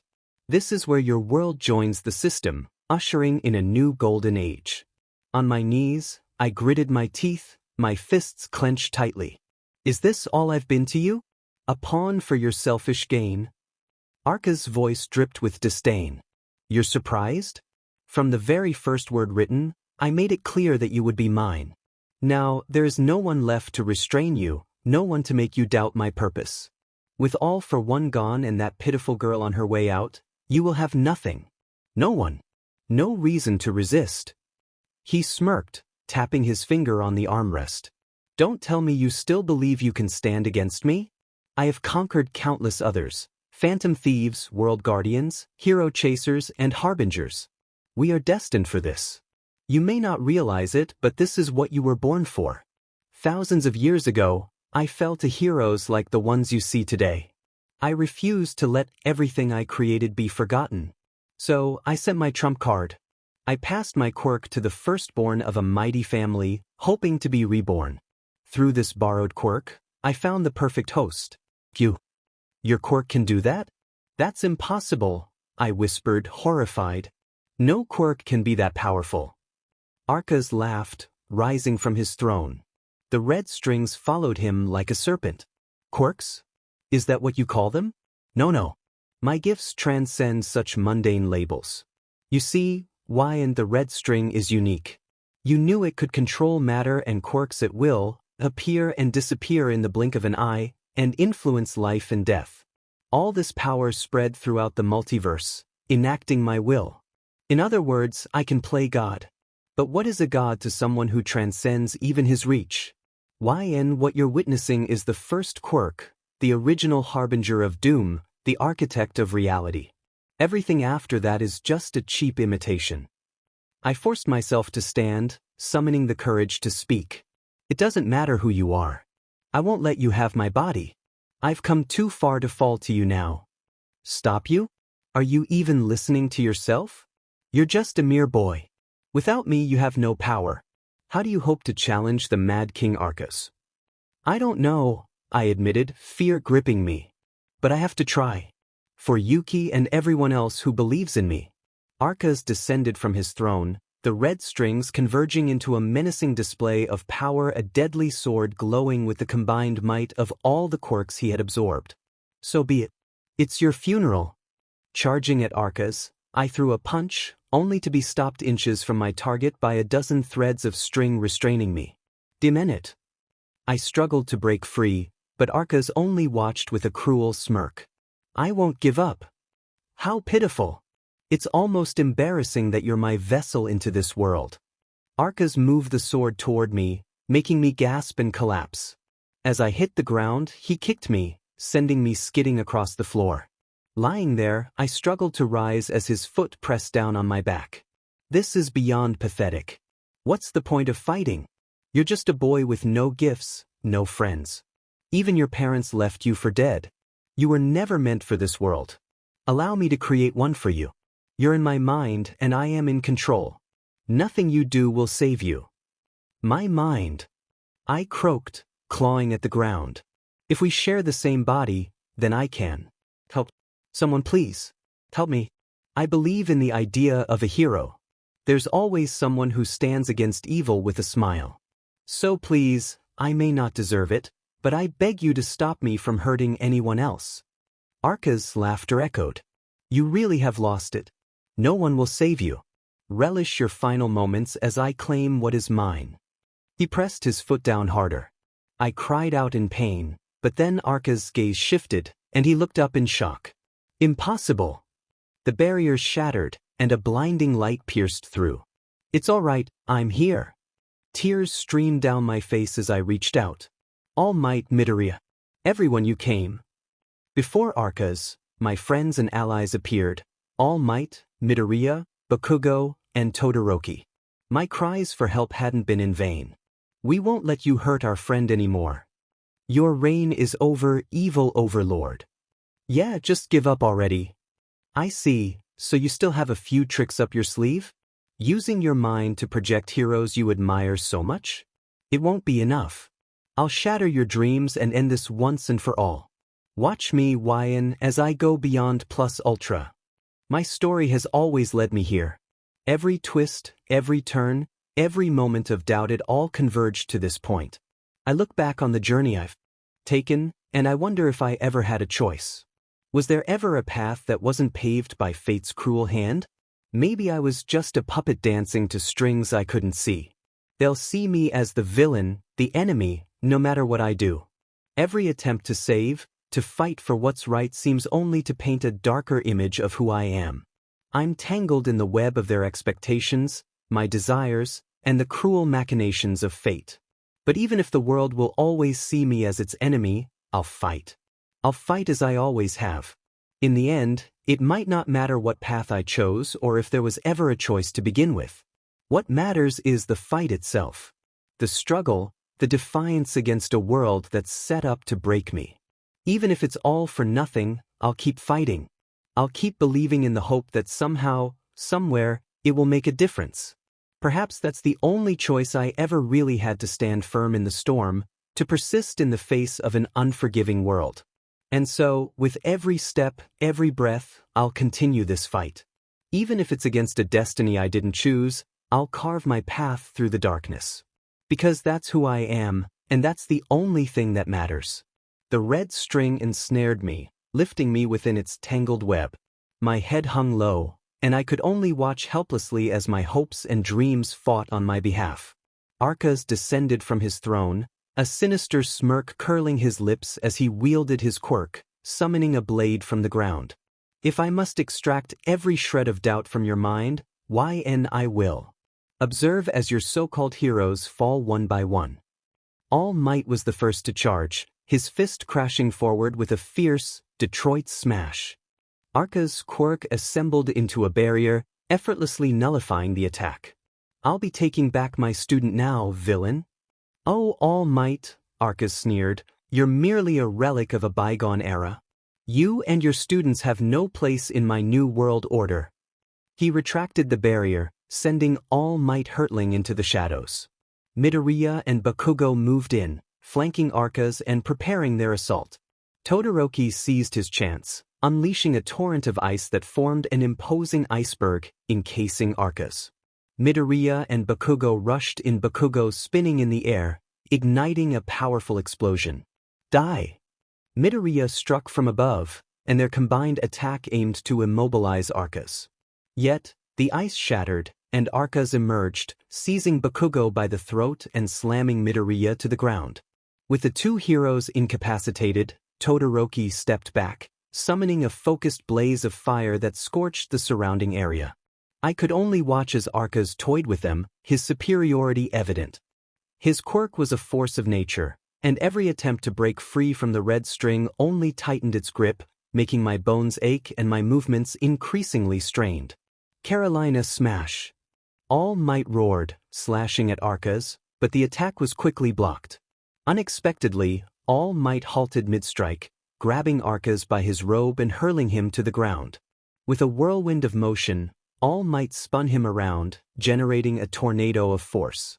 Arcas was flung backward, and Midoriya capitalized on the opportunity, delivering a punch that shattered Arcas' throne.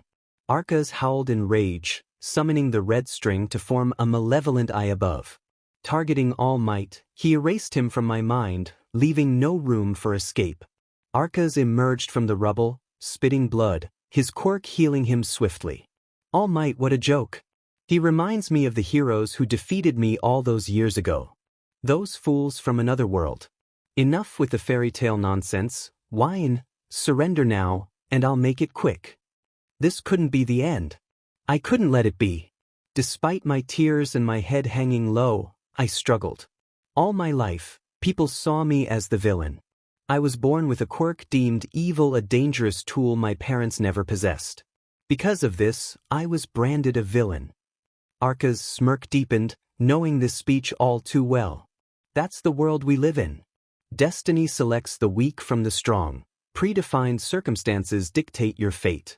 If your quirk is considered heroic and good, you become a hero, a savior to many. But if your quirk is deemed a sin and evil, you're cast as a villain, regardless of your actions. That's you, YN. Everyone always knew you were dangerous. Your quirk has harmed good people. You are a monster. I nodded, speaking softly to myself. I accepted long ago that I would never be a hero. I chose to abandon my quirk and give up on my dream.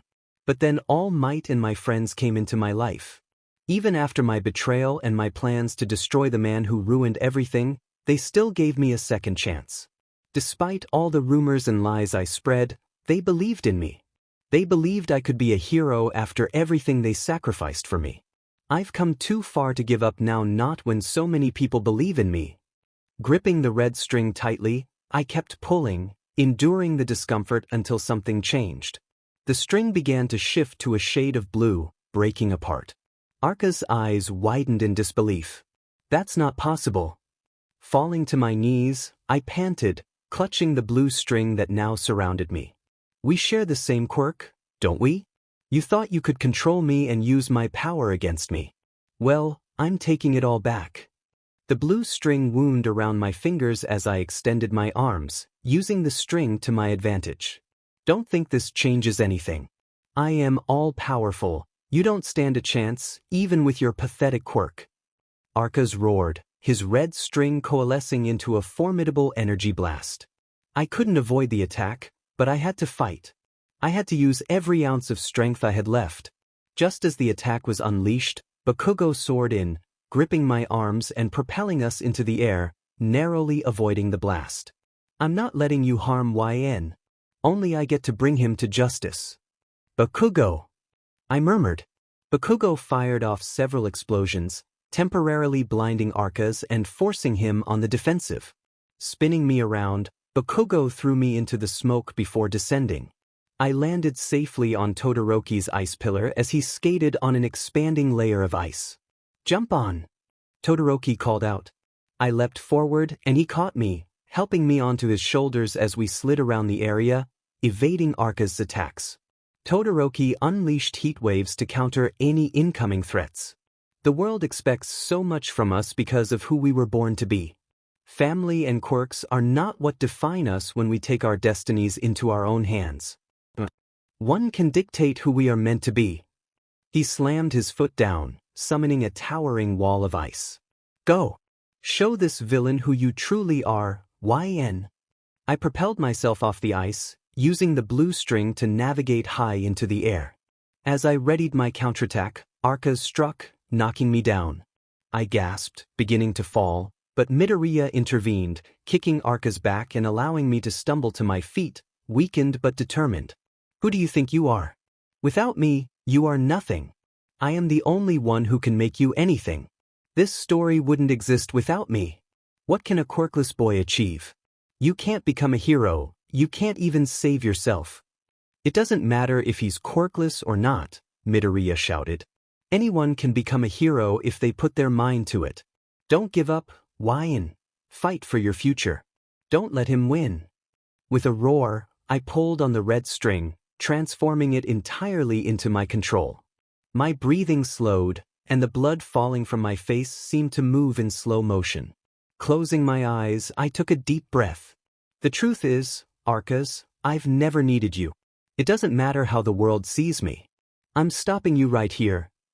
As Arcas continued his assault, I dodged each attack with uncanny precision, as if time itself had slowed. When the moment came, I unleashed all my power in a single, decisive punch. Arca's body shattered into strands of red string. He reached for his face, his cries of frustration echoing. This isn't over. I will not yield. My architects are coming. I stood tall, panting as time resumed its normal flow and Arcas vanished from my mind. The red string had turned blue, signaling my victory. I glanced at my hand, where a faint clock had disappeared. Was that? You did it, YN, Todoroki congratulated. I turned to the three heroes, shaking my head. No, I couldn't have done it without you guys. Did you forget? We're all in your mind. You did this yourself. You faced your demons, YN. That was all you, Midoriya said, smiling. All Might was right. You can become a great hero. I clenched my fist, shaking my head. No. Arcas wasn't entirely wrong. There's no such thing as a hero, people are just doing the right thing. But I'm not done yet. I still have a few demons to face. We'll be there to help. No. This is something I have to do on my own. My eyes shot open as I broke free from the cocoon that had kept me prisoner. I fell to my knees, raindrops pelting my face. A faint blue aura emanated from my hands as I looked down, clear-minded but defeated. I finally rose to my feet, only to see Yuki had succumbed to her injuries. Kneeling beside her, I gently kissed her forehead, tears streaming down my face. I'm so sorry, Yuki. I'm sorry I couldn't save you again. I promise I'll make things right. Stepping outside, the red string jester's smile faltered when he saw the blue aura radiating from me. What have you done? What have you done? The right thing, I whispered, and time itself seemed to slow, the raindrops hanging in midair as clocks appeared all around me. I moved swiftly, evading gunfire and leaping through the air, crashing down on the ground with force. Floating and maneuvering through the chaos, I broke through the enemy lines, overcoming any villain in my path. Was it my speed, or had time slowed to match my pace? It didn't matter, my quirk had returned, and I was determined to use it to win. As I struck down the last three cultists, I turned my gaze to the red string jester, who ground his teeth in frustration while shuffling cards by his side as time resumed its normal flow.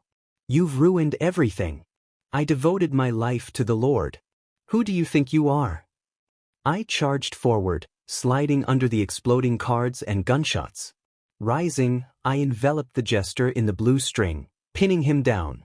With one final, decisive blow, I declared, no one important. Just a boy doing the right thing. As the jester was subdued along with the rest of Arca's legacy, a loud, resonating blast echoed through the air. I stood panting, the relentless rain drumming against me. I glanced up, spotting Midoriya and All Might, who were left dazed. Wiping my face, I limped over to them, offering a faint smile. Hey! What was that? Midoriya asked softly. All Might placed a reassuring hand on my shoulder. Did you do it? Looking back at them, I nodded. He's gone. I'm my own man now. But at what cost? I've lost everything. The world will want my head. I lost the only person who saw me as a hero. I couldn't save her, All Might. I couldn't save anything but myself. That's not true, YN. Come back to you. Let us help you. We can clear your name and help you become the greatest hero possible. I looked up at All Might, then turned to meet Midoriya's eyes. Don't give up on what you believe in. You can do it, I was never meant for this. There's no such thing as a hero, just people doing the right thing. I brushed away my tears, offering a bittersweet smile as I took a step back. I'm choosing my path now to find who I am. But one thing is certain, I'm not the villain. I flicked on the light and sat at the bottom of the stairs, tossing Mina the keys. Just as I promised. You're free at last. Mina lunged for the keys, her hands trembling as she untied herself. Her eyes were filled with concern. You really did it? You freed me, even after everything? Sitting on the bottom step, I shook my head. You were right. I can't harm All Might. I'm sorry, Mina. If I could turn back time and undo everything, I would. I'm not asking for your forgiveness. I just wanted to make things right. And for that brief moment, I felt like I was actually a hero. Is that what you want to be? Someone who saves others? Mina stood up, her gaze distant, and nodded. Yes. It is. I moved aside, my eyes fixed on the ground as I wiped my face. Then do it. Never doubt your choices. Strive to be the best hero you can be. As Mina began climbing the stairs to her freedom, she paused and looked back at me. You wanted to be a hero too, didn't you? How could you tell? The disappointment in your eyes. You couldn't save someone, could you? Have a nice life, Ashido Mina. Stepping out of my apartment, I tossed a match behind me, watching as the building ignited in flames. Pulling my hoodie over my head, I walked away from the blaze, heading in the opposite direction from where Mina had gone. I stepped into an uncertain but brighter future, resolute in my decision. This was the right choice. The room was dim, the only light coming from a flickering bulb. Hanging from the ceiling.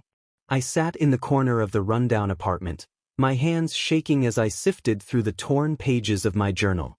Each entry was a testimony to my failures, a chronicle of mistakes I couldn't seem to outrun. The pages fluttered as I tore them out, each ripping a small rebellion against the weight of my regrets. I tried again, my hands moving with a desperate, unsteady grace, an apology letter to Yuki. I scribbled words that felt inadequate, clumsy, and hollow. The book was filled with apologies, one for every mistake, for every moment I failed those I cared about. This one, however, seemed to hold the heaviest burden. Before I could finish, a thunderous explosion from the front of the building jolted me upright. I slammed the journal shut, shoving it into a drawer with a sense of finality. My heart pounded as I moved swiftly to the back of the apartment, the blue strings wrapping around me, their calming presence a stark contrast to the chaos outside. The police were storming in, their footsteps a cacophony of urgency. I could hear their shouts, their commands growing louder as they approached. Without hesitation, I summoned my blue strings to tear through the window, sending shards of glass flying outward. The force of it created a brief opening, and I swung through it, propelling myself into the city streets below. The night air was cool against my skin, but the danger was anything but soothing. I darted through the city, my blue strings forming a protective cocoon around me. The streets were alive with the frantic energy of the police as they pursued me. My heart raced, but I made sure not to hurt any of them. My only goal was to escape, to avoid any more conflict. I ducked into an alley, my breath coming in ragged gasps. Behind me, the wail of sirens grew fainter, but the city was still crawling with police. I slipped into the shadows, my blue strings guiding me as I moved with practiced ease. Finally, I found refuge behind a restaurant, its neon sign flickering in the darkness. My eyes fell upon the wanted posters plastered around the area. My face, now a symbol of both fear and hope, stared back at me from every corner. I took a deep breath, my blue strings wrapping around me like a reassuring embrace. The weight of the world pressed heavily on my shoulders, and I whispered to myself a mantra of sorts.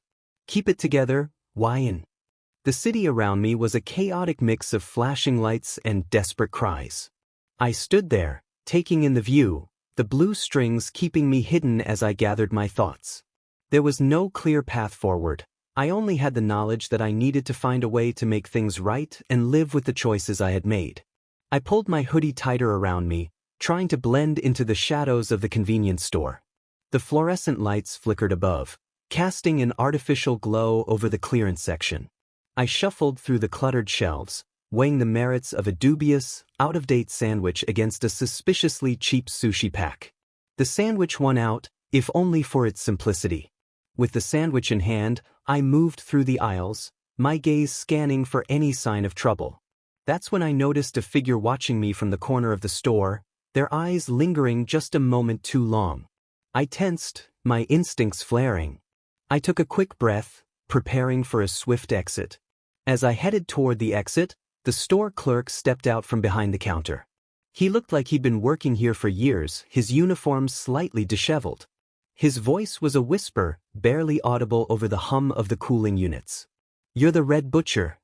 My muscles tensed, my hand tightening around the sandwich. I was ready to use my blue strings to deal with the threat if it came to that. But then, the clerk continued, his eyes sincere. "The news is wrong about you." Confusion flickered in my mind as I lowered my guard slightly.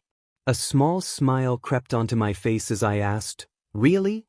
The clerk nodded, stepping closer to the counter. His voice was filled with an unexpected warmth. "You don't deserve what they're saying about you. You're a hero, even if the world can't see it. The food is on me." The kindness in his words was almost enough to make me forget the world outside, even for a moment. I was about to thank him when a sharp explosion of pain blasted me backwards, the force sending me crashing through the store's glass doors. I landed hard on the pavement outside, the world spinning around me. My head throbbed, and my vision blurred as I tried to make sense of what had just happened. The explosion had come out of nowhere, a brutal reminder that I couldn't let my guard down, no matter how fleeting the moments of peace might seem.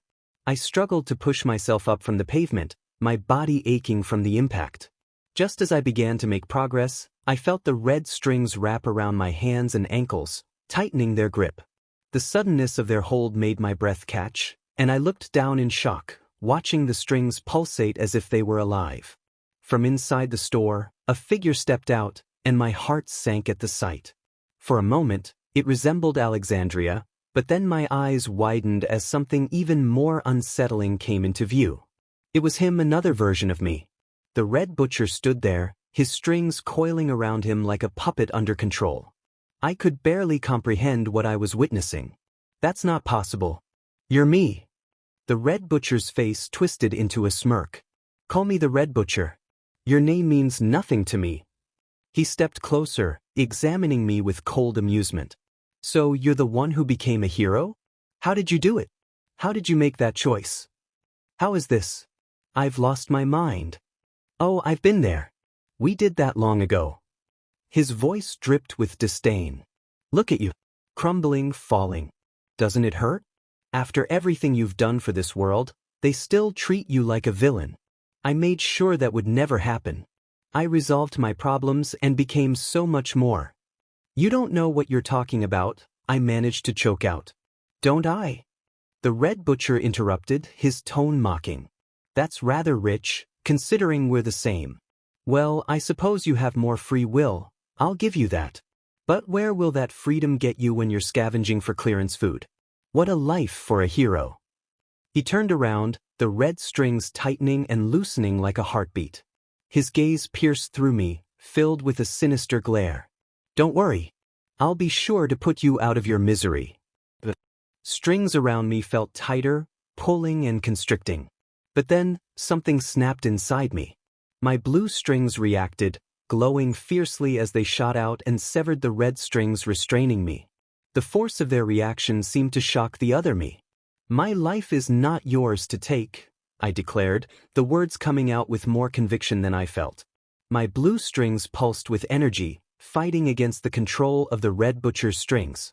The other me staggered back, surprise flashing in his eyes. I could feel the power of the blue strings surging through me, a stark contrast to the red strings that had held me captive.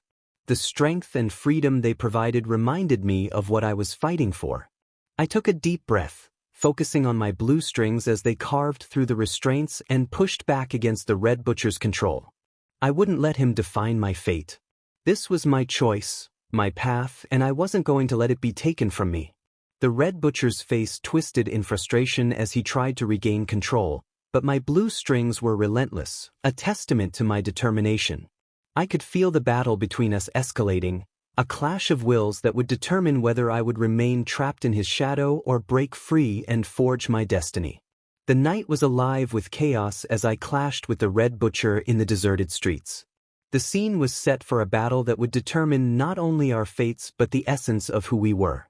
My blue strings lashed out with precision and desperation, trying to fend off the relentless assault of the Red Butcher's crimson threads.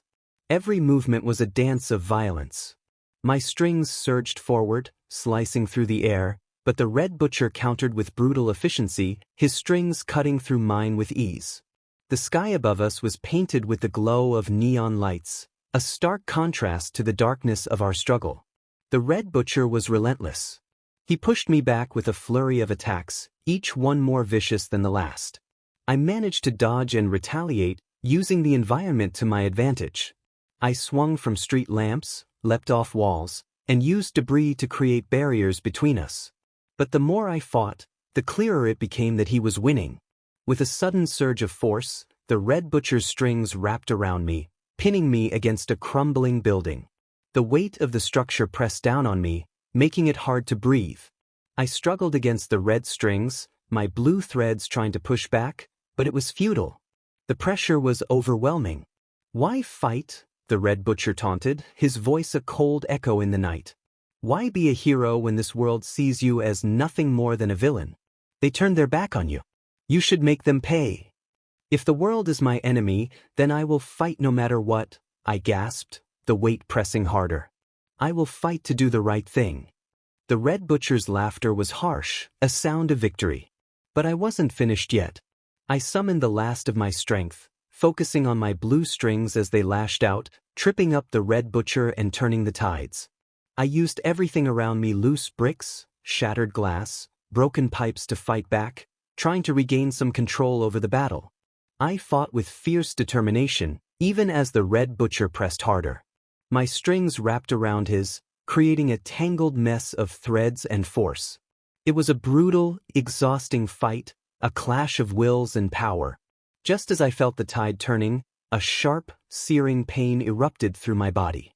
I looked down, horrified to see a blade protruding from my stomach, the red strings of the Red Butcher gleaming ominously around it. I fell to my knees, the pain blurring my vision.